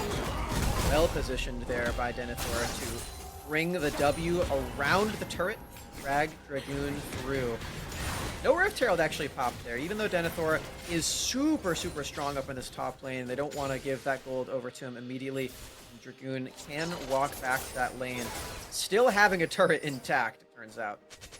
Yeah, I think that we may have been focusing a little bit too much on mobility right now. Yeah, 3-1-3 on the Kaiser is impressive, but 3-0 Denethor accelerated towards that Jack Show the Protean. They are looking so strong, and Dragoon is going to take forever to get online.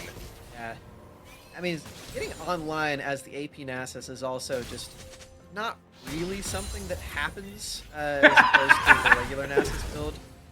Oh, this time gapped. Yep. Sword this time is going to drop their ego, use the flash early.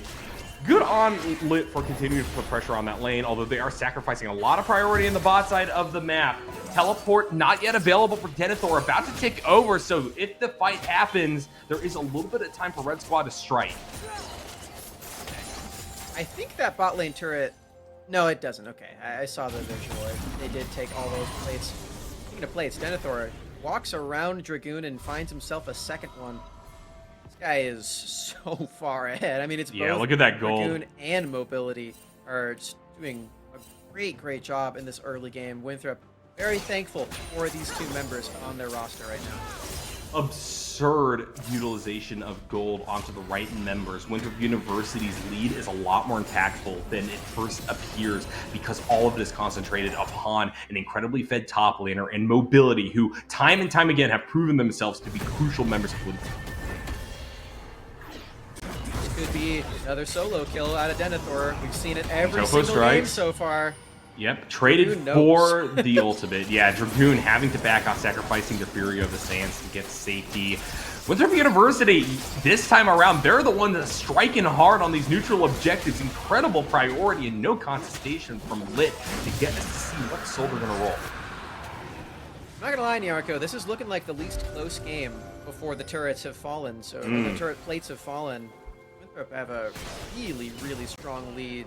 This time around, Lit, they're facing this strong gold lead, but they don't have the Drakes at all. They're really far behind in every facet of the game. And the scaling isn't necessarily there compared to the likes of the Xayah.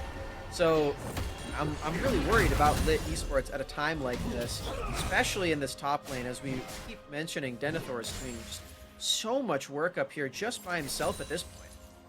I tend to agree. Winthrop University is just doing such a good job playing patiently as well. I've seen no jitters from them. They know that their win conditions have already been found due to early game interactions. Now it's just a matter of slowly and deliberately walking things home, bringing all of their resources to bear upon neutral objectives, dictating the pace of the game, and Lit Esports, on the other hand, really needs something to go in their favor soon. Otherwise, it feels like they're just going to be swept up by the torrent of scaling champions on Winthrop's side.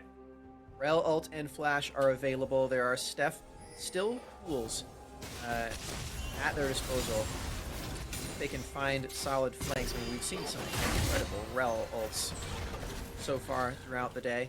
Specifically, still thinking of Rovex's ult. Yeah, that was beautiful. Was that the only other Rel game we've had today?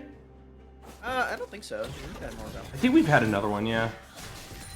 They all blend together, unfortunately. But the highlight plays are what remain. Yeah. Still so much room for Lit to come back in this one, but Winthrop University are so comfortable with how this game is playing out. And once again, it is in these quiet moments that you really have to respect the fact that they know to play patiently. They know this is their game to win and lose. Same is true of their spot in the promotion tournament. They win this game, either one of these teams, that promotion tournament is theirs. They're only playing for seeding and prize money. If you lose this series, you have to pray on the downfall of Team E-Turner and Team Coachify. Both of those teams are big wild cards that I wouldn't really feel the safest betting against. You still got that double monitor set up? What's happening with Team E-Turner and Team Ambition over there? It's a much closer game right now. Team E-Turner and Team Ambition are neck and neck, although TA has 3 Drakes. TA does love to bring things to bangers, so let's see what's going to happen over there. Make sure to drop by, say hi before that stream ends. But we also got quite the game ahead of us. 15 minutes in, plates have fallen. Winthrop University, substantial gold lead with really good gold concentration, but Rockboom is slowly starting to pull up that CS count, and with the static ship available, their wave clear, their ability to rotate to fights should be about at its maximum. This is interesting. Looks like Trickster is trying to secure the Rift Herald while Lit Esports, I think, will secure themselves first turret in the bottom lane. Yes, they will, and maybe find a dive too. As I mentioned before, Kisno does have a lot of engaged threat on this route. Flash and Magnet Storm are here. Sword will need to be a bit careful, actually sending his ward and Chookies into the jungle and making sure that nobody tries anything too fishy as the Rift Herald does get secured.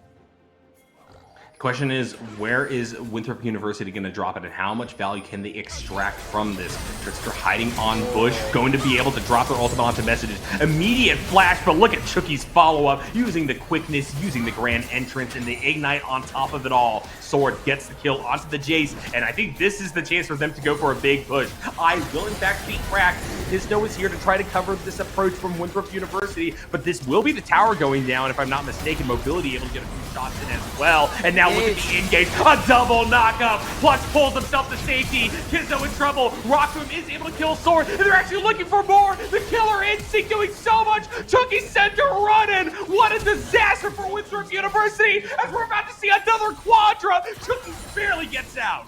Guys, you forgot to kill the turret. The turret did so much damage on that dive attempt to the members of Winthrop University. Just getting way too ahead of themselves on that play, losing 3 members. Rift Herald eventually does enough dirty work on that turret. Man, I was really sloppy though. What I was calling the most dominant early game that we've seen so far in this series has completely flipped on its head. Now Rockboom has 2 items and a triple kill. Yeah, tables have turned.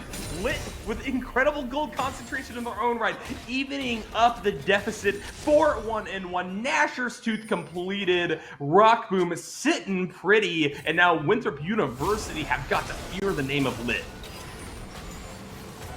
Or they just have to fear the name of that mid lane turret, which is now dead. Just don't go for We'll any more turret dives, please. Plux is getting caught out and pretty dicey choke point. Kisno has engage abilities, but doesn't want to burn them, knowing that they don't have Magnet Storm or the ability to get back out. So that's going to be one traded back over here to Winthrop University. For Plux, certainly been on the sacrificial altar many times throughout this series so far. No turret in the jungle. I checked. University, you're safe to go for this break. 3rd one for their team on their way towards the soul. They're taking another one of those picks, as you said, onto Plux. Sad, sad boy. He has been killed far too many times in this series alone. Maybe looking for some more on the bottom side. Yeah.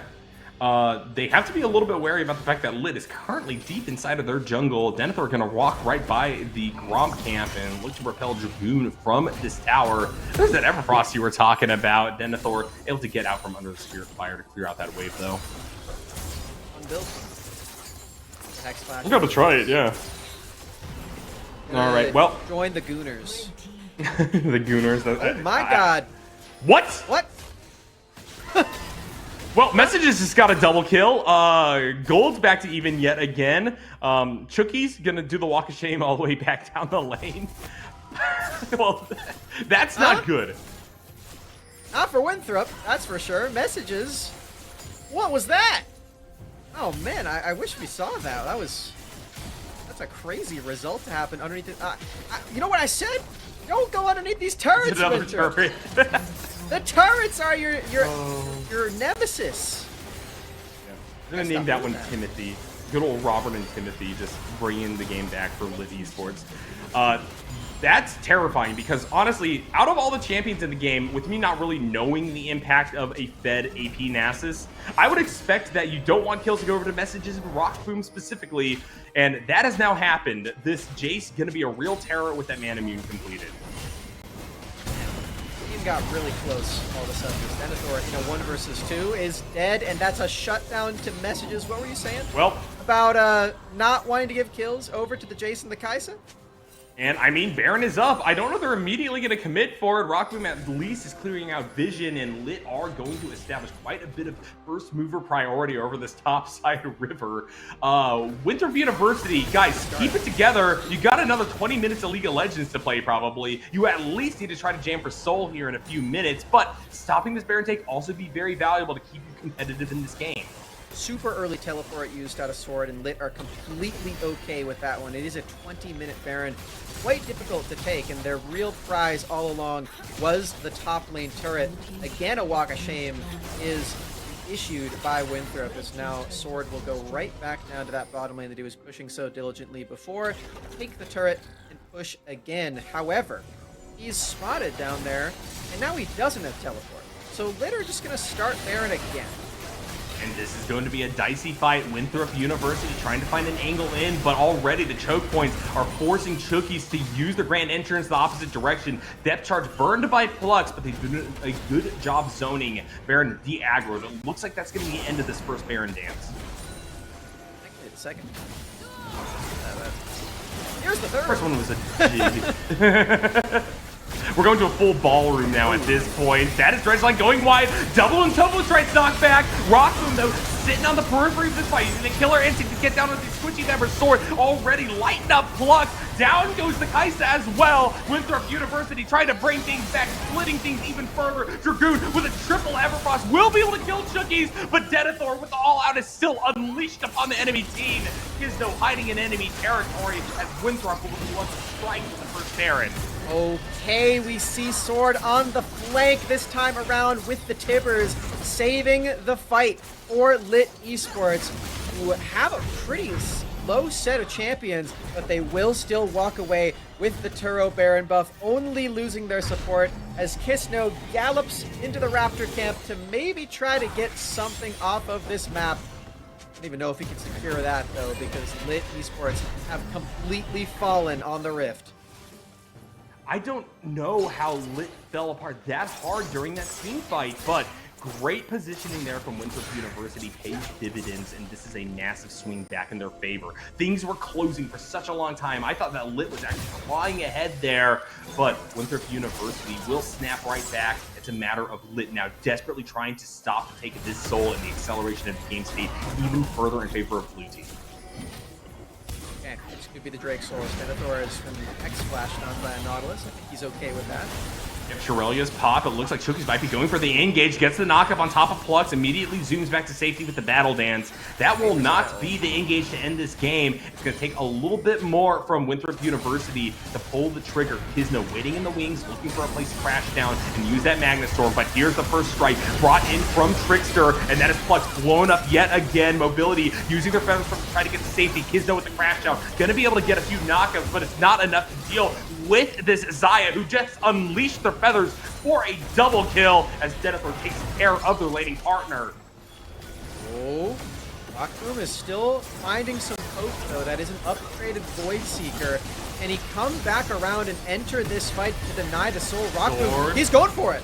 They're going to be able to clean up at least Chookies. The Dragon's still not fully taken. Shut down onto Annie. Trickster tried to hold on and stay alive with their taking. His messages goes too far forward. There's the cleanup. Lit almost do it, but now it is sold over to Winthrop University in a double kill for mobility. Another delayed ace here for Winthrop University, and as you said, the Drake Soul has been secured. No dragons for Lit Esports in this third and final game, and their backline tries their best to get as many kills as they can on the way out, because Winthrop University have secured all they need to close out this game. Maybe one more Baron after this, and they will have it. They will make their way towards the semifinals, because this Drake Soul is huge and their team is playing very well together.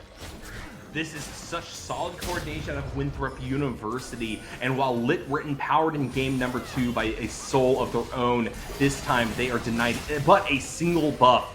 And honestly, it just feels like, once again, they are disorganized, discordant, not knowing what to do without priority on the Rift. They have to do something miraculous now to bring this game back into the fold for themselves. Perhaps Elder will be their next focus. Lit Esports, so well known in the amateur community, the name on the lips of many, but Winthrop University are about to make a big strike forward into the quarterfinals and semifinals as a collegiate representative. All the members here from Winthrop University stack back up onto the Rift. Baron is no more on their champions. They are very powerful, all the same 3 items now on both Denethor and Mobility. They are ready for the combat. And the crowd control that's been put forth by Chookies and Trickster, and even Sword's engages has been just top notch all throughout. See where Winthrop wants to make their claim. Really feels like any of these turrets could go down if Winthrop looks at the money. I sure hope that they do go down before they start fights off, given what we saw earlier. Lit Esports probably need to be playing upon their tier 2s, baiting Winthrop into bad calls because they haven't learned their lesson, or maybe they finally have, but Message is getting that double kill earlier, the disaster under the mid-tier 1. It's been a goofy time still in this game, where as good as Winthrop have looked, there's so much that they still need to improve upon if they want to move deeper on into playoffs. Snow has the Flash Rel ultimate. He can make these plays happen. So does Flux, actually. Flash and ult are available on the Nautilus. So there are some means of starting a fight. I don't know if you want to do it on the Sejuani, though. Yeah, that being said, Trickster is all alone, having to drop the redemption upon themselves. Dredge line and into the knockup. Chookies will have to just back off using quickness. Gets a charm on the far side wall. Dragoon maybe a little bit too deep into this one, as now Denethor finds themselves inside of the mosh pit, picking up a double-double with Rock Boom dead. There is nothing that Lit can do but run back to their base, and they will watch as those towers crumble alongside their hopes of making it to semifinals. Okay, Winthrop University, they shrug off that engage. Trickster survives all throughout, and they're underneath the turrets here.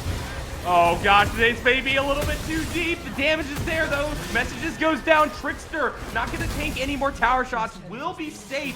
Pushing forward, and now Mobility is walking in the wave alongside Sword mid. It's a dream come true. Winthrop University in this third game are on the cusp of locking themselves in as semi-finalists in the second summer split. They're going to take one more reset, and they're back out onto the map to play for this Elder Dragon and victory here in this third game. That was really important there, Nyarko. They took down their biggest rival in this game. A turret. The turret dive. They went under there, and they still got the kills. Good job, Winthrop. You finally got something. They're back onto the Rift. Everybody staying alive again in that play.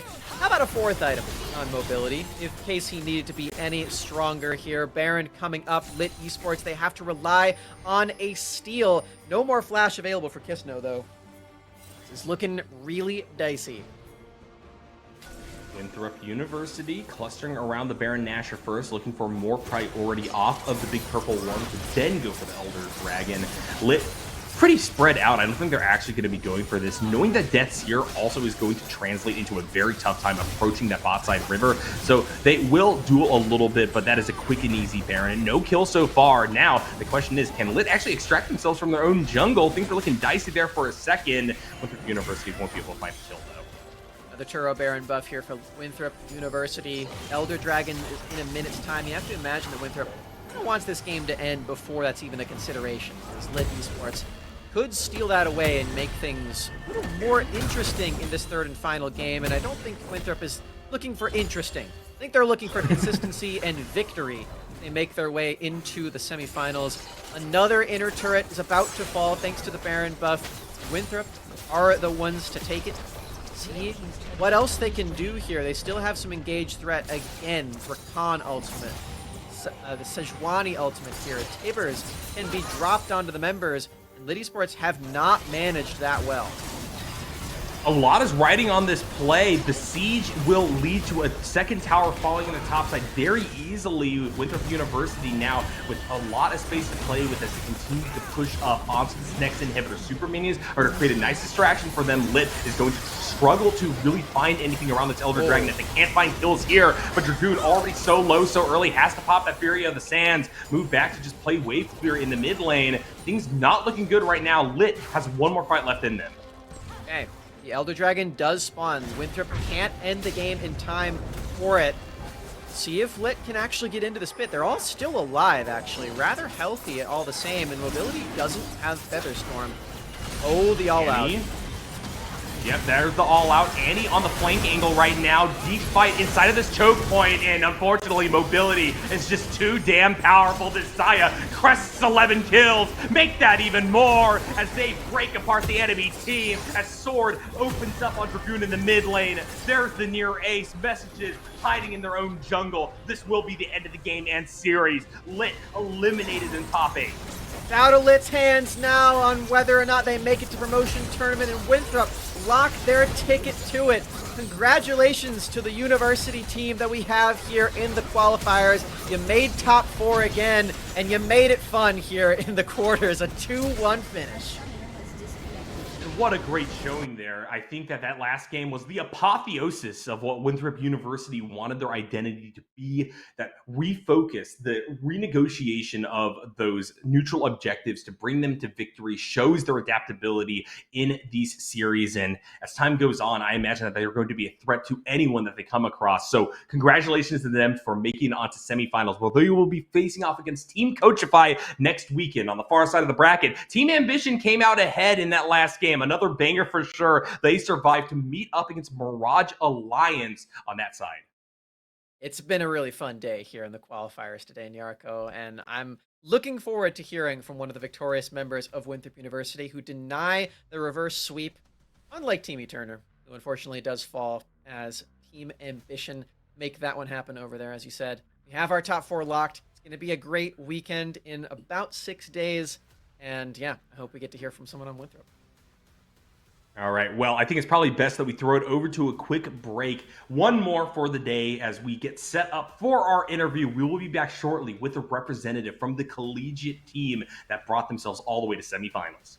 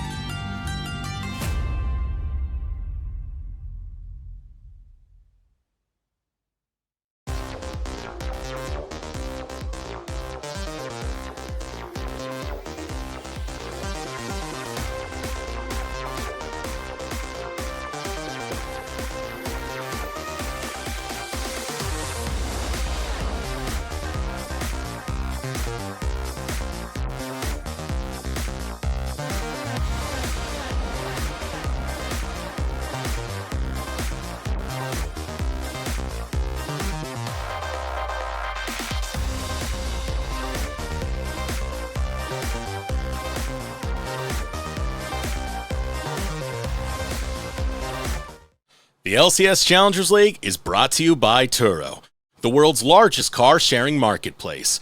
Find your drive.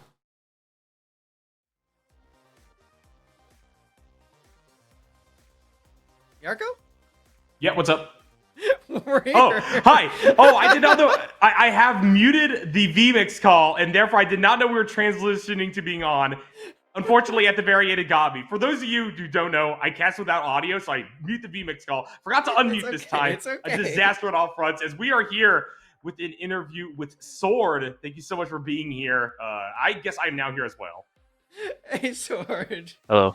GG's. Congrats on the win. 2-1. You made it a little interesting there. Tell us about what was going on there in the game too, because you guys seem to have some missteps engaging on the Alawi and everything. For game 2, I think early game we had some problems. We had some bad skirmishes, so like game state wasn't what we wanted. And then before objective, we got caught, so it was hard for us to play for like dragons and rose.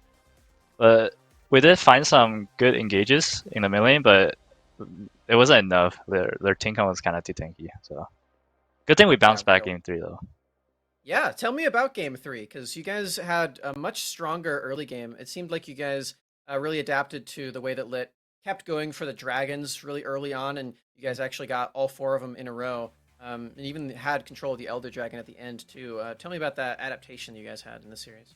Yeah, I think we were talking about how we didn't get enough dragons, so we did try to focus on getting stacking dragons game 3, and we also found our weakness in draft, so we adapted well. So game 3 felt more smooth for us. Agreed. Yeah, Winthrop University is kind of the sole representatives of collegiate here in the playoffs. Do you feel any great stress from that? Anything that you want to show up for the next CLL season, or do you want to join Maryville University all the way up in the NACL? What's your goal, and what's the goal of the team come this split? This is gonna be my first time playing collegiate, so I don't really know what to expect. But I've been playing competitive for like 3 years, so all I'm gonna do is just try my best and win everything we can. Yeah, coming into that collegiate space, are you officially going to the school yet? Yeah, I'm officially enrolled. I'm like having a hard time picking classes. I still need to figure that out. Yeah. That's relatable, I think. Well, it's good to hear you're enrolled. Getting ready for things like Harrisburg, LAN, the collegiate season and everything. You guys started prepping for that, or still focusing on getting to that promotion tournament for now? We haven't talked about collegiate tournament at all. We're only focusing on the OQ and the relegation match for NACL. Yeah. Makes sense. Going to be some patch changes and everything, so that makes a lot of sense. You guys have at least one more series left. You're going to be playing against Team Coachify. And I know you, alongside some of the members of that team, did play in NACL in the spring, them on Team Liquid and you on FlyFam. What is it going to be like playing against some of the same guys that you saw in that event earlier in the year? Wait, who was playing NACL for spring? What players? They've got City Witty and they've got Rovex. They were on TL. Oh, I think we scrimmed in this week, and I think we're confident about winning. We just have to not choke. Yeah, yeah. We'll do fine. Sweet. That'll be Saturday, so really looking forward to that one. You guys also already did qualify for the promotion tournament, so well done with the performance from last qualifier and now this one. What does making it to that tournament mean to you as someone who has already played in that before? I think it's really nice to play in the NACL because like the game quality is nicer and you learn way more. So hopefully we do well in the relegation tournament and then competing higher level for next split. Sweet. Yeah. Agreed. Sword, we saw a lot of really solid plays coming through from not only your calls in the mid lane, but also once the laning phase dissolved, you got into some pretty interesting positions. I remember that teleport flank that you had on Annie to help secure to secure the game. Is there anything that stood out in your mind from this series that you hope that it's going to make it on highlight reels and whatnot? Anything that you feel very proud about doing? Um, I think game two had some nice Nico ultis, but we lost the fight after, so it ended up not being a highlight. But I I really hope we aced them, so it looked really cool. Yeah, I Yeah. mean, you certainly Nico'd messages in particular quite a few times there, really just ruining their ability to count minions. So good on you for Yeah. that. It was a really good time. Again, GG's today here, Sword. Congrats on the 2-1. Making it all the way to the semis next weekend as well. I'm really looking forward to that game in specific. Is there any last words that you wanted to give us before we close out the day? Um, no, not much, but just like thank you for casting us. Yes. Of course. Yeah. Happy to do it. It's our job, and a big Winthrop fan myself. So Mm. thank you That's for nice. playing. Yeah. Yeah. All right. Well, thank you so much, Sword, once again for coming in representing Winthrop University, and congratulations to our collegiate representatives diving into what is going to be, for sure, another crazy series next week. We have so much more of the NACL qualifiers to be played, the qualification tournament. On top of it all, what we're all mounting to is going to be wild, and at least we have Winthrop University and Mirage Alliance as two of those teams. Is, I believe, Team Ambition also completely confirmed now? Yes, they are. Mirage Alliance, Team Okay. Ambition, and Winthrop University are all making it to the promotion tournament. It is just up to Team Coachify. If they win the entire thing, then they are our fourth team. Actually, they're our first team, and it shifts the whole seeding, because whoever wins the finals is automatically first seed. But if Team Coachify loses a single series from here on out, then that spot belongs to Lit Esports. So some close quarters here in the remainder of the playoff bracket. And that'll all come to a close next weekend. Saturday is the semifinals. Sunday is the best of 5 finals.